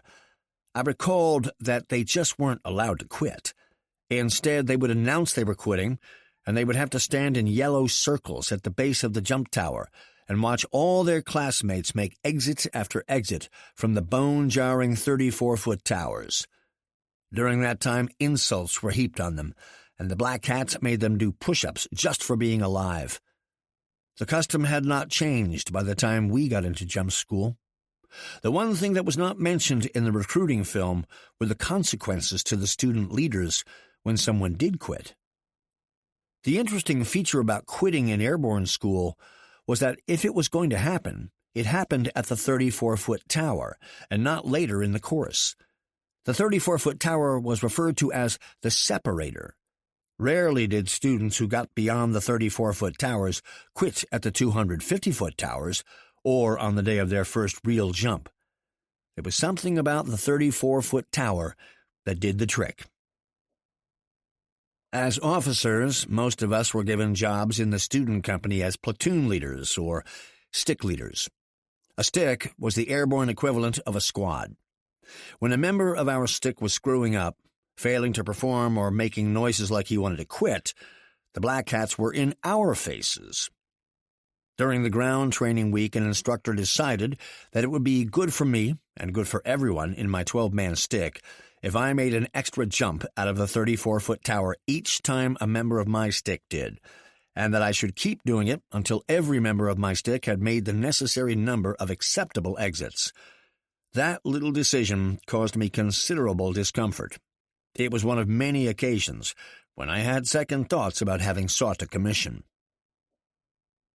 Toward the end of the second week of training, we were all given our first real chance to jump from the 250-foot jump towers. There were 3, each with 4 arms extending out to the 4 compass points. A cable stretched from each tower arm to a detachable parachute on the ground. Each student would strap into the parachute harness and be hauled up to the 250-foot level, an open parachute above him. When the student was ready to be cut loose, a clever release mechanism would detach the parachute canopy from a retaining ring and cable, and the jumper would float to the soft, sandy ground at the base of the towers. Each of us waited in line to take our first trip to the top. While we waited, we were actively involved in rigging the parachutes for other students and yelling encouragement. Each of us waited anxiously as our classmates got strapped into a well-worn main-lift harness, were hoisted aloft, and cut loose after a few seconds at the top. When my turn came, I could hear my heart pounding in my ears. The ride to the top was slow, easy, and exciting. As I left the ground, I watched things get smaller as I got higher and higher.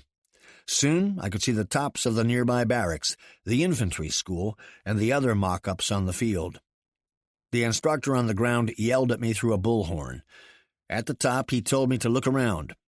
I had never been that high off the ground in anything, and the visibility was breathtaking. I could see all the way to the front gate in one direction and the firing ranges in another. It was beautiful and scary. He had me release the safety strap that held me to the tower and wait. I then looked up and saw the edge of the chute flutter as the crosswind tried to furl the skirt under the parachute. The thought of a malfunction entered my mind and concerned me plenty. The instructor cut me loose. The initial sensation was no sensation. I guess I had expected to feel the wind in my face, but all I felt was a gentle swaying of the suspension lines as I drifted to the right.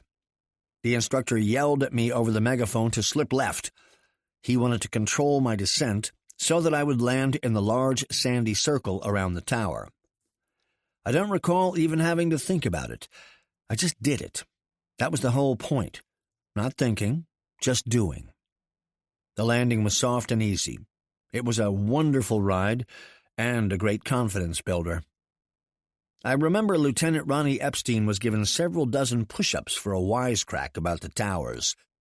He approached one of the black cats and told him that he didn't believe that the towers belonged in the airborne school because they didn't hurt and they were fun.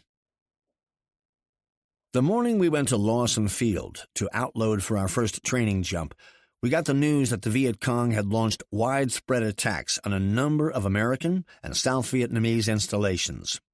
The other major announcement was that Lyndon Johnson had ordered bombing raids on North Vietnam to begin. The heat was getting turned up, and the roller coaster was getting closer to the top for us. We might have been even more attuned to other world events and the domestic warning signs had we not been getting close to an event of major proportion for each of us. Every Clayton and I had coffee at the Lawson Field Officers Club before reporting for training on our first day of Jump Week. Jump Week was the time of reckoning. All the practice PLFs, all the exits from the 34-foot towers, all the running and PT and push-ups were to get us ready to make our 5 qualifying jumps. To say we were nervous would be a massive understatement. The instructors were more animated than ever. I don't think any of them ever forgot their first jump, and though they had made the previous weeks tough on us, that Monday they were on our side. We moved quickly into the briefing hangar down on the apron of Lawson Army Airfield. Outside, we saw the huge C-130 4-engine prop aircraft waiting for us to load up. Our first Jumpmaster briefing was one of the few formations any of us had stood in the Army that didn't require someone to remind us to pay attention. The Jumpmaster explained the type of aircraft we would jump from and descend, and the drop zone and its dimensions. We noted the jump altitudes, the details of the jump lights, the wind speed and directions, the location of the ambulances, the assembly points, and the parachute turn-in points. The section of the briefing on injuries made us as uncomfortable as the reminder of how to clear parachute malfunctions. But the really uncomfortable part was on what to do if our static lines got fouled and we found ourselves outside the aircraft slamming into the fuselage. We had heard it all many times in training, but now we were hearing it in a pre-jump briefing. The thought of having to signal the jump master to cut us loose or use the option of foaming the runway to land, dragging us outside the aircraft, was really frightening. After the briefing, we were hustled into the rigger shed to draw equipment. We snaked through the rows and rows of parachutes, reserve parachutes, and kit bags, picking up one of each as we went. Outside, we struggled to put on our parachutes. We had done it dozens, if not hundreds of times in training.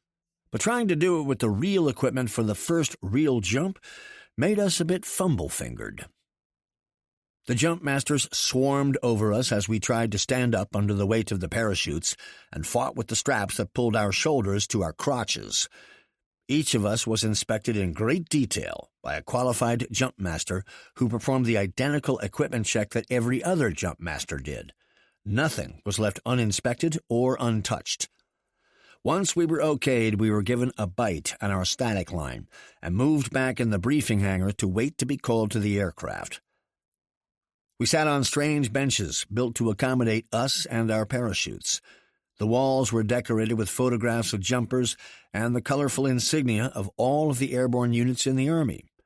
The sense of camaraderie was thick in the room, not just with one another, all facing our first jump, but with those who had gone before us. I remember looking at the huge photos of the 1st Airborne Test Platoon and wondering what kind of men could have had so much courage to test a concept like parachute jumping. By the time we got to that morning, we had heard all of the horror stories about how the 1st Airborne Test Platoon had jumped with parachutes that were smaller, clumsier, harder to control, and impossible to get off on the ground. They had no quick-release assemblies on the harnesses, so if a jumper got dragged in the wind or landed in a tree, there were serious safety consequences. Periodically, a jump master would step up on the stage and change some of the data on the large chalkboard. We watched as the DZ time changed. That was the time we were scheduled to land on the drop zone.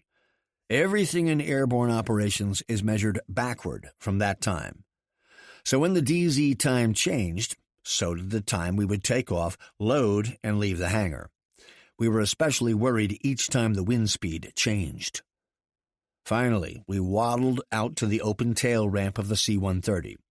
They squeezed us into the aircraft, shut the ramp, and we taxied out to take off. I was truly surprised by the amount of noise inside the cargo compartment of the airplane, and immediately understood what all the fuss was about in training, forcing us to recognize commands by hand signals. It was virtually impossible to hear even yelling while the tail ramp or the jump doors were open. While the others were contemplating the jump to come, I was paying attention to the strange noises and creaking and clanking of the aging C-130 as it strained to get in the air at the end of the runway. I will never forget looking out of the open jump door at Fort Benning and the Chattahoochee River snaking by below. The distinctive red clay-marked holes in all the pine trees and scrub oaks, and the river tied it all together with a meandering coffee-colored ribbon. Had it not been my first time, I might have enjoyed the experience more. But since the drop zone was coming up quickly, I stopped watching the scenery and directed my attention to the jump master, who was down on his knees with his head way outside the door, looking at the approach. We were given the 5-minute warning within seconds of leaving the ground, and clearly half of that time had elapsed while we made a large, lazy turn to get lined up on the DZ. For me, it was hard to believe the moment of truth was at hand. There was no backing out, and there was no time to ask any last-minute questions. I had to be ready to get out of that airplane over Fryer DZ. We had been briefed that if we were going to refuse to jump, do it before we were given the command to stand up. That way, we would be pulled out of our stick and taken to the front of the aircraft and strapped into a seat for the ride back to Lawson Field. The pace picked up considerably when the jump master yelled, "Get ready!" We acknowledged the command and replied by stomping one foot on the corrugated metal decking and slipping free of our seat belts. The next 5 commands in the routine went by in a blur, and we finished checking our equipment and stood ready to go. I was a stick leader and was the first man in the door on my side of the aircraft. The jump master didn't wait for me to step up. Instead, he grabbed me by the lift harness at my hip and steered me into the open doorway as he yelled, "Stand in the door!" Peering out and down, I could see us coming up over the leading edge of the hard, sandy drop zone. I watched the jump master again out of the corner of my eye. He glanced up past my face to the lights, and as he did, the red light went out and the green came on. I felt him let go of my harness and slap me on the butt as he yelled, "Go!" I had been rehearsing that moment over and over again in my head and had done it hundreds of times in mock-ups. Push up and out, feet and knees together, elbows in tight to your sides, hands cupped over the ends of the reserve parachute, and count. Suddenly, I was out the door and into the prop wash of the huge engines. I could feel the wind blowing up and over the top of my close-cropped hair under my helmet. I felt like I was falling out of control. Count! I had forgotten to count. I was supposed to count 1,000, 2,000, 3,000, and if I got to 4,000, I was supposed to take immediate steps to deploy my reserve. But I forgot. I was so involved in correct body position that I completely forgot to count. I tried to make up for it by rushing the count, but before I got to 2,000, I felt the parachute come out of my pack tray, and I realized that I was spinning on a vertical axis. As soon as the chute inflated, and I swung under it, I realized that the sounds of the engines were gone. It was so serene a silence compared to the cacophony inside the aircraft and the yelling of jump masters and jumpers. I felt my trousers being pulled out of my boots as the main lift web yanked me and everything on me upward, holding me safely in its grip. My risers and suspension lines were wound up from where they connected to my shoulders to the skirt of my canopy. Knowing that I had twisted the suspension lines by exiting in a bad body position, I began to pedal as if on a bicycle to create the motion to unwind me, and in a couple of fast rotations I was free and could raise my head to look up at the canopy. I was very happy to see that my canopy was okay. I made a quick look at the expanse of nylon and found no holes or tears. I realized that I was automatically remembering the next point of performance: steer clear of other jumpers. The sky was filled with dozens of other jumpers, but none was close enough for me to worry about colliding with him. I remembered all of the cautions we were given about avoiding other jumpers, and what to do if one landed on your canopy, or to be ready to run off of another jumper's canopy if you landed on it. We had been warned that to stay on top of another man's canopy was certain disaster, as his would steal air from yours and yours would collapse. The ride was exhilarating, and while I didn't realize it, I was hooked. Unlike so many jump school graduates who get the wings and then never jump again, I was sure I wanted to do it again. But that was during the best part of the jump, after the parachute had opened and before landing. Anyone can love parachuting then. I still hadn't landed. As I looked down, the distance to the ground was hard to judge. Hell, I'd never been that high. How was I supposed to tell how fast I was falling or how close I was to the ground? Again, the training came back to me. Watch the other jumpers. If you are falling faster than they are, consider deploying your reserve parachute. And when you get to treetop level, take up a good parachute landing fall position. I remembered to look out for jumpers or obstacles below me and prepared to land. The jump had gone so well so far that I was a little apprehensive about the landing being as easy as the exit and the descent. I remembered to put my feet and knees together, bring my hands up on my risers, and pull my chin into my neck. Training had taught me not to look at the ground for fear of stiffening my legs and causing injury. Instead, I looked out at the treetops that were about level with my eyes and prepared to do a parachute landing fall, hitting the ground on my toes, calves, hips, and push-up muscles, hopefully in that order. I felt and heard myself crash into the ground with anything but a graceful PLF.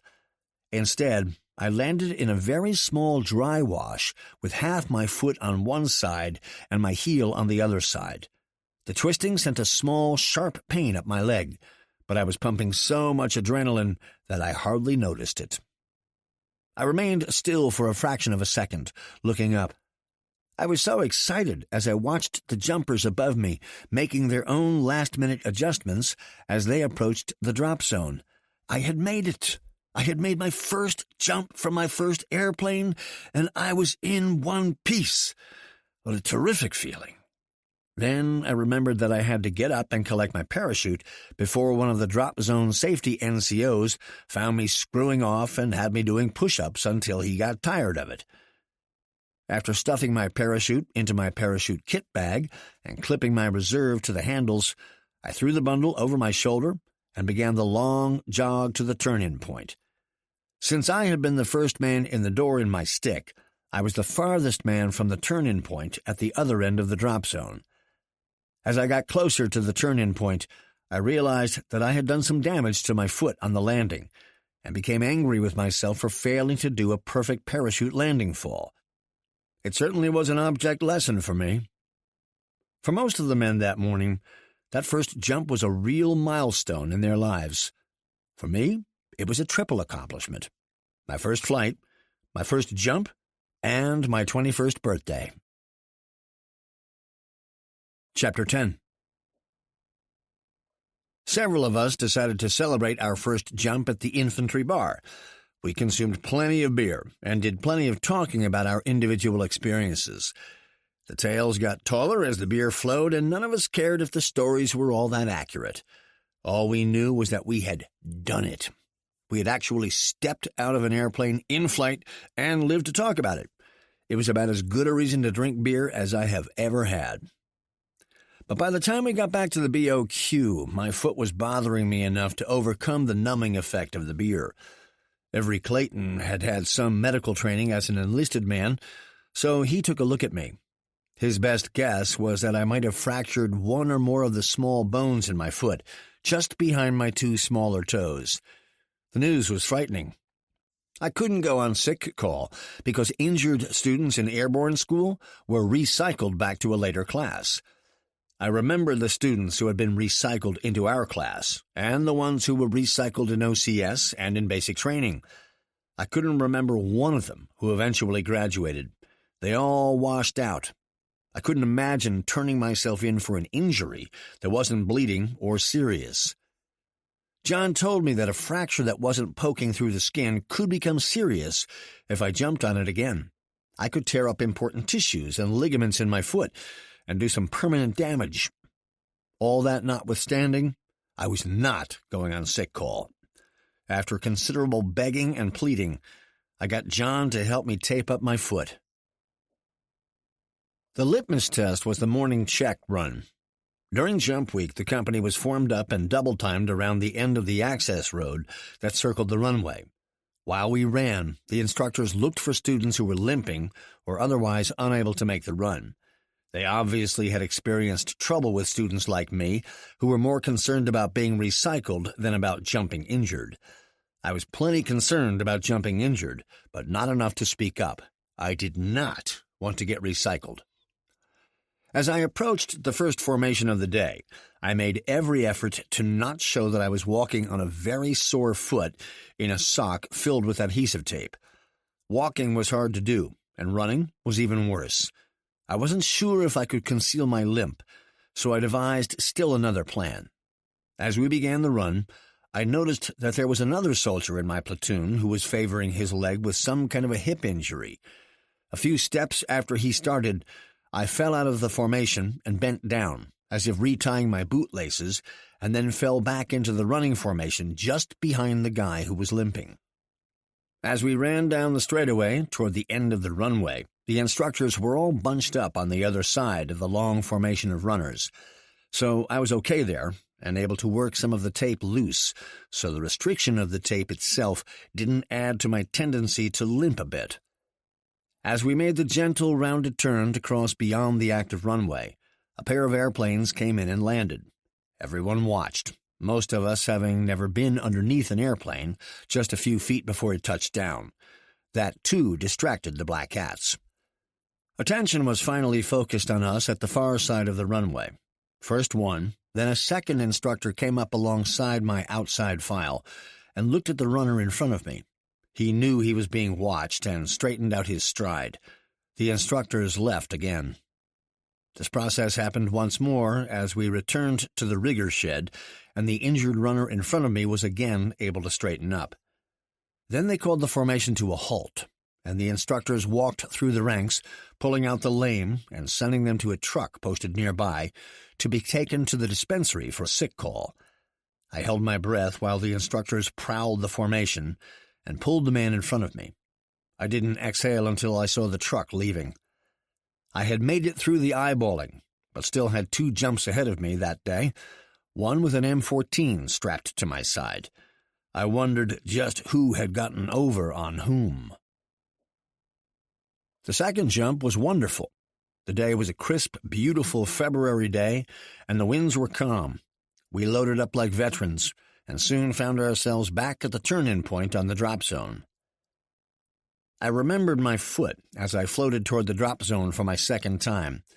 By then, feeling really cocky about my ability to control my parachute, I devised a plan to reduce the impact on my left foot.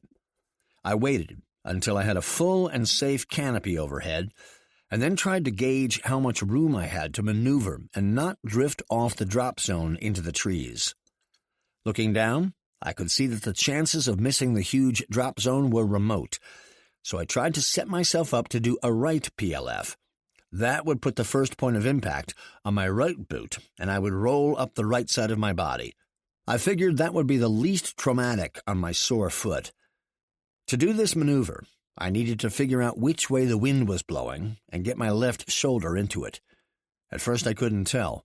I looked down and saw a purple smoke grenade at the far end of the DZ, the cloud drifting upward with a very slight deviation from the vertical.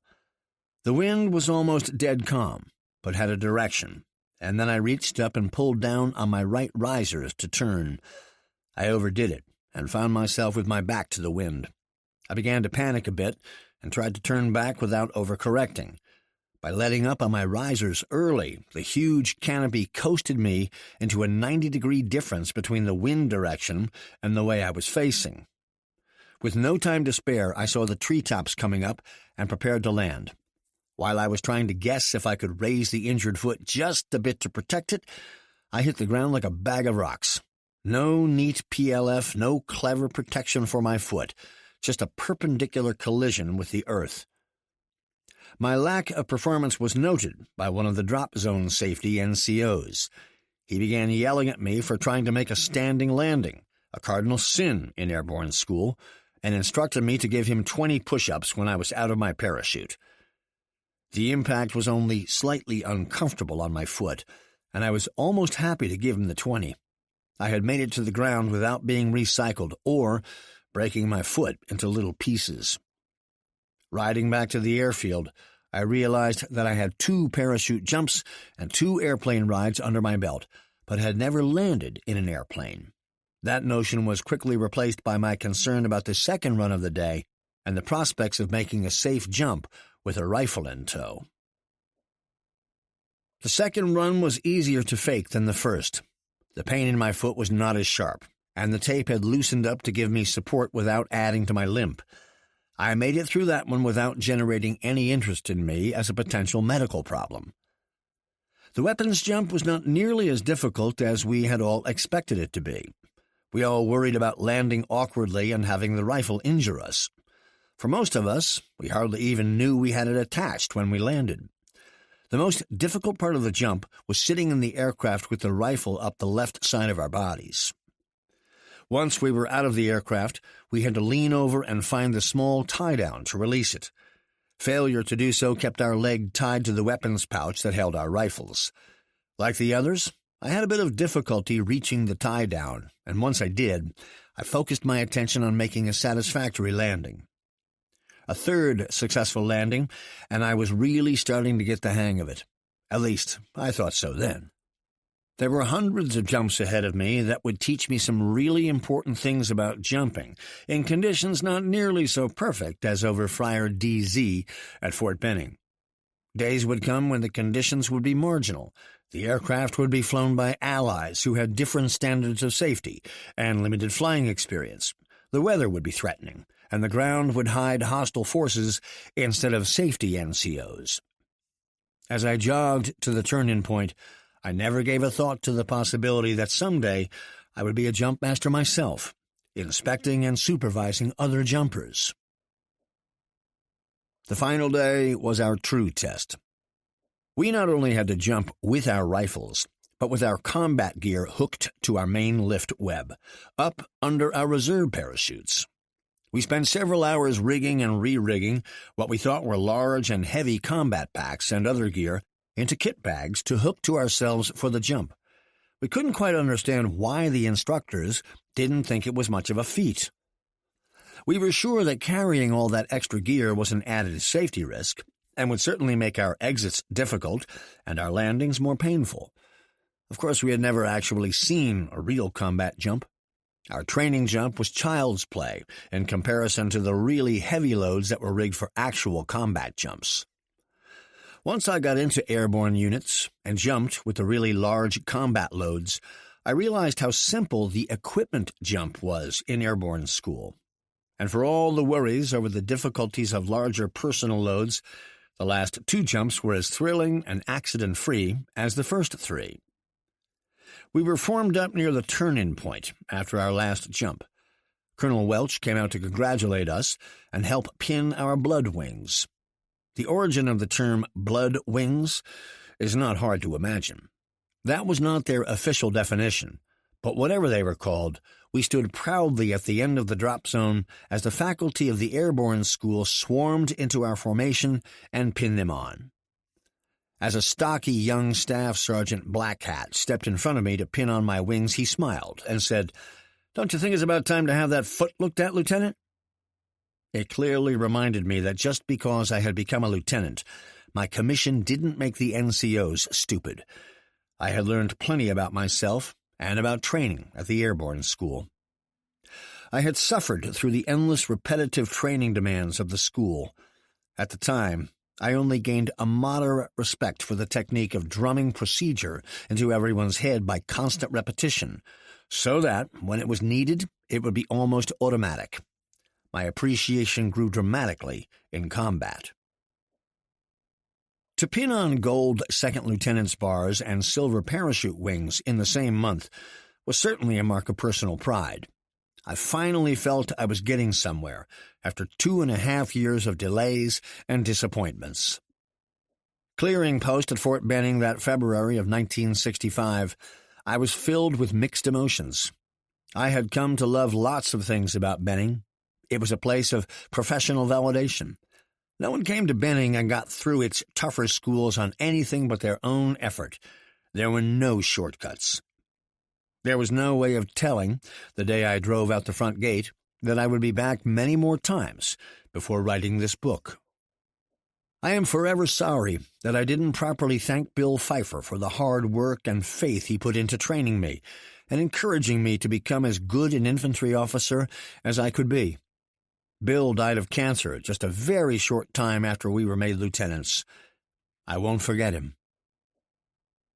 While I was on leave en route to Missouri, Malcolm X was assassinated in the Audubon Ballroom in Harlem. I didn't appreciate the significance of the event at the time, but it was still another incident that would come to influence greatly the course of the Army in the near future. I still had very little to go on concerning the Army's reasons for sending me to Fort Leonard Wood. I wasn't alone. John Every Clayton, my OCS and jump school roommate, got the same orders, and he didn't know why either. Right after graduation from airborne school and before we reported for duty, a series of important events occurred. President Johnson began the bombing of North Vietnam. The first American combat troops landed in Da Nang. The Civil Rights March from Selma to Montgomery took place under National Guard protection, and the first teach-in was held at the University of Michigan. But Leonard Wood was a confusing wild card. We were assigned to different basic training battalions in the same training regiment, but it wasn't the kind of training that we had taken when we joined the Army. We discovered, right after being assigned to our battalions, that Leonard Wood had been singled out for an experiment. The pool of available draftees was limited, and the Selective Service Planners, in collaboration with Defense Secretary McNamara, decided that they would fill the need for more troops by dropping the induction standards. Before Vietnam, the Army was the only service that filled its manpower needs from a draft pool. Those draftees were not only physically qualified, but mentally qualified.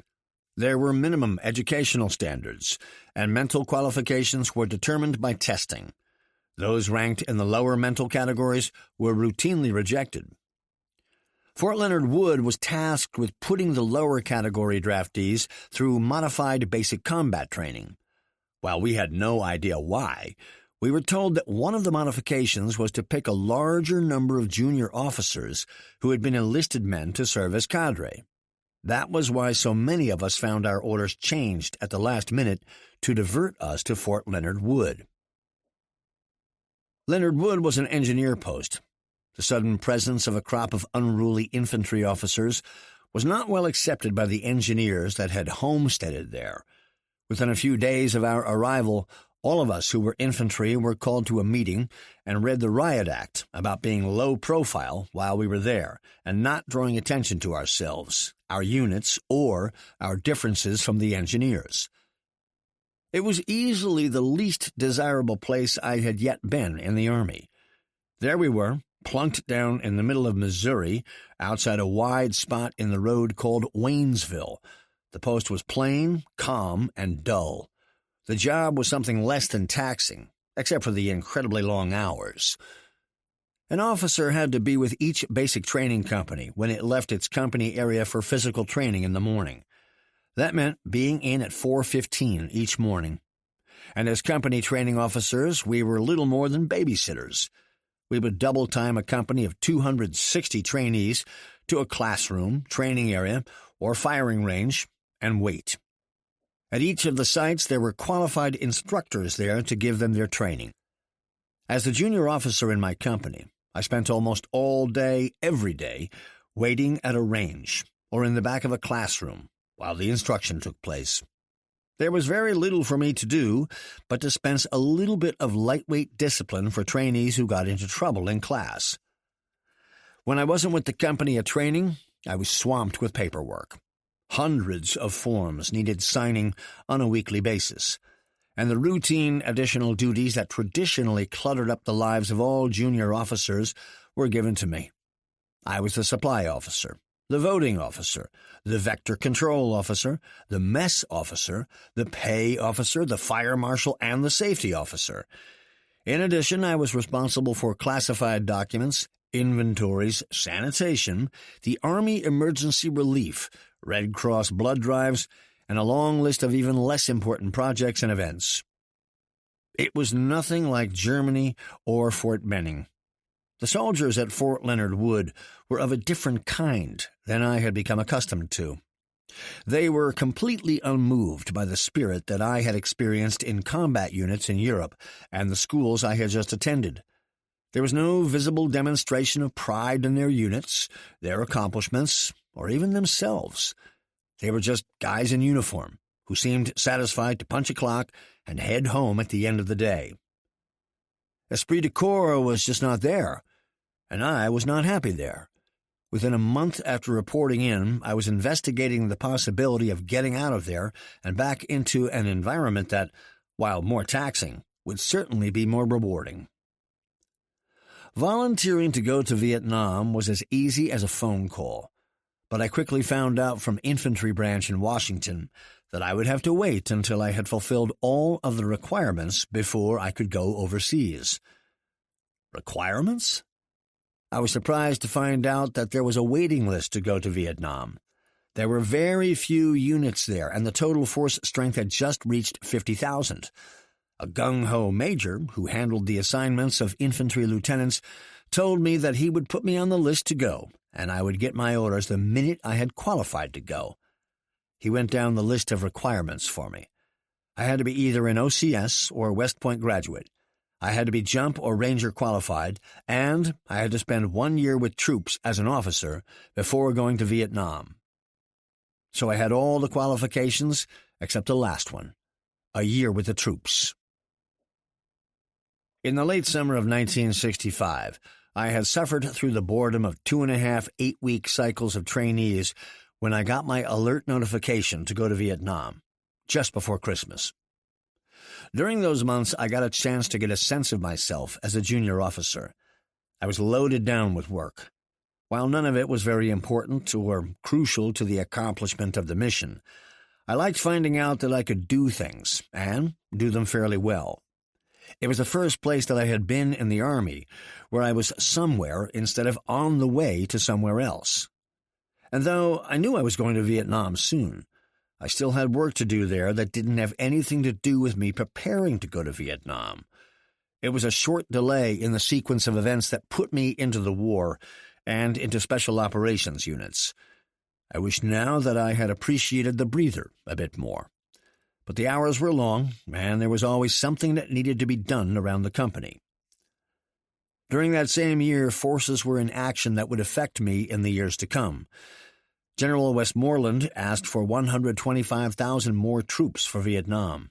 Selected service doubled the draft, the national anti-Vietnam movement began to gain momentum, Nguyen Cao Ky was appointed South Vietnamese premier, Students for a Democratic Society held an anti-war rally in Washington, D.C., and President Johnson permitted U.S. ground troops to conduct offensive operations in South Vietnam. Riots broke out in Watts. The 1st Cavalry Division fought the Battle of the Ia Drang Valley, and by December, our troop level reached 185,000 in Vietnam, and we had our first 1,000 casualty year. Over beers at the Officers' Club and on smoke breaks in training, We discussed the world events at great length. The number of headlines that affected me personally was growing. Chapter 11. It was a mistake to think that we were trained for our jobs in the States and then sent to Vietnam. The stateside training base was controlled by a central headquarters that decided every detail of every formal class that was presented at every service school. And unit training was set up to meet the annual training requirements of the unit to which you were assigned. Those requirements were tied to the unit's mission. Since most units had no Vietnam in their mission until they were alerted to go there, the training was for Cold War commie fighting. So, if we were going to learn anything about Vietnam, it would be only weeks, if not days, before leaving the States. In 1965, that meant most of our training took place in Vietnam, where there was precious little time for it, and most of that was on the job. My personal inventory of Vietnam-oriented training was a short one. The scraps of things that we had picked up in OCS had become obsolete in the several months since then. Real American units were on the ground and finding out that their assessment of the guerrilla enemy was only marginally accurate at best. The loop stayed closed in Vietnam. When infantry units there found out an important lesson, it rarely got from Southeast Asia to Benning, Bragg, Campbell, or other posts where it was needed. The same was not true of aviation. Their style of instruction was one-on-one, and the instructor pilots at Forts Rucker and Walters were coming back from Vietnam with their helmet bags full of good information to feed back to the students. They prided themselves on breaking with the formal instruction that was laid out for them in the lesson plans. Instead, they would pound Vietnam into the heads of their students as they flew together over the Texas and Alabama terrain. But the maneuver or combat units didn't get the benefit of the instant feedback from those few returning Vietnam veterans because all infantry training was subject to inspections. And when inspectors dropped in on instructors, the first thing they checked for was adherence to the standard lesson plans that came out of master training schedules, written in training headquarters 10,000 miles and 2 wars away from Vietnam. So, trained or not, I was off to Vietnam. The trip over was as unconventional as the war itself. I had to hitchhike to the war. My port call instructed me to go to Oakland Army Base for movement to Vietnam. At Oakland, the Army had no seat to put my tail in, so I was put up at Fort Mason in San Francisco and was told to call Oakland every day to see if they could find me a ride to Vietnam. Those days on North Beach, in the topless bars and amid the emerging hippie culture, was an experience worth a book of its own.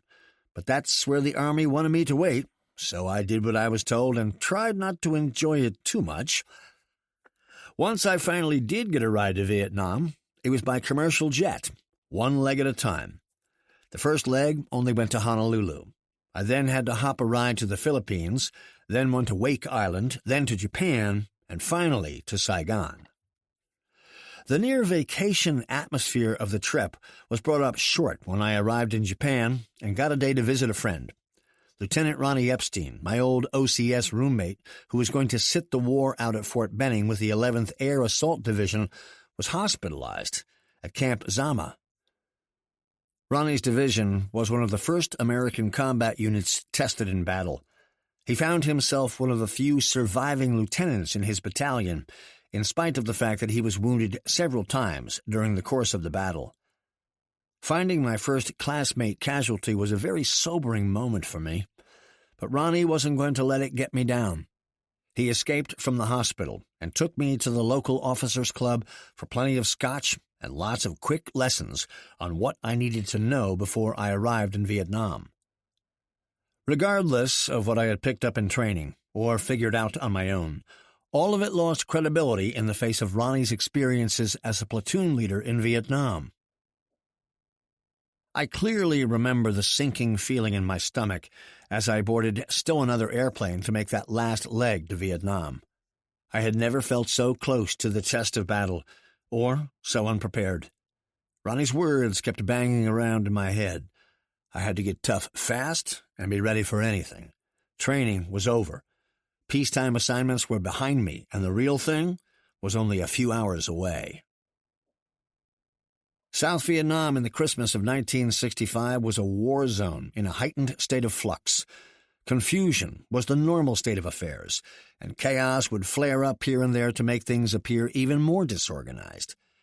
The troop strength was nowhere near its peak yet, but there was construction going on all over the country. New airfields were being built, and old ones were being upgraded to support outposts and base areas that were rising out of the paddies and the rainforest. Vietnam's economy was on the way up, and its people were being drawn into a new decade of unparalleled turmoil and loss. For the Americans there it was equally turbulent, but our mindset was that it was just a temporary situation.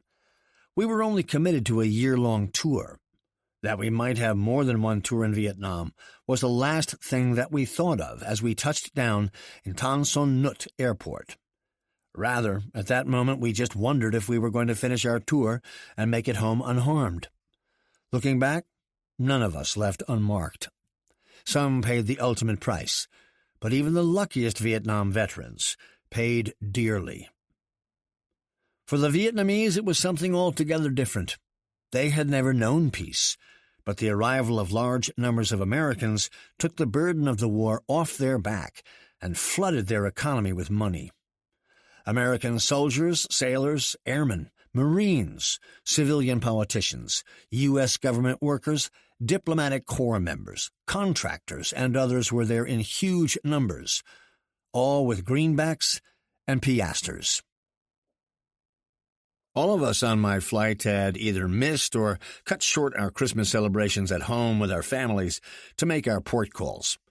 As we got off the chartered 707, we were herded into buses with chicken wire over the open windows. The windows were open to give us some relief from the oppressive heat, and the chicken wire was to keep hand grenades from being pitched into the windows by passing enemy terrorists on bicycles. Camp Alpha was a tent city, equally unprepared for the influx of troops on their way to their final in-country assignments. It was poorly equipped to handle the bedding, feeding, and sanitary demands put on it by an ever-increasing flow of new arrivals. But what it did have were plenty of roomers and long lines. There were lines for food, lines for the showers, lines for shots, lines for bedding, and lines for pay. While in those lines, the topics of conversations, in priority of importance, were the recent major battles fought by the 1st Cavalry Division, where each of us thought we would end up, and the growing popularity of the miniskirt back in the world. And in every line there was someone with a radio. It seemed so symbolic to hear the McCoys singing Hang On Sloopy over and over again. We had 365 days to go. All of us were promising ourselves that we would hang on. Things never go the way you expect them to in the U.S. Army. Our first disappointing news was that it would be a few days before any of us would find out what our final assignments would be. Like so many others, I thought that the orders I had in hand were the ironclad documentation that would determine my final and ultimate unit of assignment. I had had orders to the 101st Airborne Brigade for months, and had come to grips with the job and what I would be doing. I thought. The only other possible place that I would want to go would be the 173rd Airborne Brigade. What could be the problem? I was told that the assignments were based on projected needs and not the actual needs of the gaining units in Vietnam. Basically, we were told that the Department of the Army was full of crap and that United States Army Vietnam, USARV, would decide just where we would go. To top that off, they would take their time about doing it, too. We stood formations every few hours where names were called out for those lucky few who finally had a home to go to. I was a bit disappointed at still another chance that I might end up in some job other than the one I had set my mind on, infantry platoon leader. I recall sitting on the edge of my bunk smoking a last cigarette for the day, wondering just what awful alternative USARV could come up with. In the chow lines, we heard nightmare stories about officers ripped off of their orders to choice units. As the rumors went, they were assigned to mortuary duty, the Saigon post-exchange system, Vietnamese service schools, advisory duty, and press relations assignments. each a kind of slow death of its own. Each formation was a moment of anxiety as names were matched to new assignments. The next day, my assignment was confirmed. It turned out to be the 101st Airborne Brigade after all. What a relief, I thought. Riding through the streets of Saigon, making my way up country by truck, jeep, and air, I began to discover that there were many more Vietnams than I had anticipated, and most of them were not at all what I expected, and before a year was up, I would see all of them. It wasn't until years later that I realized the differences. First, there was a part of the Vietnam I expected to see. That was a country in the middle of a war. Then there was the Vietnam at war that the press wanted me to see. And then there was the Vietnam that the U.S. and South Vietnamese governments wanted me to see. And the strange thing was that not one of them looked like any of the others. The only thing they had in common was a national border, and sometimes that too was in question. I suppose that any soldier who spent a year in one job in Vietnam went home thinking that he had seen it, and that he could pretty much believe that his experiences were typical for his type of unit and his type of job. I would come to find that I had no such typical experiences. None of my jobs was routine. I never stayed in one place. I would serve in the coastal lowlands, the central highlands, the Mekong Delta, the rolling terrain north and west of Saigon, and the reed plains along the Cambodian border. And my experiences covered both sides of Vietnam's blurred borders with Laos and Cambodia. Before the last time I was evacuated from Vietnam, I would travel to all those locales on foot, by boat, and chopper with leg, airborne, ranger, long-range patrol, and special forces units. I guess what I missed were the jobs in air-conditioned buildings with waxed floors, scheduled sit-down meals, regular floor shows at the officers' clubs, going to work in taxis, wearing civilian clothes off-duty, and being duty. My experience was with fighters, and not with administrators. And I am sure that if I were to compare war stories with those administrators and headquarters personnel, that our points of view would never resemble each other's recollections. I didn't have the time to assess or even to recognize how deliberately factions in Vietnam were trying to sell a point or justify an expenditure, while I was part of the sales pitch. I'm just as glad that I didn't. I would have hated to go to sleep at night out in the field, knowing I was there for reasons other than to help. I was lucky to start in the brigade of the 101st Airborne Division, a unit with a reputation for professionalism and readiness. If I had to break in somewhere, I'm glad it was there. Before Vietnam, the 101st Airborne Division was at Fort Campbell, Kentucky. All its resources were poured into creating a separate brigade to deploy to Vietnam in the summer of 1965.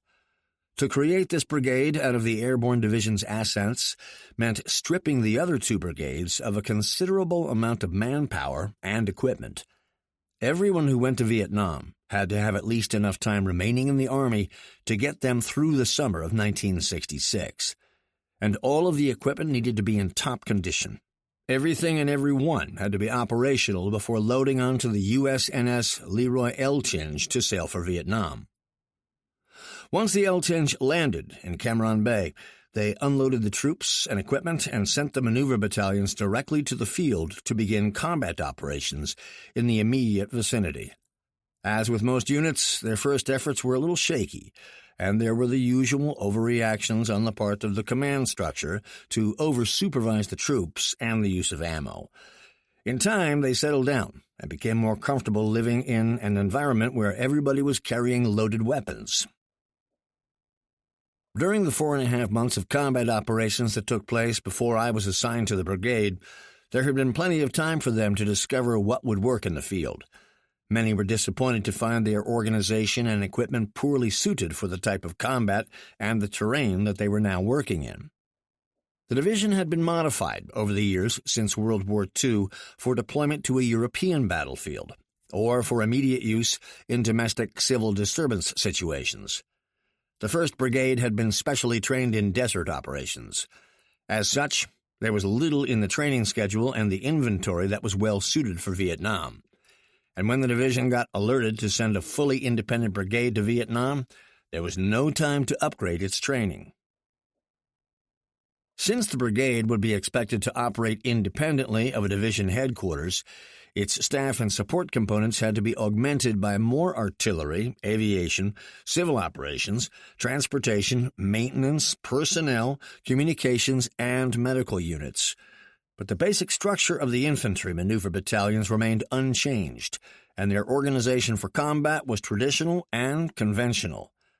So, while I was trying to get out of Fort Leonard Wood to join the 101st, they were trying to keep up with the combat demands of Vietnam and adapt. For the first months, they received a whirlwind of missions in diverse geographical areas that took them from Saigon to An Khê. Those missions required them to operate as a brigade, and sometimes as separate battalions. And during that time, the inadequacies of the modified brigade organization became much more apparent. The term Fire Brigade was attached to the 173rd and the 101st. As enemy concentrations were discovered by or reported to the intelligence network in Vietnam, one of the two brigades would be dropped into an area to develop the situation into contacts. The continuous change of missions, terrain, and targets caused the 101st to refine many of its operational techniques, but still, it was difficult for them to work out tactics they could use as SOP. Additionally, the constant turnover of personnel, reassignments of officers from staff to field jobs, and vice versa, worked against standardization and made continuity in command a big problem. By the time I arrived on the brigade's Phan Rang rear area, they had been committed to combat for almost 6 months. Their operations had taken them to the Central Highlands terrain along Highway 19, the coastal lowlands of Quy Nhon, and the manicured rubber plantations near Lai Khe. Each area presented a new enemy. The idea that the brigade was going to face small guerrilla and occasional main force units was far from the reality of what it found in its travels. The troops were exposed then to a wide variety of enemy combat techniques. I had very high expectations of the 101st and an even greater estimate of what I thought would be required of me. What I discovered was a combat unit that was trying hard but was as confused about their role and their mission as I was. Nothing seemed to fit, and no one seemed to have answers to the obvious questions. Who are the bad guys? When can I shoot? What can I shoot at? What am I supposed to do with all the civilians in my area of operations? How can I tell who is friendly? Can anyone speak this language? When I arrived at the brigade command post to meet my brigade commander, I was brought face to face with the realities of our mission in Vietnam. The headquarters was well-equipped, clean, and sparkled with whitewashed rocks marking all of the pathways to the major tents and buildings. The soldiers looked sharp and moved with a purpose. No one was lounging around, killing time, looking useless. There was plenty of business going on. I just wasn't sure yet what it was. What came clear to us from the briefings we got was our unspecified mission as junior officers in the unit. We were to be careful, not to step on toes. Sure, we were encouraged to be aggressive, bold, self-assured, and visible, but the subtext was to assess the impact of our moves on everyone else we had to work with in Vietnam. There was an overriding caution against offending the South Vietnamese or the intrusive American government agencies that were everywhere in Vietnam. The dedication to this mission was crystallized in our new brigade title, Diplomats and Warriors. It had been a while since I had seen a unit so concerned with its relations with the civilian population. When I was a PFC in Kaiserslautern, Germany, the tank battalion I was attached to had a policy about drunk driving. If you were caught by the German police and ticketed for driving drunk, your car was impounded by the Army Provost Marshal. Then, to make it worse, your car was placed on a flatbed truck and displayed in the center of the parade field outside the headquarters building. Alongside your car was a large sign that read, "This car belongs to Sergeant John Doe. He has lost the use of it for 90 days for breaking German law by driving drunk." The motivating factor behind the display was relations with the locals. When the same preoccupation was adopted by American forces, commanders in Vietnam, the policies translated themselves into confusion, death, and injury for soldiers in the field. I'm sure that I would have had a much more difficult time fitting in had it not been for the quality and the dedication of the troops assigned to the 101st. They were all volunteers, and in 1965, they all believed that what we were in Vietnam for made sense and needed to be done. I don't mean to diminish our grasp or belittle our understanding of the world and how it worked back then. But we were children of the 40s who grew up during and after World War II, believing that it was our obligation to help any country with which we had a mutual defense pact. Vietnam was one of those countries, and they reached out for our help. We were also living through the fading days of the Kennedy era. It was unusual to find among us any who did not believe JFK's words when he said, "We shall pay any price, bear any burden, meet any hardship, support any friend, oppose any foe, in order to assure the survival and the success of liberty." Why we were there was not in question. What was how to take a piece of a division configured for conventional desert warfare and close with and destroy a guerrilla army. We were not trained to fight the enemy we found in Vietnam. To compound our problems, we were not the only bears in the woods. We had to contend with the sensitivities and the jealousy of partnering with the South Vietnamese, a dozen other allies, the CIA, and the White House. Everyone was in charge, and no one was in charge when I arrived in Vietnam that winter. Somehow we were expected to make the problems go away for the South Vietnamese without taking too much credit for it, lest we embarrass the Vietnamese or the other U.S. government agencies. It was an extremely confusing situation for a boy of 21 being asked to lead men in battle. From brigade, I was assigned to the 1st Battalion, 327th Infantry. On arrival there, I was sent to the operations tent to report in. Inside that tent, I met a man who would have a great impact on me in the short and the long haul. David Hackworth didn't look much like a highly decorated, combat-hardened, field-grade officer, but I would come to find out plenty about him in the days to come, and we would serve together more than once in combat. We would drink, play poker, get wounded, and mourn losses together, and the quick decision he made about me would completely change the course of my future assignments and my life. But I had no way of knowing that on that dry, hot morning. Everyone called him Hack. In official business or in front of subordinates, he was referred to by his telephone call sign of Steel 5. When you were told that Steel 5 wanted to see you, you knew that something was about to happen. He was tough, demanding, and boyish, all at the same time. That morning, 3 of us were assigned to the 1st 327th, and we had to report in to Steel 5. We didn't know he was the battalion executive officer.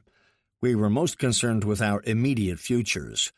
Were we to become airborne infantry platoon leaders that morning, or not? Hack was stocky, with a slightly leathered complexion, in his 30s. His light hair and deep tan made it hard for us to tell how old he was. He wore jungle-fatigue trousers, shower shoes, a green T-shirt, and a Rolex watch. In the corner of his mouth was a large and foul-smelling cigar. As we entered the tent, he was bent over a field table looking at a map overlay and drinking a bottle of San Miguel beer. The initial signs were confusing, to say the least. I had been brought up on a steady diet of staying in full uniform and never drinking during duty hours. But I had never been to Vietnam before either. One of us announced that we were looking for Major Hackworth, and the intelligence NCO Master Sergeant Hawk pointed at Hack. He immediately lit up and threw us his trademark smile. I was pleased to see that the first response was a friendly one. We saluted and reported for duty, and Hack shook our hands all around and told us to stand at ease. We waited uncomfortably while he looked quickly at our Form 66s that we brought with us. He sized up our backgrounds and decided on the spot where to put us.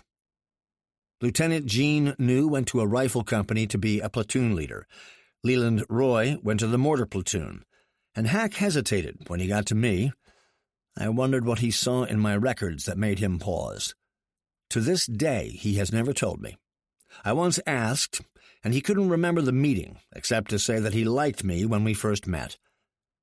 Hackworth dismissed New and Roy, and then he looked at my 66 again. I was starting to worry when he finally said, "I've got a special job for you. I'm sending you to the Tigers." I looked past Hackworth and saw the reaction on the faces of Master Sergeant Hawk and Leo B. Smith, the headquarters company first sergeant. Though they gave away little with their expression, the announcement seemed to be something between good and hard. I had no idea what he was talking about, but didn't want to look stupid, so I replied, "That's great, sir." He didn't acknowledge how stupid my reply was. Instead, he just gestured for me to follow him out of the tent. Outside, he pointed to a section of the headquarters company area and said, "Head on down to that tent over there and find Phil Belden. Tell him you are with the Tigers. He'll get you squared away, and we'll talk more later." I saluted and picked up my duffel bag. On the walk to the area he had pointed out, I was filled with mixed emotions. But I had no idea what the hell a tiger was, and I wasn't going to make a fool out of myself by asking any questions. I was sure that when I met Phil Belden, I'd find out. The problem was that I'd never met anyone in the Army who had a name without a rank. Was Phil Belden a civilian? A passing soldier told me that Sergeant Belden was out in the Ville getting his laundry done, and that I could wait for him at his tent. I dropped my duffel bag outside and sat on it. I just figured it was good policy to not make myself at home in someone else's tent when I hadn't been invited.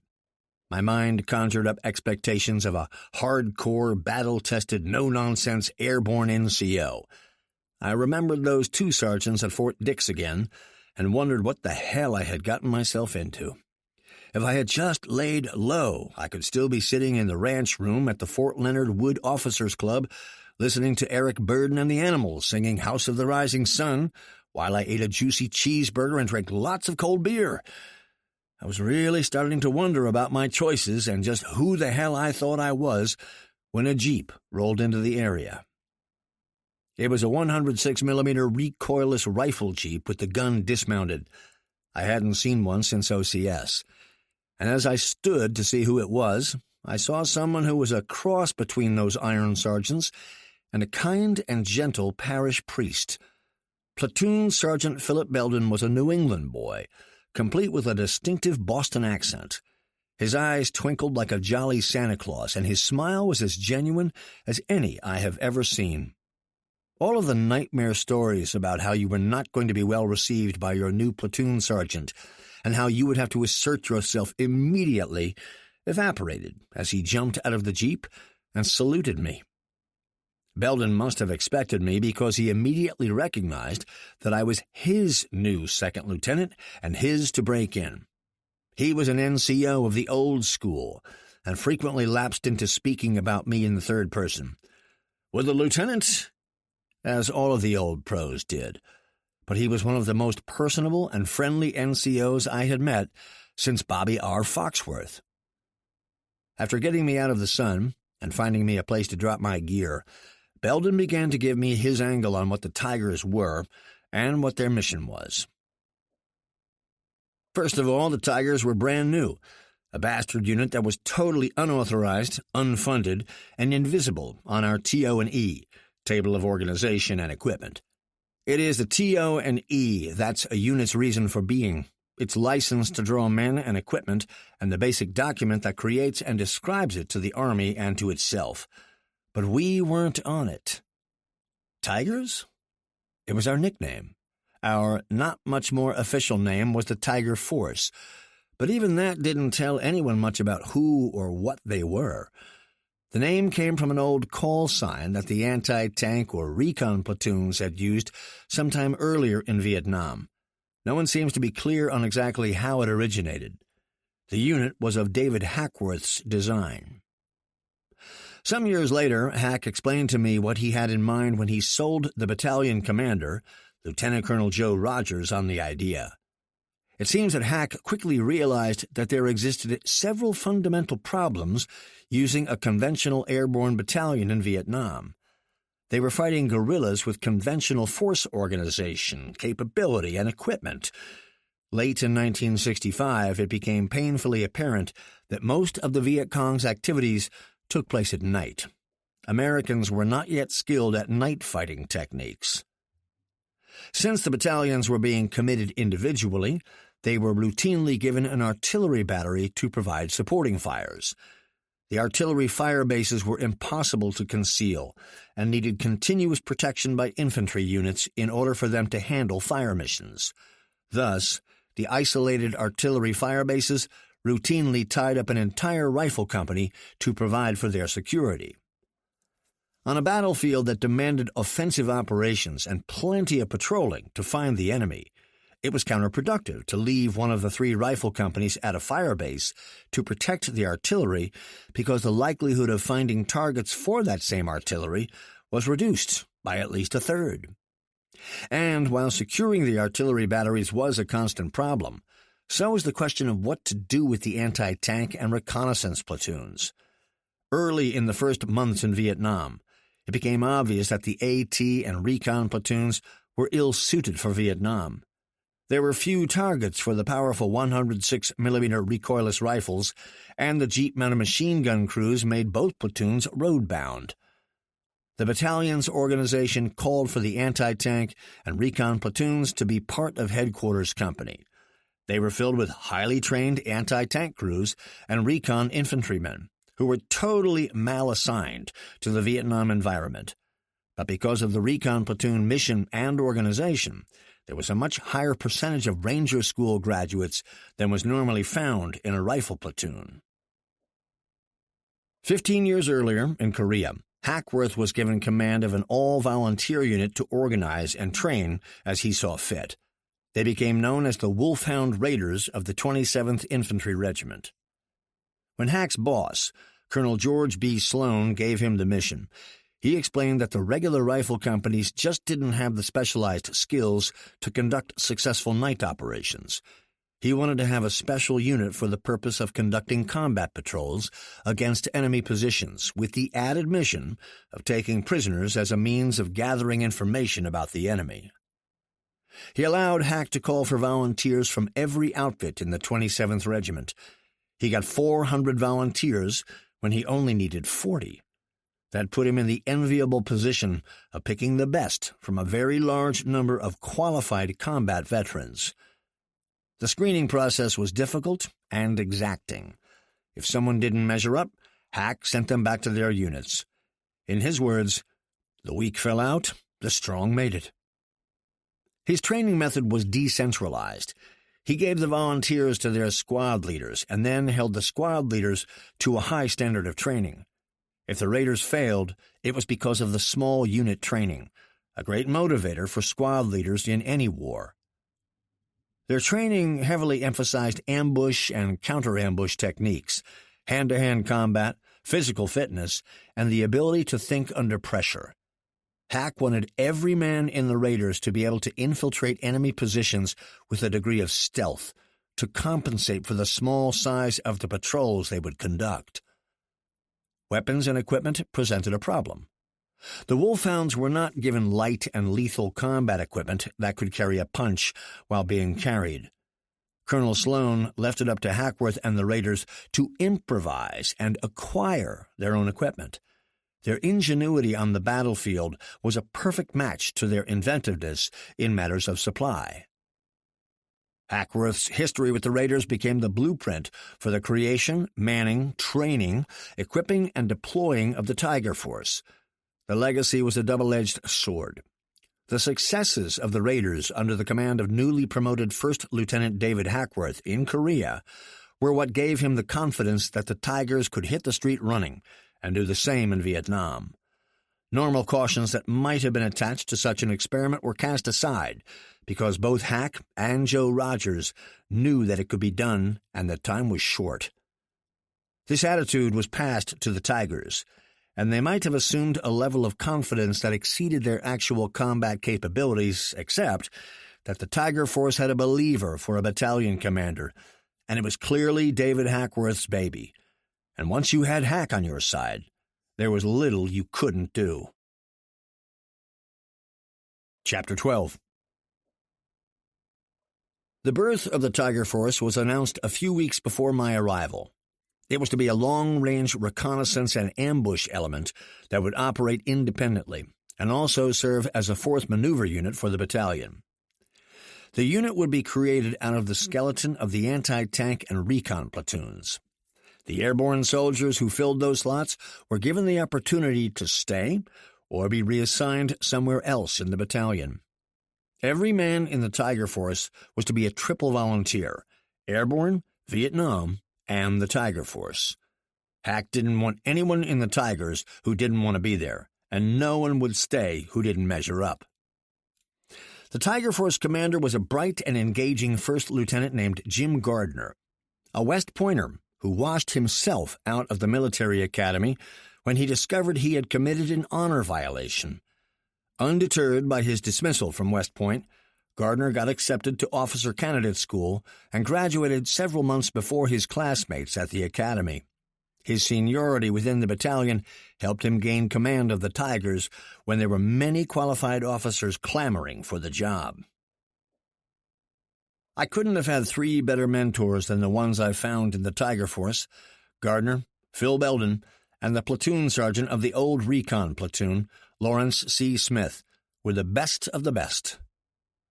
All of my new lieutenant anxieties about being accepted and integrated into the unit faded that hot day when I met the three drivers behind the newly minted Tiger Force. I had the feeling that they needed another officer, and I was it. I felt at home that very day. But as soon as I became comfortable with my new home, I realized that there was plenty of work ahead of us. Hack was a tough taskmaster. He didn't let up on the training or the operational requirements until the Tigers could get their act together. He knew that they would take whatever time they were given to get ready for the new change of mission, the infusion of new personnel, and the new working relationship with the battalion. It was a very tall order. But tall orders never bothered David Hackworth, and no one working for him would be intimidated by the job, or they'd be looking for a new one. My introduction to combat came under the watchful eye of Phil Belden. But in our first hours together, he got me ready for what was to come. I was a mess. I had all the wrong equipment: no field gear, no clean clothes, too much underwear, not enough plastic or waterproof anything, and no control over my bowels. Belden got me organized and got me the equipment I needed and to the places I needed to go. While it was happening, I wasn't quite sure if Belden was trying to kill me with all of the gear he assembled for me, or if he just wanted to avert explaining my death due to a lack of some piece of gear he'd neglected to get. By nightfall, I had a stack of things on my bunk that spilled onto the floor. Much of it I didn't and wouldn't need, but Belden obviously wanted me to have the option of what to take and what not. There was a moment when I thought this was some kind of test of my field skills. What I decided to take and what I would leave behind would determine the degree of field skills I had. I quickly concluded that no one in the Tiger Force had the time to contrive such a test for me. But I did take close stock of what everyone else was carrying, washing, re-rigging, and repairing for future combat. And I tried not to look like I was looking. Bill Pfeiffer would surely kick my butt if he thought I was letting them know what I was thinking. All of the nightmare stories that we had heard in OCS about platoon sergeants making new second lieutenants' lives miserable couldn't have been more exaggerated in my case. Gardner's time was limited, since he was taking out a patrol to set up ambushes in the brigade's tactical area of operational responsibility, TAOR. But he found the time to welcome me, offer half of his small tent to me, and turn me over to Belden. As was the case with most people who knew Jim Gardner, I liked him immediately. He was open, gregarious, positive, optimistic, and capable. He gave off gallons of that undefinable quality that Bill Pfeiffer had tried to pound into us at OCS. You know it when you see it, and you sure saw it with Jim Gardner. He was a leader, no mistake about it. I knew that from the first few hours we spent together, before he led a patrol through the barbed wire. Belden, on the other hand, was one of the quietest, most capable, and gentlest warriors I have ever met in all my years around LRP, Rangers, Special Forces, and airborne units. His smile was infectious, and his laugh was reassuring. He struck me as a man who was incapable of deceit, and did not include acting among his job skills. When Phil Belden felt something, you knew it. It was clear to me that he had spent years developing his own skills and leadership techniques to fit his personality. He was well-liked and well-respected by the soldiers in the Tigers, and I was equally pleased with him. I am sure that there was a moment in my first hours with the Tiger Force when I said a private prayer of thanks for having found myself in such good company. I would only find out later that it was Hackworth's personal involvement in the design and execution of the Tiger Force that caused it to have such capable leaders and such a terrific sense of purpose and mission. During my first 2 days, Belden tried to explain the history and the lessons learned by the battalion in the months before I arrived. But each of his short stories was interrupted by a constant stream of questions from soldiers and subordinate leaders, demands from the company and battalion headquarters, and the routine demands of any day in Vietnam. He told me the straight scoop on things like what I needed and what I wouldn't need to worry about in Vietnam. He was most concerned that I get the proper equipment.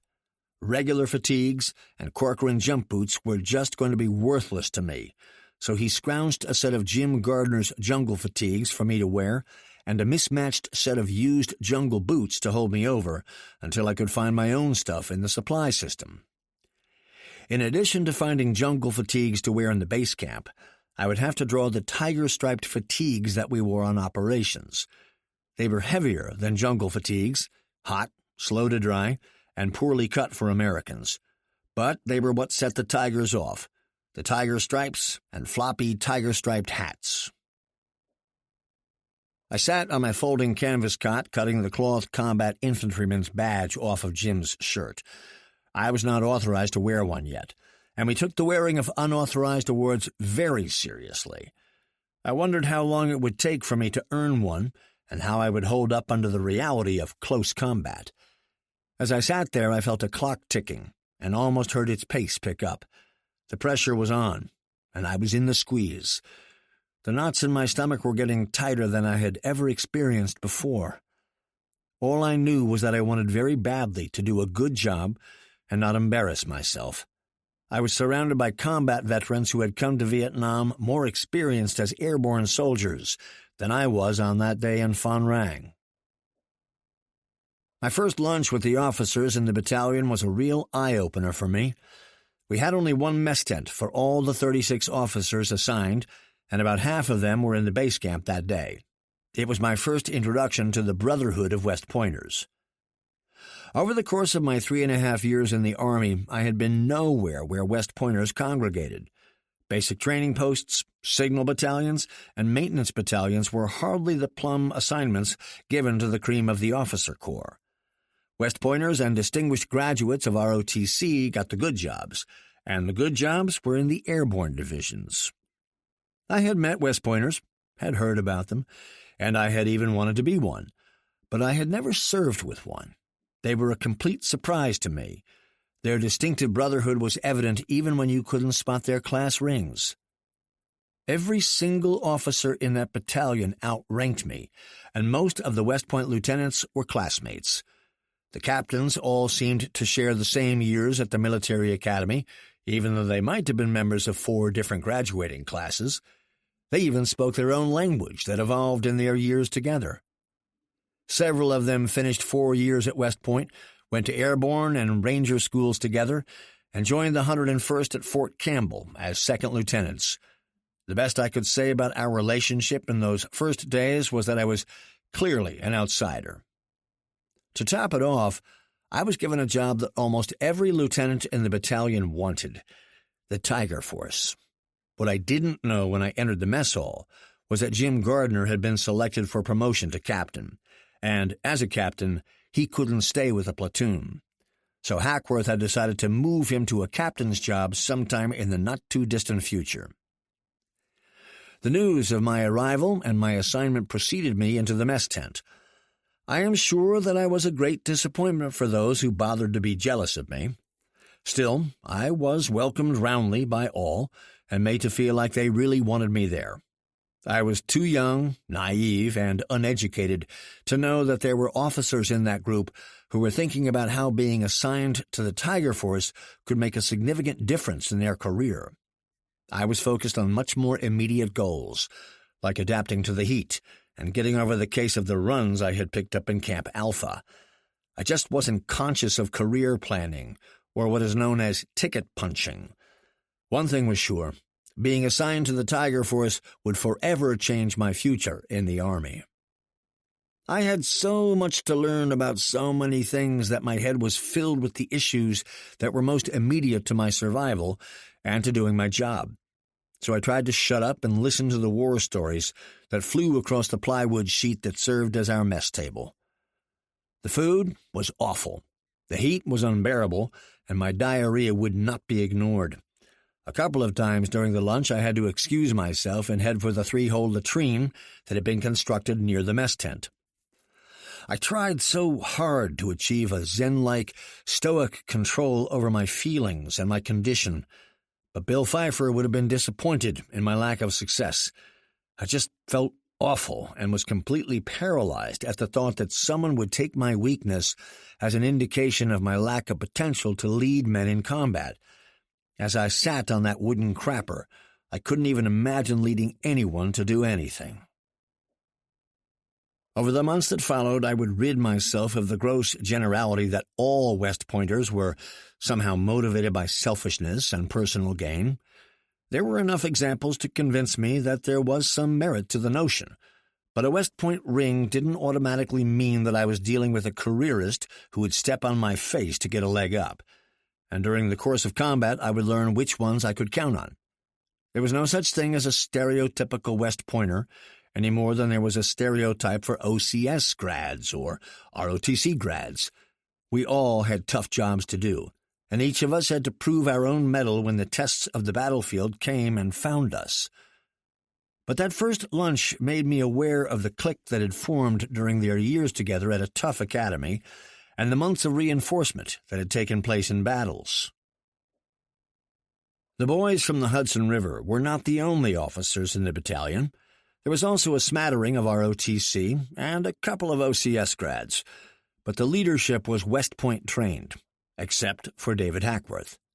He had earned his commission on a battlefield in Korea, and I always felt a very slight trace of friction between him and the West Pointers around him. For me, I had no local chapter of a club to check into. Even the other OCS grads were not my classmates, so the only thing we had in common was source of commission.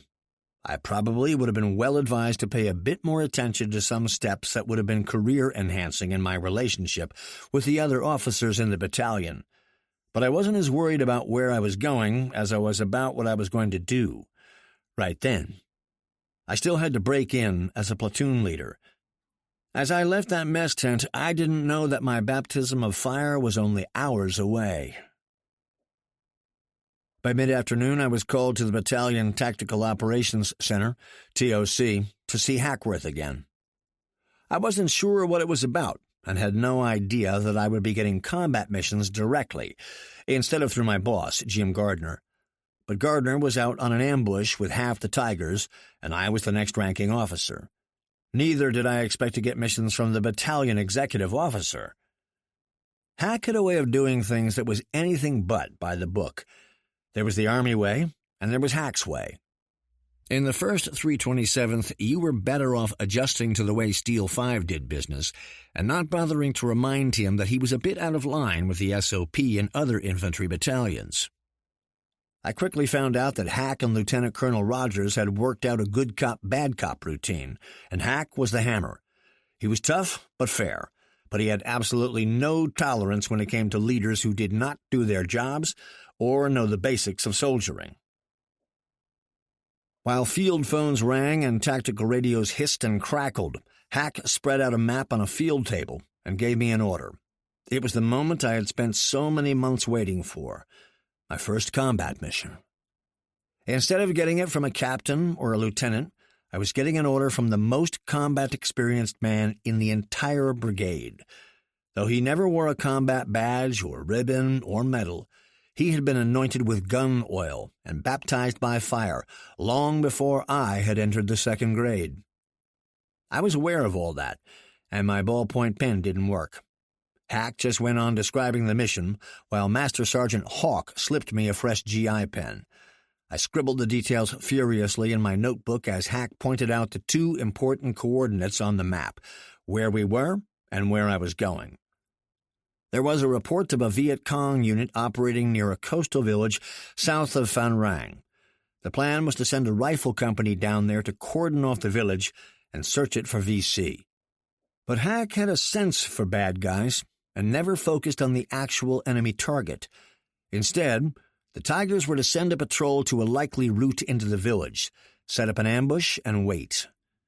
Now, I had hoped that my first mission could have been an easy area recon or a small ambush patrol to get my feet wet.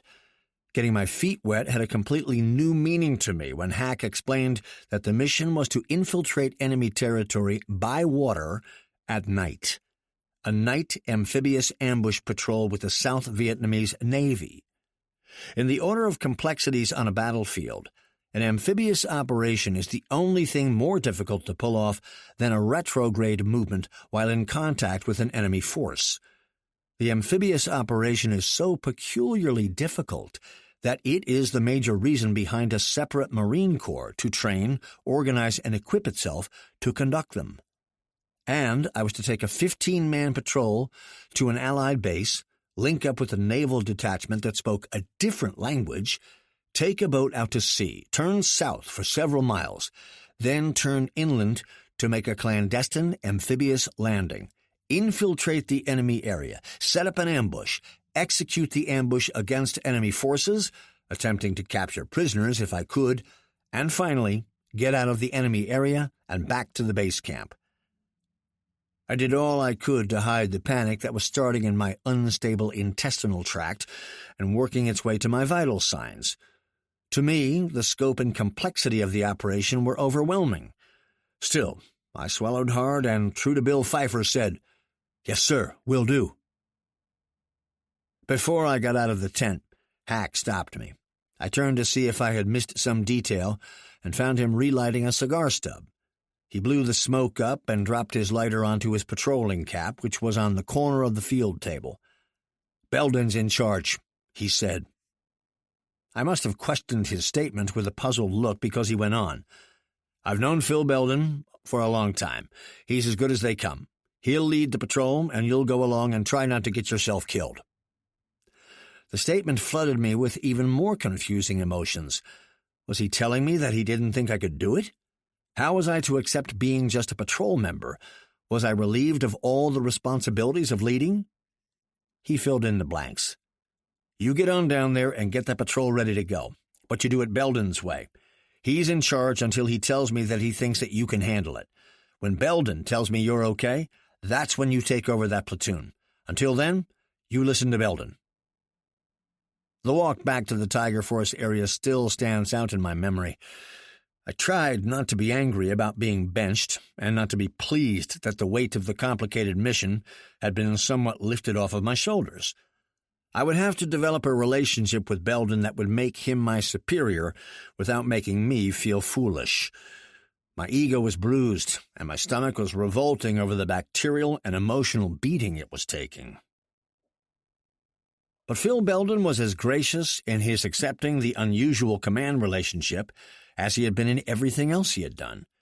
He put me in the middle of every step that happened from that moment forward. We selected the patrol members, and we prepared the patrol order, and we inspected equipment. When it came time for the patrol order to be issued, I did it, but I included my role as understudy as I explained the chain of command in the order. To my surprise, there were no negative responses from the troops. Instead, they seemed to be pleased that their new platoon leader wasn't going to wade in and learn his job at their expense. Breaking in a platoon leader that way is not the Army way and would not be the school solution at the Fort Benning Infantry School's leadership department. But it worked perfectly for David Hackworth, Dennis Foley, Phil Belden, and 13 other Tigers. I didn't find out until later that Hack had used the same technique several times, and I would see him do it many more times before our days on the battlefield together were over. The mission allowed only an afternoon and an evening of preparation before we were to depart for the Vietnamese naval base near Phan Rang. While the Tigers were not well-oiled as a team yet, they were experienced in preparation for operations. Everyone quickly kicked into high gear, and the weapons, equipment, ammunition, and supplies suddenly appeared in the platoon area in near combat-ready condition. The packing, testing, cleaning, and inspecting went off like clockwork.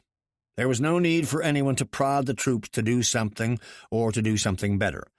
They were motivated, and they had been trained well. Whatever was missing when they had left Fort Campbell was quickly being improvised and adapted with each new day in Vietnam. I was impressed with them and intimidated by them all at the same time.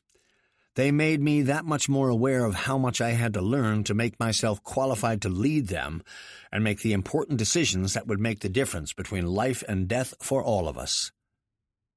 We finished rehearsing the few things we could and inspecting the last few items that were packed for sea duty and called it a night.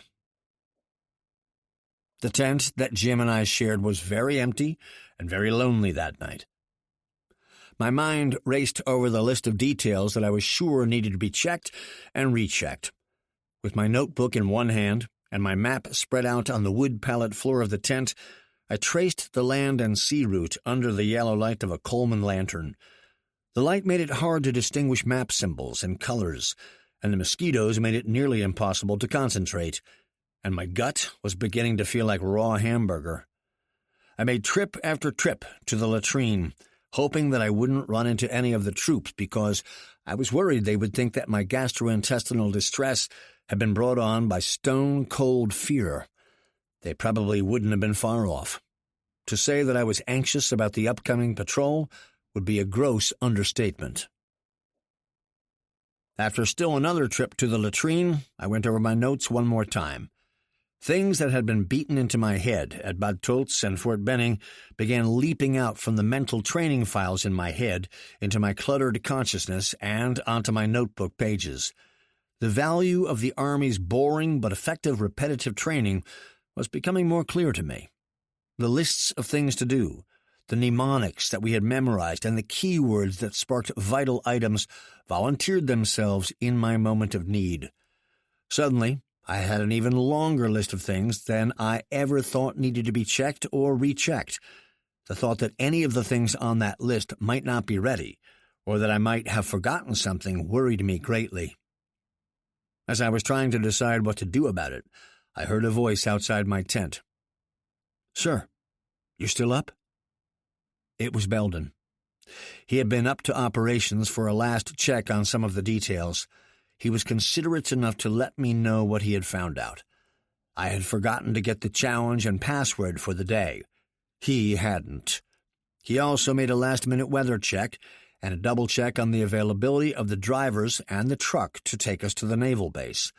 And he made sure that battalion operations and the liaison officers had copies of our patrol overlay.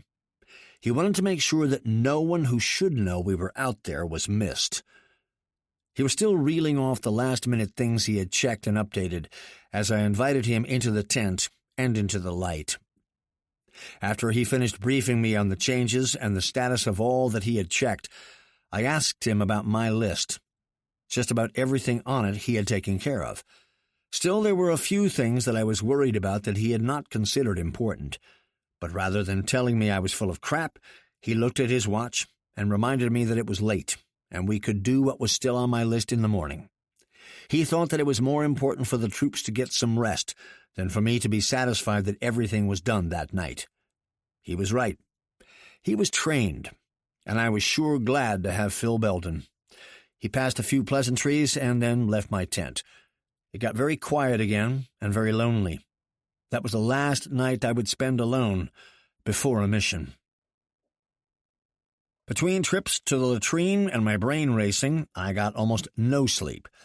I was up long before dawn and found my way over to the mess tent to scrounge some coffee. In the back of the tent, a young black soldier known as Lucky was preparing for the morning meal. He had his shirt off, and there were several very ugly scars that broke up the strong musculature of his 20-year-old body. He had been a rifleman and had been one of the very first ones wounded in combat when the battalion arrived in-country. On his return from the hospital, he was given the job in the mess hall. In the corner of the kitchen area, he had a tiny battery-operated record player set up, playing Ramsey Lewis's Wade in the Water. It was so incongruous with the sounds of the choppers in the distance and the H&I fires. I made many more trips to his mess hall before my tour was up, and I found out the music was right for Lucky, and it became right for us. He was a quiet and very pleasant soldier who always had a nice word to say and a great smile. But more than that, there was a peacefulness about him that was somehow mixed up with his brush with death and his passion for jazz. As I got to know him better, I discovered that he loved each day, and nothing seemed to rattle him. But that morning the coffee did absolutely no good for me. My stomach problems were worse than before, and I was very concerned that to say something about it might be taken as a weakness on my part. It was at that moment that I was very sorry to remember what Bill Pfeiffer had pounded into us about command presence. There is no command presence in a man who is about to soil himself with uncontrollable diarrhea. But with Pfeiffer, effort counted for a lot. So I just loaded up on GI toilet paper, kept my mouth shut, and tried to walk like I didn't have any problems. Chapter 13. Sergeant Lawrence Smith, formerly the reconnaissance platoon sergeant, had made arrangements for gun jeeps with pedestal-mounted M60s on them to act as convoy escort. But our convoy would only consist of our 2.5-ton truck and the 2 jeeps. Belden assembled the 15 of us for a final inspection in the dusty street outside the Tiger Force area. I was amazed at the size of the loads that the troops had rigged for themselves. They each had either dropped their canvas rucksacks on the ground until we loaded up, or stood bent over at the waist to compensate for the weight. Belden and Smith went through every man's load, inspecting equipment, weapons, and ammunition. As they did, they asked question after question about who was carrying extra ammo for which weapons, what the radio frequencies were, the call signs, passwords, rules of engagement, and the whereabouts of dog tags, malaria pills, and cleaning rods. As I stood in line to wait my turn, I was impressed by the number of things that Smith and Belden were checking that I hadn't thought of myself. I tried to burn the items into my head so that I would not forget them when it became my turn to ask the questions. By the time they got to me, I was sure that I would be asked something that I could not possibly remember, and that every man in the Tiger Force would be sure that I was the wrong man for the job. There was no way out of it. I had to stand inspection like everyone else, and I had to measure up. Smith grabbed my M16, and Belden handed me a copy of the Signal Operating Instructions, SOI. Smith didn't as much ask me questions as he asked me if I knew where and how to find frequencies and call signs in the SOI. Instead of testing me, he was coordinating with me. Smith asked me if I had enough ammo and enough magazines, and if I had been shown where the water trailer was, and if I had enough halazone water purification tablets. When I think back on how tough those 2 NCOs could have made my life, I am sorry that I never had the time to really thank them for the way they handled me and broke me in. I had landed in the best infantry job in Vietnam, and I didn't know it yet. Loading into the truck reminded me that we were actually going out into bad guy territory. The floorboard and the truck bed were lined with filled sandbags to reduce the blast of mines. I made some remark about it, and Belden pointed across the motor park. There was a Tiger Force Jeep with almost the entire front end missing. It had been hit by a command-detonated mine on a convoy a few weeks earlier. The driver and crew of the gun Jeep were casualties, and the Jeep was salvaged for the few usable spare parts that were left of it. We were outside of the battalion area and through the wire, onto the narrow highway, and in VC territory in a few minutes. My condition didn't need the extra bowel tightening that this awareness brought on. As we rolled down the road, loaded weapons pointing out at the scrubby vegetation, I tried to organize my thoughts around the scope of our mission. We were to find a suspected VC battalion headquarters somewhere south of Phan Rang and a few miles in from the coast of the South China Sea. The chances of sneaking up the road were remote, since the vegetation was so sparse we would be detected moving from miles off. The amphibious landing at night would give us the concealment of darkness and the reduced chance of being detected. At least, that was the theory. As someone once said, all operations plans are for flat terrain on sunny days. Everything else is a field expedient adaptation to the plan. The sun and the flat didn't last very long for us. The trip was long and tense. We had to assume that everyone we saw along the roadways could be VC, or passing the word to the VC that we were on our way. I looked at each of the Vietnamese civilians walking along the roadsides. It was then that I discovered what every other soldier, sailor, airman, and Marine in Vietnam already knew. You couldn't tell who the good guys were by looking at them. At least in my father's and my grandfather's wars, they could tell who was the enemy by the way they looked and how they dressed. No such luck for us. We arrived at the naval base and found it to be not much more than a couple of shacks next to a dock that allowed small craft to be tied up out of the damaging surf. The Vietnamese sailors all looked like little boys in two kinds of uniform, one American size and too large for them, the other the same uniform taken in by a tailor and made skin tight. Both looked ridiculous. The fact that they looked silly wasn't nearly as disturbing as their complete lack of concern for our arrival, mission, or our operational needs. There were a couple of American advisors at the port, but they were not much help either. They didn't speak the language well enough to translate, and they didn't know much about our operation. And to top it off, they left right after we arrived, and we were on our own. We were supposed to meet up with a Vietnamese Army interpreter to help us with the language difficulties with the Vietnamese Navy, but he never showed up. So there we were, embarking on the most difficult of patrols. We didn't have a clue who was taking us to sea, if they knew where we were going, if they had the boats ready, or even if they had any competent sailors to get us there. Belden and I spoke with a little sailor who seemed to be in charge. He kept gesturing and taking stabs at English, trying to tell us not to worry, that everything would be all right. Aside from the fact that we were unable to communicate with the Vietnamese Navy, there seemed to be a lack of watercraft of any type, just a couple of woven bamboo skiffs that looked like wide canoes, and a very weathered, motorized sampan.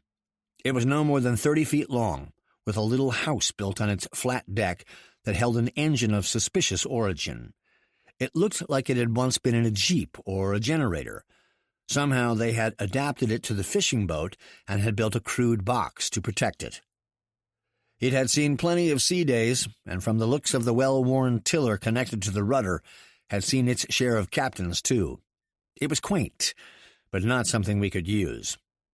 We asked about the captain and about our boat, and were told to wait. The sun beat down, and we soon realized that we were not going anywhere for a while. Belden thought we ought to take the time to get something to eat and to see if we could scrounge some drinking water to conserve what was in our canteens before we boarded the boat. Then we got some more bad news. There was no drinking water to be had.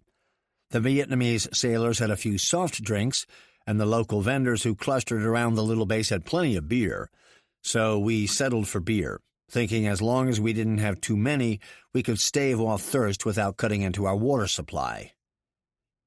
Beer LaRue is a particularly unpleasant brew in the first place, but drinking it warm and in the hot sun and on a stomach that had not yet acclimated to living in Vietnam was less than a wonderful experience.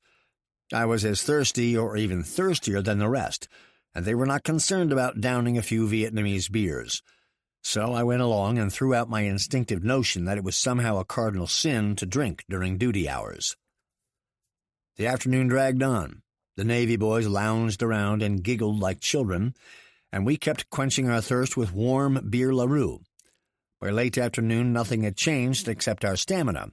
We were baked in the midday sun and tired of waiting for the Navy to do something, and had taken on a little buzz from the beer. Finally, around dusk, a sailor appeared who was in a big hurry to do something. He kept pointing at the motorized fishing boat and back at us. Eventually, we were alarmed to find out that he wanted us to board it and head out. That fishing relic was our amphibious infiltration vehicle. There was no other boat coming. There never had been. We had just assumed that we were waiting for one when what the Vietnamese had in mind all along was the fraternal twin to the African Queen. Just moments before we shoved off, 4 Vietnamese sailors jumped on board and began to ready the boat to get underway. During the day, not one sailor had boarded it, checked on the engine, the crankcase, the bilge, fuel, navigation lights, or safety equipment. It just sat there until the appointed hour and then was somehow magically ready to go. Unfortunately, the boat was enough unlike the African Queen to cause many problems for us. First, we had to get on it and not in it. 15 of us, and our equipment took up quite a bit of space, and the sailors were picky about where we went. We were required to spread ourselves out in small deck areas at the bow and in the stern, and along a narrow walkway on either side of what could laughingly be called the engine house. We thought we could figure this out by ourselves, but the Vietnamese told us with wild hand gestures and plenty of squawking that we'd be in the way, or we couldn't sit here or there or damn near anywhere on the deck without being in the way. Eventually, we found places that didn't upset the sailors. As the sailors rushed about, all aflutter over the mission at hand, we tried to figure out how we were going to get from the deck of the 30-footer to the beach near our patrol's intermediate objective. The draft of the boat surely was too deep for us to slip up to the beach and just offload as we might with rubber assault boats. But Belden came through. Somehow he was able to divine from all the excited talk and gestures and hand-waving what the Vietnamese were going to do. Their idea was to take us to a point just outside the breakers and offload us over the side into the bamboo boats. We would then quietly paddle ashore and slip across the beach and into the skimpy tree line. There were enough rangers in the patrol to rise to the challenge, and we all nodded that we understood. The sailors then tied the smaller boats to a line and got ready to get underway. One of the crewmen wrapped a rope around the flywheel pulley on the engine and gave it a yank. The engine came to life on the first pull. That was the good news. The bad news was that it had no muffler, and the exhaust port was not much more than a manifold with a hole in it. The exhaust noise and sparks flew from the hole out of the opening in the engine house and filled the air with sparks and noise. We were sure that the sparks could be seen for miles in the clear night sky, and that the noise would easily travel over a mile. For some reason, known only to the sailors, they had to keep revving the engine to keep it from dying, and each time they cranked up the RPM, the plume of sparks became a comet-like stream of bright red, yellow, and blue flames. And when the RPM dropped, the exhaust report sounded like a 5-ton truck with no exhaust manifold. We asked about the light and noise, and only got giggles from the sailors who obviously had never heard a word about being clandestine. Finally, we gave up, thinking that if we stayed out to sea far enough, the racket we made wouldn't be discovered. At least we could paddle ashore in the smaller boats, and that would take care of giving away our position at sea. Our trip out to sea was just awful. The boat bobbed and pitched in the surf, and we had little to hold on to. And as we floundered, the Vietnamese sailor on the throttle kept trying to rev the engine at the appropriate moment to overcome the powerful surf. The helmsman was a man of no more than 90 pounds. As our tiny craft struggled to get to calm, open water, he tried to keep his footing on the deck. The leverage that the long tiller exerted on him was the amplified transfer of the water's fury on the rudder. A large wave would hit the boat, it would pitch up and come down sideways, and the next wave would hit the rudder broadside and almost take the helmsman off the deck. As the struggle continued for the Vietnamese sailors, I started to notice the effects of the surf on myself and the other tigers. First one, and then another tiger moved to a point where he could vomit over the side. Seasickness is contagious, and within half an hour just about everyone was throwing up. I'm sure this was aggravated by our hours in the sun and the bottles of beer LaRue we drank. So there we were, on our way to a very complicated operation, 15 strong, and throwing up. The trip became a bit more bearable once we got out of the rough water and turned south.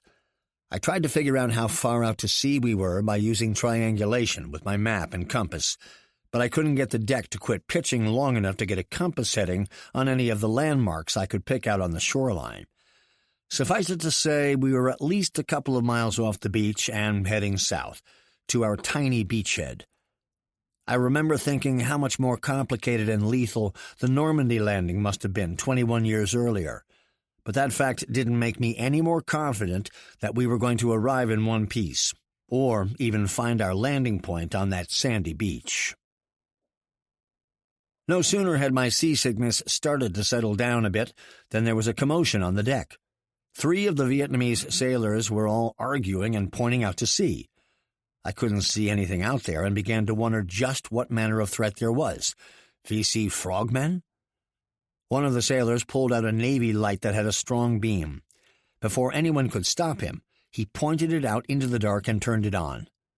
There, in the yellow beam of the light, was something floating in the water, about 25 yards off the port side.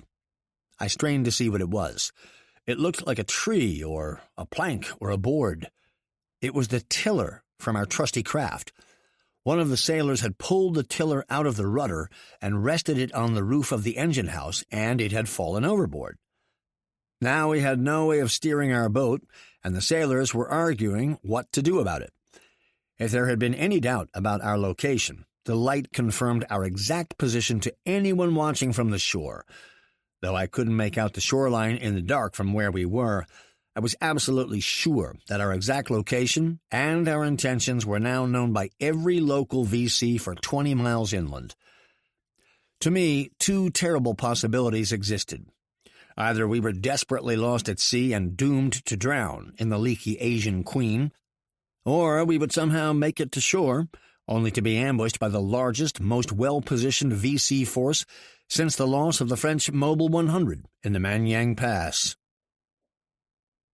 After a considerable amount of silly bravado over who was going to jump into the black and briny ocean to risk his life to retrieve the tiller, one sailor stripped his shirt off, and after dumping his boondockers on the deck, one dove in and swam out to the floating tiller, while the other sailors cheered him on, whistling and screaming encouragement louder than the rat-tat-tatting exhaust noise.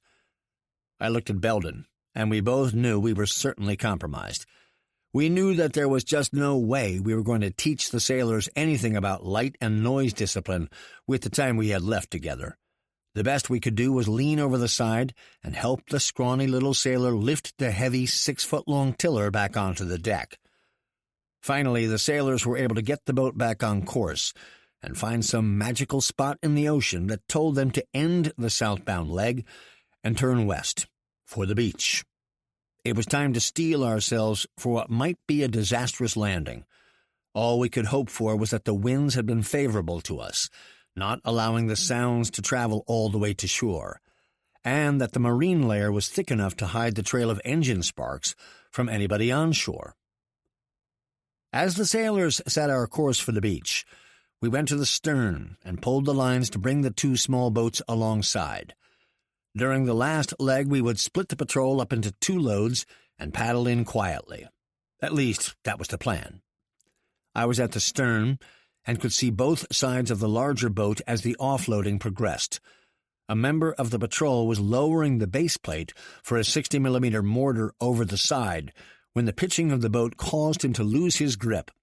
The heavy metal base went through the bottom of the bamboo boat, and it began taking on water at an alarming rate.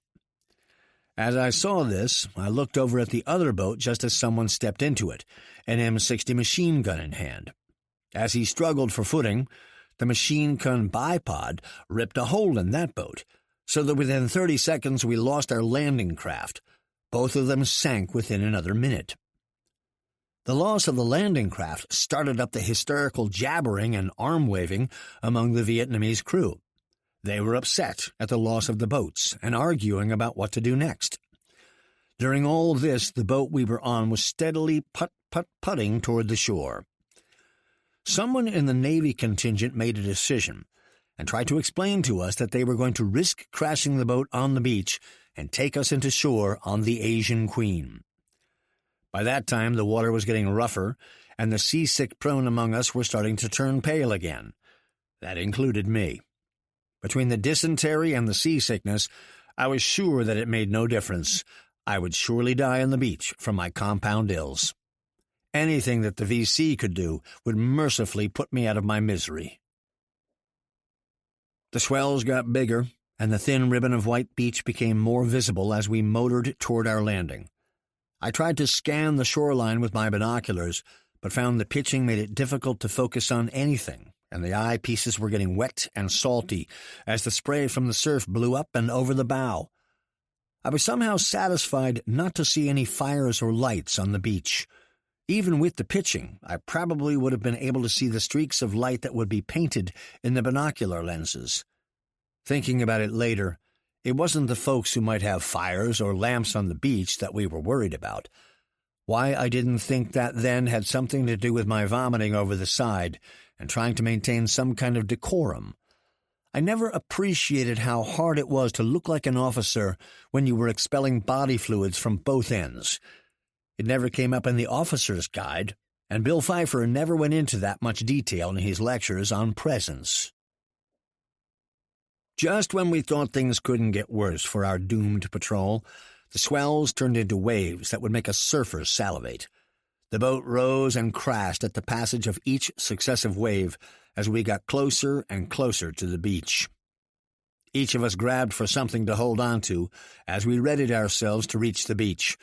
The noise and flame from the engine exhaust was even louder than the crashing waves, and we were all sure that it carried to the tree line beyond the beach. As we tried to convince the sailors to quit revving the engine, one of them suddenly cut it completely. The engine sounds disappeared, and the noise of the waves filled the air, until suddenly a huge wave hit the flat, square stern of the boat and propelled it up and forward. The Asian Queen traveled the last few yards until its bottom dug into the shallow beach just under the waterline and brought it to an abrupt and jarring halt. Some of the tigers on the bow immediately disappeared over the side and into the shallow surf. Others lost their footing and slid forward to join the men overboard. I slammed up against the engine house and lost contact with my rucksack, which was still a few feet away on the bow. I crawled back toward my gear and hooked my arm through one of the shoulder straps of my ruck. Just then I looked up at the moment the next large wave hit the stern of the boat. It was nearly 6 feet over the deck, a wall of rushing white water. The impact of the wave catapulted the back end of the boat up and out of the water and then swept across the deck. The force of the wave hit each of us who were no longer in contact with the boat and swept us off the deck. I felt myself flying through the air, and at the very same moment became aware of the ultimate sin. I had lost my grip on my M16, and it and I were flying separately toward the armpit-deep surf.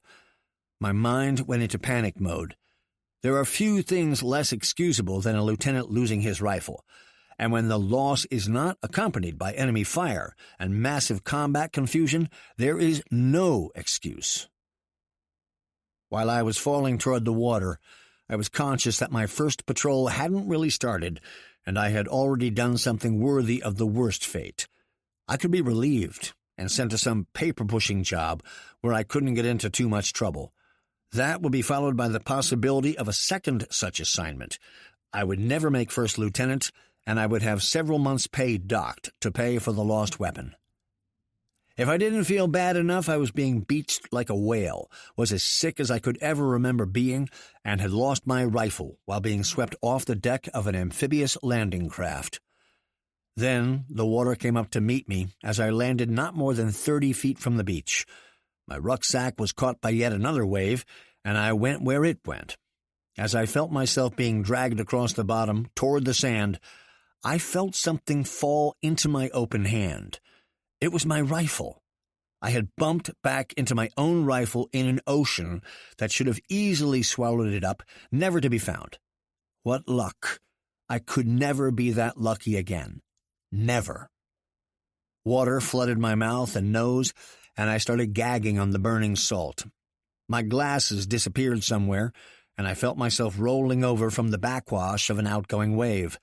I struggled to fight against it and continue moving toward the beach, but did not let go of my grip on my rifle. The waves finally gave me up to the sand, and I found myself facing the stars, my rifle in my hand, coughing and gasping for air.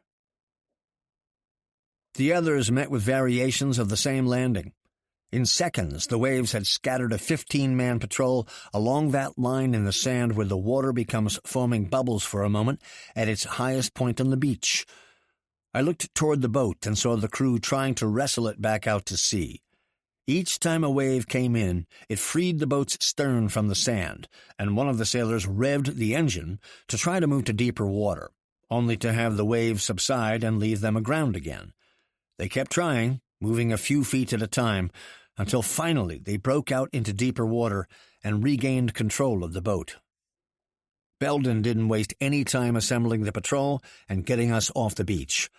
In our dark, wet camouflage uniforms, we stood out clearly against the white sand that almost seemed to emanate its own light. I stood up and water slopped out of my heavy cotton tiger fatigues and rushed past my boot tops. Everything I wore and carried was waterlogged and added plenty of extra weight to my load. I tried to run in a bent-over crouch to the tree line where Belden was assembling the patrol, but the added weight and the loose sand made the effort difficult.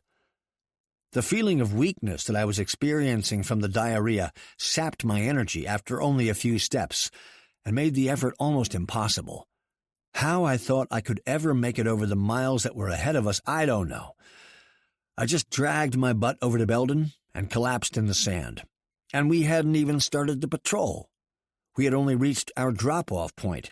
Just the first leg. The easy leg was over. Next, we had to go find bad guys. The few minutes of rest, while Belden counted noses and inventoried equipment, gave me a false sense of confidence that I might just be able to make it. In the end, it made no difference what I thought I could do. I was going with that patrol, no matter what. I would rather die of a coronary than admit to Belden or the other tigers that I didn't think I could hack it. Listening to the beach winds swishing through the grasses near the trees was different that night. Never before had I listened with the thought of death hanging over me. I knew that I needed to develop some field skills quickly to help me survive. The break was over far too soon, and we moved out into the night. Just inside the skimpy tree line that marked the limits of the beach, Belden set up a small perimeter while he quickly assessed the situation. We had taken some equipment losses in the crash landing, but all the patrol members were accounted for.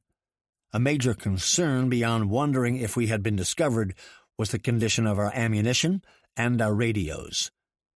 Belden checked each man to make sure that we were still able to move on. He didn't want to spend any more time at that rally point on the beach than he absolutely had to. He wanted to move out as soon as we could to get where we had more control over our own security and a better idea what was around us. We huddled together and tried to cross-check the map and the terrain to see if there was any chance that we had actually landed anywhere near where we were supposed to be. But without landmarks to use or key terrain features, all we could be sure of was that we were somewhere on the coast of Vietnam. We weren't really sure that we were south of Phan Rang, although we were fairly confident that we had traveled south. As we stepped off in patrol file formation toward our objective, I wondered what more could happen to our well-laid plan.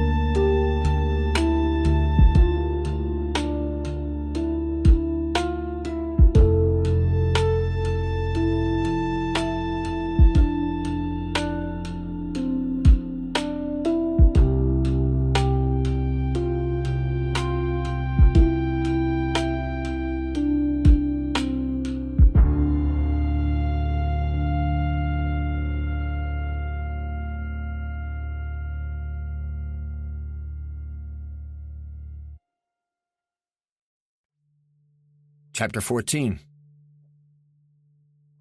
The concealment that we had found near the beach was only a shallow ribbon of vegetation. As soon as we had moved less than 100 meters inland, we came upon rolling sand dunes and washes carved by the monsoon rains on their way to the sea. The visibility was good enough to require us to stretch out our file intervals to get the distance between us that would provide a bit more protection should we get ambushed. The last thing any patrol wanted was to be ambushed. But if it did happen, one of the actions it could take was to spread out to avoid having the entire patrol trapped in the killing zone at one time. So the 15 of us became such a long file that one end could not see the other end. I suddenly had my first sensation of nakedness in enemy territory. Out on the boat, there had been a false sense of security offered by the darkness and the distance from the shoreline. But as we moved through the uneven terrain, it was clear that we could be taken under fire from any of the bumps, bushes, or trees in our field of view, not to mention the possibility of incoming mortar fire or mines or booby traps. That knowledge immediately ran my vigilance factor up to a point where it put an unusual strain on my senses of hearing and sight. I tried to watch everything and hear as much as I could, but both senses were limited. Vision was only good for several hundred meters due to the darkness and the marine layer that painted a light gray wash over the ground around us. And distinguishing features was made harder by the extreme contrast between the bright white sand and the blackness of the night. Hearing was made more difficult by the prevailing offshore wind that blew against our backs, making it hard for sound to travel toward us. The wind also made noise as it passed us. I even had to carry my rifle at an awkward angle to keep the wind from whistling as it blew across the several holes in the front handguard. And the sounds of my boots against the sand and the corduroy swishing sounds of the wet trouser legs of my tiger fatigues created their own interference with hearing of the night sounds. I was getting more and more convinced that there was little use for the wearing of the tiger-striped fatigues as the night wind began to dry them out, and the evaporation caused the uniform not only to be wet and uncomfortable, but cold and uncomfortable. We stopped frequently to check our location on the map. It was difficult in the night, and using a 1 to 50,000 map to tell where we were, it took over an hour to pass enough terrain features to confirm our locations. The amazing thing was that we were not that far off our intended landing site and had to make only slight adjustments to our direction of march to get on our patrol route. Even though they weren't made for my benefit, I appreciated the frequent halts. I was extremely fatigued and in bad need of a latrine, but there was no latrine, and I wasn't going to stop a combat patrol to relieve myself. I gritted my teeth and tried to replace my fluid losses with canteen water. After the better part of an hour, I got clammier and weaker. My mind was not able to reconcile the heat of that afternoon at the naval base with the cold night air I was experiencing. I just kept walking across the uneven sand until it suddenly became dirt, real ground. We were no longer near the beach. We had traveled a few thousand meters inland to what looked like abandoned rice paddies. That meant flat and low land. In that part of Vietnam, there were rarely any terraced rice paddies. Thus, we were walking in the lowest terrain around. Not good and not comfortable. But the nearest high ground wasn't anywhere near the route of march to our objective, so we had to avoid risk by moving quickly in the darkness. We moved as quietly as we could and hoped to cover as much open ground as we could without being detected by the VC units we had been told were in the area. It would be an understatement to say that for a newly assigned platoon leader, the situation was tense. We kept moving for a few hours until the terrain suddenly changed from wide-open, flat fields to somewhat more hilly terrain. Belden stopped us again and made still another map check. From our terrain association and our pace count from the beach, it appeared that we were approaching the hills selected as our observation point. During the mission planning, Battalion had decided to place us on a high point overlooking the approaches to a village that was reported to harbor VC at night. Since the operation would include using a rifle company to cordon and sweep through the village for any signs of those VC, we were set in place to be able to interdict any who might escape the cordon. Belden reorganized us to send an advance party to the base of the hill to make sure that we weren't walking into a trap. It would have been very easy for an enemy force occupying the hill to take us under plunging fire and obliterate us if we failed to discover that they were there. Walking right up to the hill would have been very foolish. The recon party left 2/3 of the patrol behind and moved off toward the hill. In the dark, it didn't look as steep as we would find it to be. As we waited behind in a small perimeter of 10 men, we began seeing lights or small fires a long distance from us but in the direction of the village we were concerned with. We made radio contact with the rifle company setting up the cordon. They were on the far side of the lights and could see them too. There was no doubt about it. We were not alone out there, and it was sure that not everyone out there with us had our best interests at heart. Reaching the hill and seeing the lights seemed to give me a faint second wind. Partly that was due to the feeling of getting somewhere, and the rest was the relief of confirmation that there were other Americans out in that dark night. I was able to muster up enough adrenaline to fuel the final few hundred meters of our movement to the hill. I didn't have any idea how much was going to be needed to get me up that hill. But at that point I didn't anticipate it to be much of a climb. So while we waited for the recon party to return, I tried to take stock of myself. I wasn't very happy with my performance, and was even more concerned that the others in the patrol would think that I just wasn't up to the job. As crappy as I felt, I just knew that if I could ever get acclimatized to the weather and over the runs, that I could cut it. Still, in the hours we had been at sea and walking to our observation post, OP, I had been without sleep, dehydrated by diarrhea, half-buzzed by the Vietnamese beer, seasick, washed overboard, drained of my remaining energy, chilled to the bone by the cold, and exhausted by the march. I didn't think I had any reserve left, but I wasn't given any option when Belden tapped me on the shoulder and said, "We're moving, Lieutenant." We approached the Black Hill with a great deal of anxiety. It loomed up over us, almost straight up. On the map, it was something over 300 feet above sea level. We had been only a few inches above sea level during our entire trek from the coast. It was fairly heavily covered with a variety of trees and shrubs, with a few rock outcroppings on its steep slopes. Contour lines are a mapmaker's way of telling you what the terrain looks like from above. The more distance between contour lines, the gentler the slope. The closer together, the steeper the slope. That hill's contour lines were almost touching on the side we had to climb.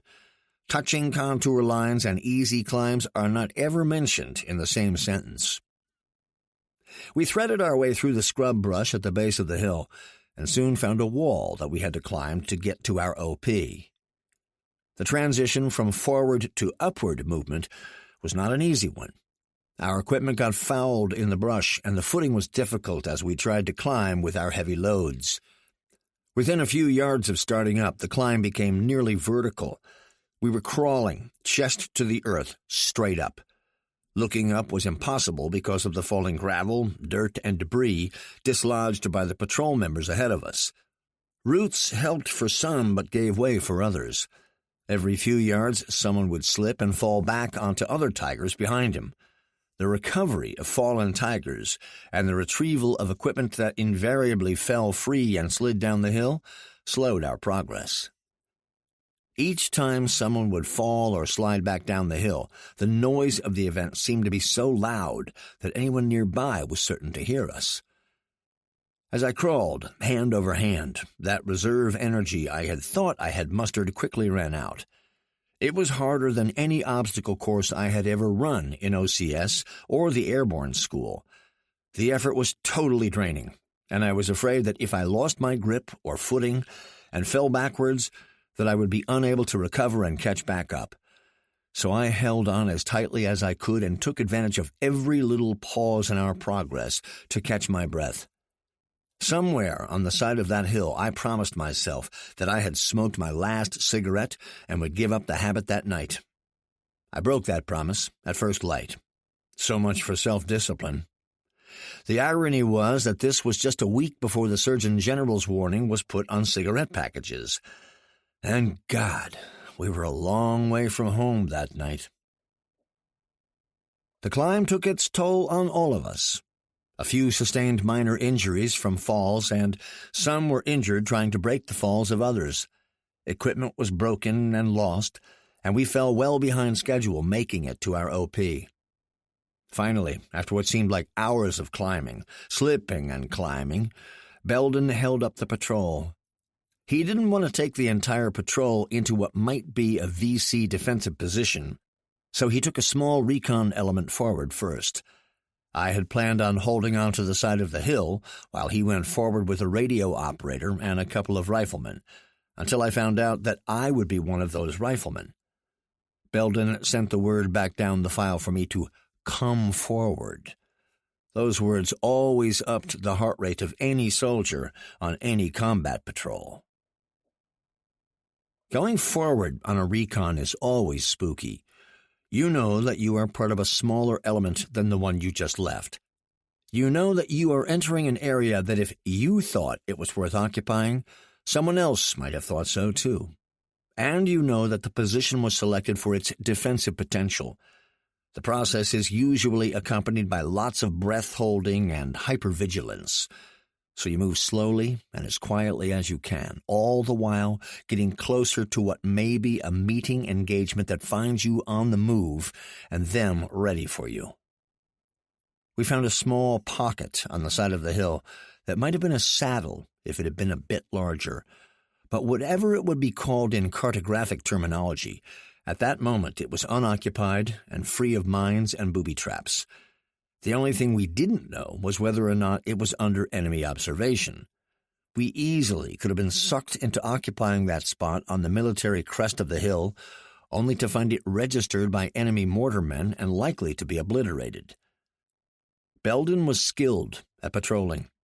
He checked out the position for how he wanted to organize the patrol, made some mental notes, and then walked to the edge and looked out over the rocks at the valley floor below us. I stood next to him, trying to figure out what he was looking for. The flat land below spread out to the sea. I could see from that vantage point the route we had taken and was impressed by our success, but I would have bet it was 2 or 3 times farther than it actually was. I was letting my fatigue and not my military training make judgments. It was something I had to work on before I started making decisions, or there would be expensive consequences. Belden was satisfied with the position and motioned for us to go back and pick up the patrol and guide it forward. He left 2 members of the recon party in place to hold what we had cleared and make sure it stayed that way. I watched Belden and the other young NCOs move everyone into his respective position with almost no confusion. Belden was unflappable and had learned how to communicate without talking in his years of airborne operations. I would find over the years ahead that the best communicators were Ranger School grads and master parachutists because they had mastered the technique of getting a man's attention in a tense moment and clearly transmitting to him what they wanted done. Belden was good, patient, and he gave clear instructions. It took less than 10 minutes to feed each man off the side of the hill into his position where he would stay for the rest of the night. I realized how important Belden's vision of the layout was. If he hadn't known where he wanted his people before we got to the small position, moving them around afterward would have been dangerous and confusing. That night, the reality and the importance of small unit planning ceased to be a training exercise for me. We were living it, and poor planning could result in unnecessary noise and confusion that could get someone dead, fast. Within an hour after we closed on the position, Belden had tied everyone in, assigned sectors of responsibility, identified a rally point if we were run out of our position, checked us for personal injuries and our equipment for losses and damage, and made sure everyone had eaten. I was impressed. I know now that the Tigers were not well trained as a unit. They had only been assembled just before that patrol. And while they had almost 6 months of field experience in rifle companies, the anti-tank or recon platoons, they were not yet trained as a team. I wasn't aware of their limited experience in patrolling and independent operations, but from my inexperienced perspective, Belden made it look easy. I could not have appreciated the stop more. I had just about run out of strength from the diarrhea and the seasickness. I might have thought that I was in shape when I left the United States, and might have been a little cocky about being 21, but I was completely wrong. I was whipped and on the edge of holding up the patrol's progress when we finally closed the observation post. Belden organized us to sleep in shifts, and I drew a number to be one of the first to get some rest. I realize now that he planned it that way. We were almost straight above a grassy path between us and a stand of trees that was about 400 meters from the base of the hill. The path ran across our front at almost 120 feet below. Anyone wanting to get through below would be smart to use the trees to conceal his movement for as long as possible. But there was a point where the trees ran out, and then any movement would be exposed to observation. That night the patch of trees looked like a black splotch of vegetation, and there was no way to tell how thick it was. So while we didn't see any activity in the trees, no lights or sounds, that didn't mean there wasn't someone in there. Belden didn't eat. Instead, he came over to where I was and explained that he had checked in with Battalion by radio and made sure that we had commo. They knew that we were in position and were clear to fire any artillery or mortars into the valley below. He had also asked Sergeant Newton, our artillery forward observer, to make commo with his battery to be sure that we could call for fires from them if we needed to. He continued to explain how and what he had done to establish our own local security and a plan for escape from the position if it came to that. In his own special way, Phil Belden was telling me that if I disagreed with any of his decisions, it was okay for me to say so. Not many men would be as generous when put in charge of such a complicated patrol. The night chill touched each of us after we had stopped climbing. The sweat we had generated in the climb up the hill, the remaining moisture from our perpetually wet tiger fatigues, and the damp ground resulted in a bone-chilling loss of body heat for each of us. I had just not anticipated how cold Vietnam could be. That night was cold enough, but it was nothing compared to the months of night operations we had ahead of us in the Central Highlands. I caught a quick catnap, only to awake shivering with cold. I couldn't stop the shivering and had to roll up into a tight ball to conserve my body heat. As I lay there, I looked at my watch. It was just after 3 a.m., but it seemed we had been there for hours. Night patrols and ambushes made the clocks stop. The others seemed to have come to grips with the problem. Those that were supposed to be awake were, and paying attention to their respective sectors. They made no noise and seemed to be aware of their responsibilities to the others. The others slept soundly. There was nothing different about Vietnam when it came to a soldier's capacity for getting sleep. It always amazed me that no matter how dangerous the situation, men could still sleep when time permitted. But all were ready if we were probed or mortared. I tried to get some more sleep, but within a few minutes I was tapped to take over while someone else slept. My first dawn on my first combat patrol was uneventful, but still unforgettable. The sun came up and painted the blackened valley below with a bright beach-like glow. I was surprised to find how normal the terrain looked, and how easy the climb we had made looked in the daylight. The trees across the grassy field at the base of our hill were not as threatening as they seemed at night. Our view of the surrounding area was excellent. Belden had picked a perfect observation point. If it was out there, we could probably see it and identify its grid coordinates from our shady perch on the hill. We expected to have a full day if the assumptions at battalion and brigade were correct. They were betting that the rifle company could catch some of the VC who were reported to be in the village, and should any VC units be moved in to reinforce their comrades in the village at the expense of our rifle company, we were there to spot them and stop them. On the other hand, if the rifle company was unable to tighten the noose around the village, and some of the VC were able to escape, we were there to catch them. We waited for some time to hear of the progress of the rifle company. For one reason, and then another, their cordon and search operation was delayed. We didn't realize the importance of the delay at the time, but later we would understand that for every minute surprise was postponed, the VC were somehow able to capitalize on the delays and cause our efforts to fail. They knew our every move and were usually able to move sooner. Our only advantage was our high mobility, which was lost when we hurried up only to wait.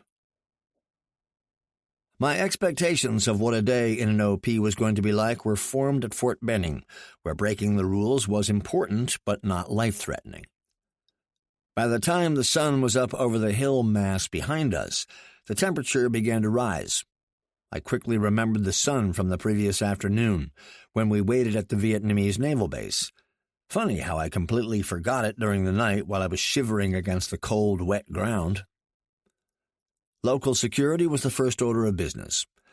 Belden picked a few tigers who weren't otherwise busy with other tasks and sent them out to crawl around our OP to see just what it looked like and what we looked like from the outside.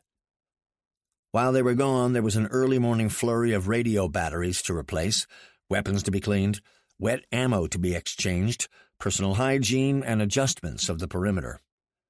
I watched as Belden and the other NCOs executed a routine that they had been going through since they had arrived in Vietnam. Born of their experiences, they were quick and organized. The day dragged on.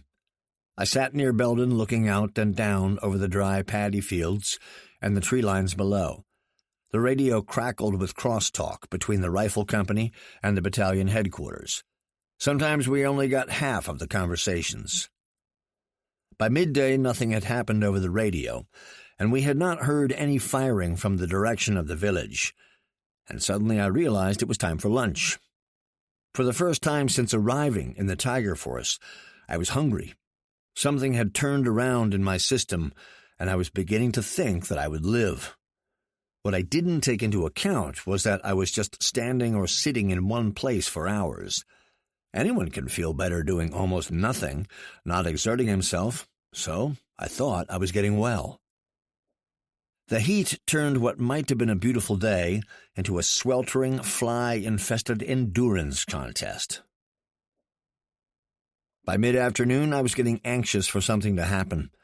The plans for finding VC in the village just didn't seem to be panning out, and we were only guessing what the situation was, since the battalion headquarters was under no obligation to keep us informed of everything that was going on in one of its rifle companies. So we guessed, and we watched, and we listened. For us, it added up to a dry hole.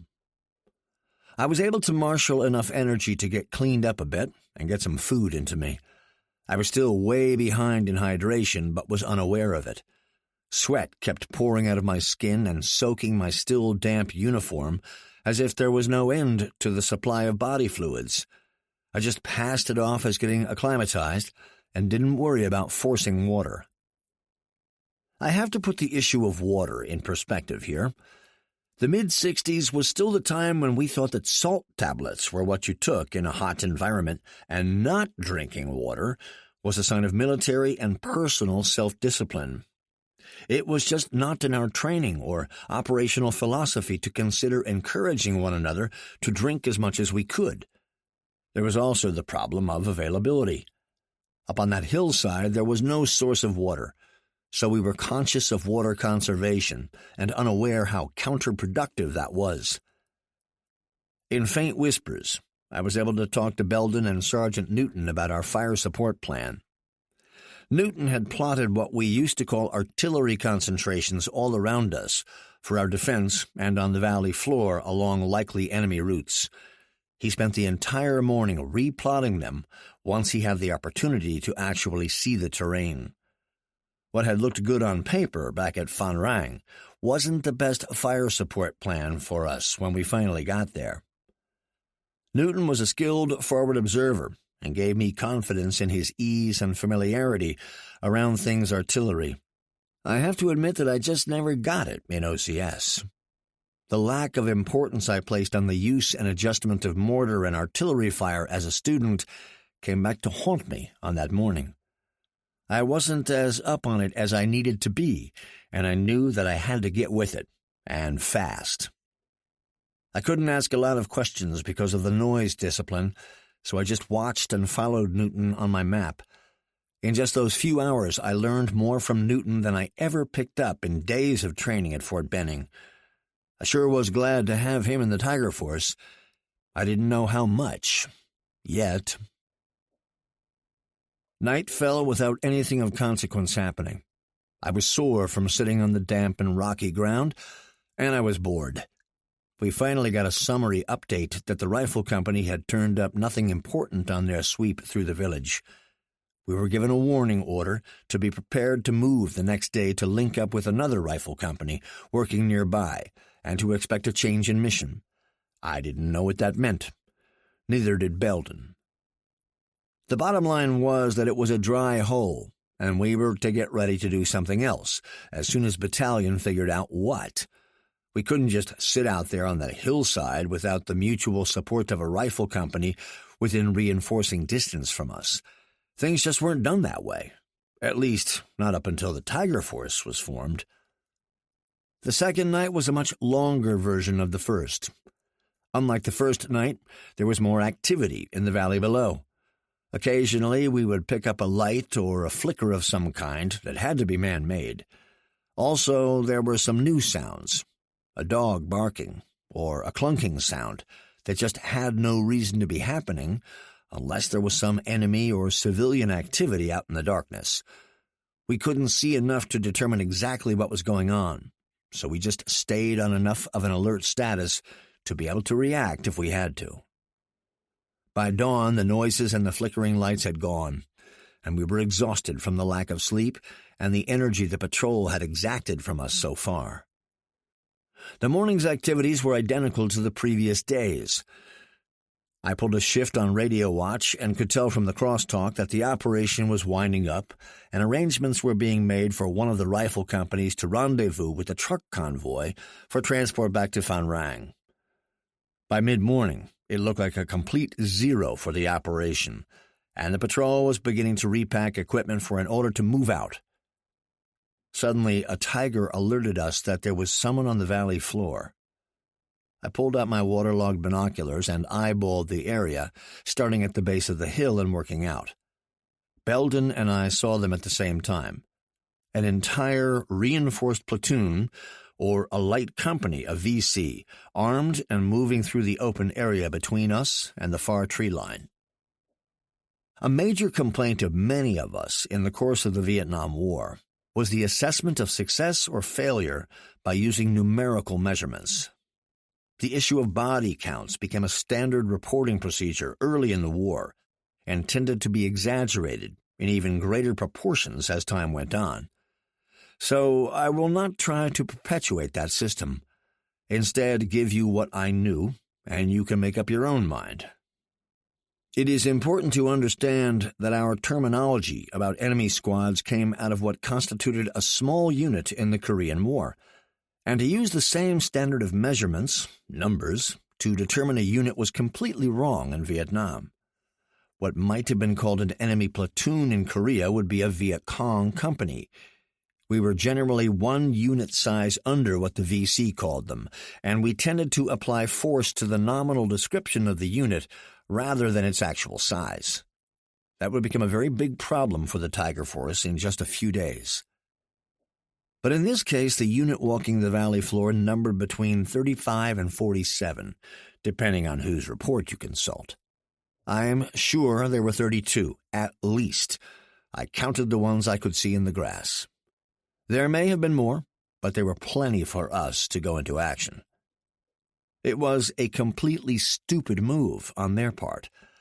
Somehow the nearby cordon and search operation had taken place without their knowledge, or they were misinformed as to the size of the American units in the area, and they were going to mount an attack. Either way, they had made a big mistake. Before I could even pull my binos away, Belden was on the horn to battalion reporting the sighting, and Newton was getting clearance to fire on the enemy column below us. It was my first real VC sighting, and one of the most memorable.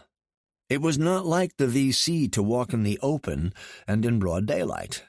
They would pay for their boldness. Clearance came more quickly that morning than on almost any other fire mission I ever called. Newton had confidence in the battery firing the mission for us and put up a volley of artillery all at once. Without warning, 6 rounds of artillery left the tubes in a distant fire support base and arced toward the enemy column on that valley floor. They heard the incoming fire about the same time we did. They reacted in panic and began running in all directions, none of them finding cover. Before the smoke from the first volley had cleared, the second volley landed. The radio was squawking with instructions and requests for information. We were told to saddle up and get down to the valley floor to exploit the contact and see if we could get some prisoners. My heart began to pound with the stuff combat is made of. It is a special state of mind and body that just can't be duplicated. Sports parachuting or car wrecks are nothing like the level of alertness, the pump of adrenaline, and the urgency to do what is right as fast as you can that you experience when men are dying. The destruction the artillery did on the valley floor was easier to see on that patrol than in any other fire mission I have ever witnessed. We had an unobstructed view of the enemy and the incoming fire. As the rounds impacted, bodies fell. It was nothing like any movies. Men weren't hurling up into the air like stuntmen off of air rams. Instead, they were collapsing under the fatal impact of red-hot shreds of ragged steel flying into and through their flesh at hundreds of feet per second. Some were down and crawling, and others were trying to help fallen comrades. But most seemed to run or cower in an effort to avoid the rain of steel that had turned their morning into a hell, and the last day on earth for some of them. We ran, stumbled, fell, and slid down the hill to get to the valley floor before the remaining enemy could disappear or take up firing positions to defend themselves. As we left the top of the hill, the second volley had just landed, and everyone was talking, and radios blared with non-stop traffic. We knew that the longer we took to get to the enemy unit, the less we could capitalize on the shock value of our attack. But the less deliberate our move, the more likely we were to approach them haphazardly and in a disorganized mob, rather than as a maneuver unit supported by covering fire. We had to take the chance, or risk losing them all into the nearby tree lines.